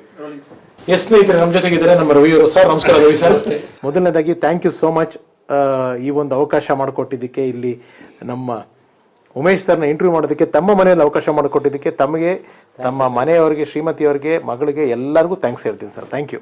Thank you sir, it's my pleasure sir. Yes sir, ಹೇಳಿ ಸರ್. ನಿಮ್ಮ ಸ್ನೇಹಿತರ ಬಗ್ಗೆ ಹೇಳಿ. 1ನೇ ಕ್ಲಾಸಿನ ಕುಚಿಕ್ಕುಗಳು ಇಬ್ರು 1970 ಫಸ್ಟ್ ಸ್ಟ್ಯಾಂಡರ್ಡ್ 1ನೇ ತರಗತಿನಲ್ಲಿ ಫ್ರೆಂಡ್ಸ್ ಆದಾಗಿನಿಂದ. ಸಾಮಾನ್ಯವಾಗಿ ಇವಾಗ ನೋಡಿ, ಇವಾಗೆಲ್ಲ ಅಲ್ಯೂಮಿನಿ ಅಂತೆಲ್ಲ ಮಾಡಕ್ ಶುರು ಮಾಡಿದ್ದಾರೆ, ಇವಾಗೆಲ್ಲ ಅದೊಂದು ಟ್ರೆಂಡ್ ಶುರು ಆಗಿದೆ. ಬಟ್ ನಮ್ಮ ಇಬ್ರು 54 ವರ್ಷದ ಫ್ರೆಂಡ್ಶಿಪ್ ಅವತ್ತಿಂದ ಇಲ್ಲಿವರೆಗೂ ಹೀಗೆ ಇದೀವಿ, ಒಂದೇ ಲೆವೆಲ್ ಆಯ್ತಾ. ಅವಾಗ ನಾವು ಚಿಕ್ಕವರಿದ್ದಾಗ ಇವ್ರದ್ದು ತೋಟ ಇತ್ತು ಸರ್, ಇವ್ರದ್ದು ಒಂದು ಚಿಕ್ಕ ತೋಟ ಅಂತಂದ್ರೆ ಸಪೋಟದ ತೋಟ 1 ಏಕರ್ನಲ್ಲಿ ಸರ್, ಹುಬ್ಳಿನಲ್ಲಿ. ಇವಾಗ ಏನು ಹೈಕೋರ್ಟ್ ಆಗಿದೆ, ಇವಾಗ ಇವ್ರದ್ದು ದೊಡ್ಡದು ಕಾಂಪ್ಲೆಕ್ಸ್ ಕೋರ್ಟ್ ಇದೆ, ಕೋರ್ಟ್ ಎದುರುಗಡೆನೆ ಕೋರ್ಟ್ ಆಗಿದೆ, ಕೋರ್ಟ್ ಎದುರುಗಡೆ ಇವ್ರದ್ದೊಂದು ಕಾಂಪ್ಲೆಕ್ಸ್ ಬರ್ತಾ ಇದೆ. ಅಲ್ಲಿ 1 ಎಕರೆನಲ್ಲಿ ಒಂದು ದೊಡ್ಡ ತೋಟ ಇತ್ತು ಸರ್, ಆ ಚಿಕ್ಕ ತೋಟ. ಅಲ್ಲಿ ನಾವು ಸ್ವಲ್ಪ ನಮ್ಗೆ ರಜಾ ಸಿಕ್ತು, ಭಾನುವಾರ ಆಯ್ತು ಅಂತಂದ್ರೆ, ಶನಿವಾರ ಭಾನುವಾರ ಆಯ್ತು ಅಂತಂದ್ರೆ ಇವ್ರ ತೋಟಕ್ಕೆ ಹೊರಡ್ಬಿಡೋದು, ಊಟ ಎಲ್ಲ ಕಟ್ಕೊಂಡ್ಬಿಡೋರು ಎಲ್ಲ. ಹೌದು, ಸಪೋರ್ಟದ ದಿನಗಳು ತುಂಬಾ ಚೆನ್ನಾಗಿರ್ತಾ ಇತ್ತು. ಎಸ್. ಆಮೇಲೆ ನೀವು ಕೂಡ ಸಿನಿಮಾದಲ್ಲಿ ತೊಡಗಿಸ್ಕೊಂಡಿದ್ರಿ ಅಂತ ಕೇಳ್ಪಟ್ಟೆ. ಯಾಕೆ ಸಿನಿಮಾದಿಂದ ದೂರ ಆಗ್ಬಿಟ್ರಿ? ವೈಶಾಖದ ದಿನಗಳು ಅಂತ ಕಾಣತ್ತಲ್ಲ. ಹೌದು ಸರ್, ಹೌದೌದು. ವೈಶಾಖದ ದಿನಗಳಲ್ಲಿ ಕಟ್ಟೆ ರಾಮಚಂದ್ರ ರಾಷ್ಟ್ರ ಪ್ರಶಸ್ತಿ ವಿಜೇತ ನಿರ್ದೇಶಕರವರು ಇವಾಗ ರೀಸೆಂಟ್ಲಿ ಪಾಪ ತೀರೋದ್ರು, ಅವ್ರ ಮನೆಯವ್ರು ತೀರೋದ್ರು. ಸೊ ಇದರಲ್ಲಿ ಕೋವಿಡ್ ಟೈಮ್ನಲ್ಲಿ ಏನ್ ಪಾತ್ರ ಮಾಡಿದ್ರಿ ಸರ್ ನೀವು ವೈಶಾಖದ? ಅದರಲ್ಲಿ ವಿಷ್ಣುವರ್ಧನ್ ಅವರ ಸ್ನೇಹಿತರ ಪಾತ್ರ ಮಾಡಿದ್ದೆ ಸರ್. ಸೊ ಮುಂಚೆಯಿಂದ ಮತ್ತೆ ವಿಷ್ಣುವರ್ಧನ್ ಅವರು ನಾಯಕಿಯರದ ಇದರಲ್ಲಿ ಯಾವ ಸನ್ನಿವೇಶದಲ್ಲಿ ಬರ್ತೀರಾ? ಅದು ಅವ್ರದ್ದು ಒಂದು ಬರ್ತ್ಡೇ ಸೆಲೆಬ್ರೇಷನ್ ಇರ್ತದೆ. 3 months ಬರ್ತ್ಡೇ ಸೆಲೆಬ್ರೇಷನ್ಗೆ ಅದರಲ್ಲಿ ಎಲ್ಲಾರು ವಿಷ್ಣುವರ್ಧನ್ ಸ್ನೇಹಿತನಾಗಿ ಬಂದಿದ್ದೆ, ಚಿಕ್ಕ ಪಾತ್ರ. ಸೊ ಅದಕ್ಕೆ ತಮಾಷೆಗೆ ಹೇಳ್ಕೊಂತ ಇರ್ತೀನಿ, ನಾನು ಕನ್ನಡ ಚಿತ್ರರಂಗದ senior most junior artist. Junior senior ಆಮೇಲೆ ಅದು ಅಂದ್ರೆ ಅವನೇ ಸೀರಿಯಸ್ ನೋಟ್ ಸರ್. ನಾವ್ ಅದನ್ನ ಜೂನಿಯರ್ ಆರ್ಟಿಸ್ಟ್ ಅಂತ ಹೇಳ್ಬಿಡ್ತೀವಿ, ಅದು ನಾವುಗಳು ಮಾಡ್ಕೊಂಡ್ರು ಆರ್ಟಿಸ್ಟ್ ಅಷ್ಟೇ, ಜೂನಿಯರ್ ಸೀನಿಯರ್ ಅಲ್ಲ ಸರ್, ಕಲಾವಿದರು ಅಷ್ಟೇ. ನಾವು ಅದು ನಾವ್ ಇಟ್ಕೊಂಡ್ರ ಹೆಸರು ನಮ್ಮ ಅನುಕೂಲಕ್ಕೆ, ಇವ್ರು ಜೂನಿಯರ್ ಆರ್ಟಿಸ್ಟ್ ಅಂತೆ, ಇವ್ರು ಸೀನಿಯರ್ ಆರ್ಟಿಸ್ಟ್ ಅಂತೆ, ಇವ್ರು ಸ್ಟಾರ್ಗಳಂತೆ, ಅದೆಲ್ಲ ನಮ್ಮ ಭಾಷೆಗಳು. ಬಟ್ ತಾಯಿ ಶಾರದೆಗೆ ಎಲ್ಲರೂ ಕಲಾವಿದರು. ನಿಮ್ಮ ಸ್ನೇಹಿತನ ಸಾಧನೆ ಬಗ್ಗೆ, ಅವ್ರ ಸಿನಿಮಾಗಳ ಬಗ್ಗೆ ಏನ್ ಹೇಳ್ತೀರಾ? ತುಂಬಾ ಖುಷಿ ಆಗುತ್ತೆ ಸರ್, ತುಂಬಾ ಅಂದ್ರೆ ತುಂಬಾನೇ ಖುಷಿ ಆಗುತ್ತೆ. ಸ್ನೇಹ 54 ವರ್ಷದಿದ್ರು ಕೂಡ ಪ್ರತಿದಿನ ಬೆಳಿಗ್ಗೆ ಸಾಯಂಕಾಲ ಹೇಗೆ ಡಾಕ್ಟರ್ ಹೇಳ್ತಾರಲ್ಲ, 3 ಮಾತ್ರೆ ತಗೋಬೇಕಾ, ಬೆಳಗ್ಗೆ ಟಿಫಿನ್ ಆದ್ಮೇಲೆ ಒಂದು, ಮಧ್ಯಾಹ್ನ ಊಟ ಆದ್ಮೇಲೆ, ರಾತ್ರಿ ಊಟ ಆದ್ಮೇಲೆ ಅಂತಂದು. ಹಾಗೆ ನಮ್ದು ಒಂದು 4 ಜನ ಫ್ರೆಂಡ್ಸ್ ಇದೀವಿ ನಾವು. ಅವರು ಎಲ್ಲಾರು ಯಾರೋ ಒಬ್ಬರು ಫೋನ್ ಮಾಡುದು, ಮತ್ತೆ ಇದ್ರಲ್ಲಿ ರಾಮಭಾಮ ಶಾಲೆಯಲ್ಲಿ ಮುಂದೆ ಅಂತಿರ್ದಲ್ಲ, ಮುಂದೆ. ಸೊ ಆತರ ನಮ್ ಫ್ರೆಂಡ್ಸ್ ನಾವು ಫೋನ್ ಮಾಡಿದಾಗೆಲ್ಲ ಮತ್ತೇನ್ ಸಮಾಚಾರ ಅಂತ ನಾವೆಲ್ಲ ಕತೆ ಹುಡುಕಿ ಕೇಳ್ಬೇಕು, ಇದಾಯ್ತು ಅಂತ ಮುಗಿದ ತಕ್ಷಣ ಮತ್ತೆ ಅಂತಂದು. ಸೊ ಇವರೆಲ್ಲ ಮತ್ತೆ ಫ್ರೆಂಡ್ಸ್ ಇವರು. ನಿಮ್ಮ ಈ ಸ್ನೇಹಕ್ಕೆ ಯಾವ ದೃಷ್ಟಿನೂ ತೆಗ್ದಿರಲಿ, ಟಚ್ ಹೀಗೆ. ಎಸ್ ಉಮೇಶ್ ಸರ್, ನನಗಂತೂ ನಿಮ್ಮ ಬದುಕನ್ನ ಎಷ್ಟು ನನ್ನ ಕೈಯಿಂದ ಸಾಧ್ಯ ಆಗುತ್ತೋ ಅಷ್ಟು ರಿವೈಂಡ್ ಮಾಡ್ಕೊಂಡು ಬಂದಿದ್ದೀನಿ. ಒಟ್ಟಾರೆಯಾಗಿ ನೀವು ನಿಮ್ಮ ಲೈಫ್ ನ ಒಮ್ಮೆ ಹಿಂದಿರುಗಿ ನೋಡಿದಾಗ ನಿಮ್ಗೆ ಏನ್ ಅನ್ಸುತ್ತೆ? ಚೆನ್ನಾಗಿ ಅನ್ಸುತ್ತೆ ಸರ್, ಭಾಳ ಚೆನ್ನಾಗಿ ಅನ್ಸುತ್ತೆ. ಯಾಕೆ ಚೆನ್ನಾಗಿ ಅನ್ಸುತ್ತೆ ಅಂತ ಹೇಳಿದ್ರೆ, ಒಂದು 4 ಜನ ನಾನು ಖುಷಿ ಪಡಿಸಿದ್ದೀನಿ. ನನ್ನ ಫ್ಯಾಮಿಲಿ ಮೆಂಬರ್ಸ್ ಆಗಲಿ, ನನ್ನ ಫ್ರೆಂಡ್ಸ್ ಆಗಲಿ. ನನ್ನ ತಂದೆ ತಾಯಿ ಹಾಕ್ಬಿಟ್ಟು ಮಾರ್ಗದಲ್ಲಿ ನಡೀತಾ ಇದ್ದೀನಿ. ಇವತ್ತು ವ್ಯಾಪಾರ ಮಾಡ್ತಾ ಇದ್ದೀನಿ. ನನ್ನ ತಂದೆ ವ್ಯಾಪಾರ ಮಾಡಬೇಕು ಅನ್ನೋ ಮನಸ್ಸಿತ್ತು, ಇವತ್ತು ಕೂಡ ವ್ಯಾಪಾರ ಮಾಡ್ತಾ ಇದ್ದೀನಿ. ನನ್ನ ಫ್ರೆಂಡ್ಸ್ ಆಗಲಿ, ಜನ ಆಗಲಿ, ನನ್ನ ಕಡೆಯಿಂದ ಎಷ್ಟು ಸಹಾಯ ಆಗ್ತಿದೋ ಅಷ್ಟು ಸಹಾಯ ಮಾಡ್ತಾ ಇದ್ದೀನಿ. ನನಗೆ ಭಾಳ ಖುಷಿ ಇದೆ, ತೃಪ್ತಿ ಇದೆ. ಸಾಕು, ಒಂದು ಮನುಷ್ಯ ಏನು ಮಾಡಬೇಕು ಅದೆಲ್ಲ ಪ್ರಯತ್ನ ಮಾಡಿದ್ದೀನಿ. ಇನ್ನೂ ಆಸೆಗಳು ಇರುತ್ತೆ, ನಾನು ಪ್ರಯತ್ನ ಮಾಡ್ತಾ ಇದ್ದೀನಿ. ಬಟ್ ಆದರೆ ಯಾವುದೇ ಕಾರಣಕ್ಕೂ ನನ್ನ ಫ್ರೆಂಡ್ಸ್ ಬಿಡೋದಿಲ್ಲ. ನನ್ನ ಫ್ರೆಂಡ್ಸ್ ತಪ್ಪು ಮಾಡದೇ ಇರಲಿ, ನನಗೆಲ್ಲ ಮಾಫ್ ಮಾಡಿಬಿಟ್ಟು ನಾನು ಯಾವತ್ತು ಒಂದು ಮನುಷ್ಯನ ಭೇಟಿ ಆದರೆ ಅವ್ನು ಬಿಡೋಕೆ ಆಗೋದಿಲ್ಲ, ನಾನು ಬಿಡೋದಿಲ್ಲ. ಅವ್ನು ಎದುರಿಗೆ ಬಂದರೆ ನಾನು ಮಾತಾಡಬೇಕು, ಅವನು ನಂಗೆ ಮಾತಾಡಬೇಕು. ಈ ಥರ ನನ್ನ ಒಬ್ಬಳೇ ಭಾಳ ಫ್ರೆಂಡ್ಸ್ ಇದ್ದಾರೆ, ಬಿಸ್ನೆಸ್ ಫ್ರೆಂಡ್ಸೇ ಭಾಳ ಜನ ಇದ್ದಾರೆ. ನನ್ನ ಇಷ್ಟು ಕಷ್ಟ ಇದ್ದೀನಲ್ಲ, ಕೆಲವೊಂದು ಸರಿ ಕಷ್ಟ ಇರೋದು ನಮಗೆ. ನನ್ನ ಬಿಸ್ನೆಸ್ ಫ್ರೆಂಡ್ಸ್ ಮಾರೋಡಿ ಜನ ಇದ್ದಾರೆ, ಭಂಡಾರಿ ಆ್ಯಂಡ್ ಸನ್ಸ್ ಅಂತ. ಅವಳು ಭಾಳ ಹೆಲ್ಪ್ ಮಾಡಿದ್ದಾರೆ ನನಗೆ. ಅವರು ಯಾವತ್ತೂ ನನಗೆ ಬಿಡೋದಿಲ್ಲ, ನಾನು ಏನೇ ಇರಲಿ. ಈ ಥರ ಭಾಳ ಫ್ರೆಂಡ್ಸ್ ಇದ್ದಾರೆ ಹುಬ್ಬಳ್ಳಿಲಿ. ಬಸವರಾಜ್ ಶಿರ್ಕುಳ ಅಂತಿದ್ದಾರೆ, ಭಾಳ ಜನ ಇದ್ದಾರೆ, ಮನೋಜ್ ಅಂತಿದ್ದಾರೆ. ಇವತ್ತು ಎಲ್ಲರ ಜೊತೆ ನಾನು ಚೆನ್ನಾಗಿದ್ದೀನಿ, ನನಗೆ ಯಾವುದೂ ತೊಂದರೆ ಇಲ್ಲ. ಫ್ರೆಂಡ್ಸ್ ಇರೋದ್ರಿಂದ, ನನ್ನ ರಿಲೇಷನ್ ಇರೋದ್ರಿಂದ ನಾನು ಹ್ಯಾಪಿಯಾಗಿದ್ದೀನಿ. ಫ್ಯಾಂಟಾಸ್ಟಿಕ್. ಕಾಸು ಇಂಪಾರ್ಟೆಂಟ್ ಅಲ್ಲ ಸರ್, ರಿಲೇಷನ್ ಫ್ರೆಂಡ್ಸ್ ಭಾಳ ಇಂಪಾರ್ಟೆಂಟ್ ಅಂತ ನಾನು ತಿಳ್ಕೊಂಡು ನಾನು ಜೊತೆ ಜೀವನ ಮಾಡ್ತೀನಿ. ನಾನು ಖುಷಿ ಇದ್ದೀನಿ. ನನ್ನ ಹೆಂಡತಿ ಆಗಲಿ, ನನ್ನ ಮಕ್ಕಳಾಗಲಿ, ನನ್ನ ಬ್ರದರ್ಸ್ ಆಗಲಿ, ಸಿಸ್ಟರ್ಸ್ ಆಗಲಿ, ಫ್ರೆಂಡ್ಸ್ ಆಗಲಿ, ಯಾರ ಜೊತೆನೇ ನಂದು ತಾರತಮ್ಯ ಇಲ್ಲ, ಯಾರಿಗೂ ಅಬ್ಜೆಕ್ಷನ್ ಇಲ್ಲ, ಏನೂ ಇಲ್ಲ, ಚೆನ್ನಾಗಿದೆ. Yes sir. ಇಷ್ಟು ನನಗಂತೂ ನಿಮ್ಮ ಜೊತೆ ಇಷ್ಟೊತ್ತು ಮಾತಾಡಿದ್ದು ನಾನು ತುಂಬಾ ತಿಳ್ಕೊಂಡೆ, ತುಂಬಾ ಕಲ್ತ್ಕೊಂಡೆ. ನಿಮಗೆ ಏನು ಅನಿಸ್ತು ನನ್ನ ಜೊತೆ ಮಾತಾಡಿದ್ದು ಇಷ್ಟು? ಓ ಗ್ರೇಟ್ ಸರ್. ನೀವು ಒಬ್ಬ ಲೈಫಲ್ಲಿ ಏನು ಆರಿಸ್ಬೇಕು, ಏನು ತೆಗಿಬೇಕು ಅನ್ನೋದು ನೀವು ಕುತ್ಕೊಂಡಲ್ಲೇ ಮಾತೆಲ್ಲ ಪಟ ಎಲ್ಲ ತೆಗೆದುಬಿಟ್ರಿ. Thank you sir. ನಾನು ಈ ಇಂಟ್ರೂ ನಾನು ಕೊಟ್ಟಿದ್ದ ಜ್ಞಾಪಕನೇ ಇಲ್ಲ. ನಾನು ನೀವು ಕೇಳಿದ ಮಾತಿಗೆ ನೀವು ಯಾವ ಥರ ಕೇಳಿದ್ರಿ ಅಂದರೆ ನನ್ನ ಮನಸ್ಸಲ್ಲಿ ನಾನು ಏನು ಇಟ್ಕೋಬಾರ್ದು ಆ ಥರ ನೀವು ಕ್ವಶನ್ ಕೇಳಿದ್ರಿ. ನನ್ನ ಮನಸ್ಸು ಎಲ್ಲ ನೀವು ತೆಗೆದುಬಿಟ್ರಿ. ಹೌದಾ? ಇನ್ನೇನು ಹೇಳೋದಿಲ್ಲ. ಅದಕ್ಕೆಲ್ಲ ಕೆಲವೊಂದು ಸರಿ ಕೆಲವೊಂದು ಕಡೆ ಕೆಲವೊಂದು ಮಾತಾಡೋಕೆ ಆಗೋದಿಲ್ಲ. ಆದರೆ ನಿಮ್ಮ ಕೇಳೋ ಮಾತಲ್ಲಿ ನೀವು ಮಾಡೋ ವರ್ಣನೆಯಲ್ಲಿ ನನ್ನ ಏನು ಮನಸ್ಸಲ್ಲಿ ಮುಚ್ಚಿಡೋಕ್ಕಾಗಿಲ್ಲ. ಎಲ್ಲ ನಾನು ನಿಮ್ಗೆ ಹೇಳಿದ್ದೀನಿ ಸರ್. ಇದನ್ನ ಬಿಟ್ಟು ಬೇರೆ ಏನಿದೆ ನಮ್ಮದು. Thank you sir. Thank you. ಭಾಳ ಥ್ಯಾಂಕ್ಸ್. ನನಗೆ ನಿಮ್ಮ ಒಂದು ಜೀವನದ ಕಥೆನ ದಾಖಲೆ ಮಾಡೋಕೆ ಅವಕಾಶ ಮಾಡಿಕೊಟ್ಟಿದ್ದಕ್ಕೆ ತುಂಬಾ ಥ್ಯಾಂಕ್ಸ್. ಅಂಡ್ ರವಿ ಸರ್, ನಿಮಗೆ ನಾನು ಥ್ಯಾಂಕ್ಸ್ ಹೇಳಲೇಬೇಕು. ಫಸ್ಟ್ ಕ್ಲಾಸ್ ಬೇಡ ಅಂದ್ರೆ ಒಳ್ಳೆ ಟೀ ಕೊಟ್ಟರು, ಬರ್ತಾ ಇರೋಂಗೆ ಒಳ್ಳೆ ಊಟ ಪಾಪ ಮಾಡಿಸಿದ್ರೆ, ಇಷ್ಟು ಪ್ರೀತಿ ಕೊಟ್ಟು ಒಂದು ಮನೆಯಲ್ಲಿ ಜಾಗ ಕೊಟ್ಟು, ಮನೆಯಲ್ಲಿ ಜಾಗ ಕೊಡೋದು ಎಲ್ಲರೂ ಕೊಡ್ತಾರೆ ಸರ್, ಆದ್ರೆ ನೀವು ನಿಮ್ಮ ಮನಸ್ಸಲ್ಲಿ ಜಾಗ ನಿಮ್ಮ ಇಲ್ಲ.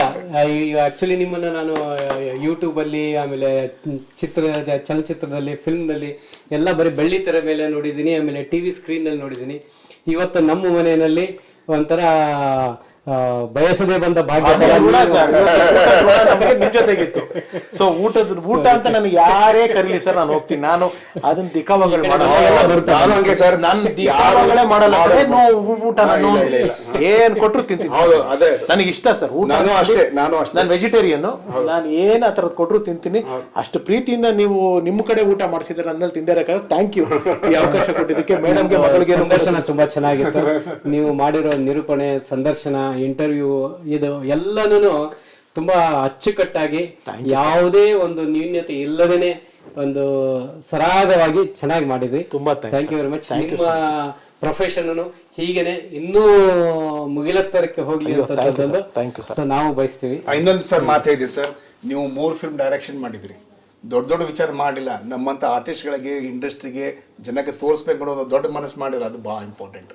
ನಮಗೆ ನಿಮ್ಮಂತ ಇದೆ ದೊಡ್ಡ ಡೈರೆಕ್ಟರ್ ಪಿಕ್ಚರ್ ಮಾತ್ರ ಗಳಿಸ್ತಾರೆ ಅದೇ. ಬಟ್ ನೀವು ಒಂದು ಸ್ವಲ್ಪ ವಿಚಾರ ಮಾಡ್ಬಿಟ್ಟು ನನ್ನಿಂದ ಏನೋ ಒಂದು ಒಳ್ಳೇದಾಗಬೇಕು, ಒಬ್ಬರದ್ದು ಮನಸ್ಸು, ಒಬ್ಬರದ್ದು ಕಷ್ಟನ ತೋರಿಸ್ಬೇಕು ಅನ್ನೋ ರೀತಿಯಲ್ಲಿ ನಮ್ಮಂತರ ಆರ್ಟಿಸ್ಟ್ ಹುಡ್ಕೊಂಡು ನೀವೇನು ತೆರೆ ಮೇಲೆ ನಿಮ್ಮದೇ ಆದಂಥ ಒಂದು ಚಾನಲ್ ನೀವು ಇಂಟ್ರೊಡ್ಯೂಸ್ ಮಾಡ್ತಾ ಇದ್ದೀರಿ, ಪರಿಚಯ ಮಾಡ್ತಾ ಇದ್ದೀರ, ಅದು ಭಾಳ ದೊಡ್ಡ ಮನಸ್ಸು ನಿಮ್ಮದು. ಎಲ್ಲರೂ ಅದು ಮಾಡೋಕೆ ಹೋಗಲ್ಲ.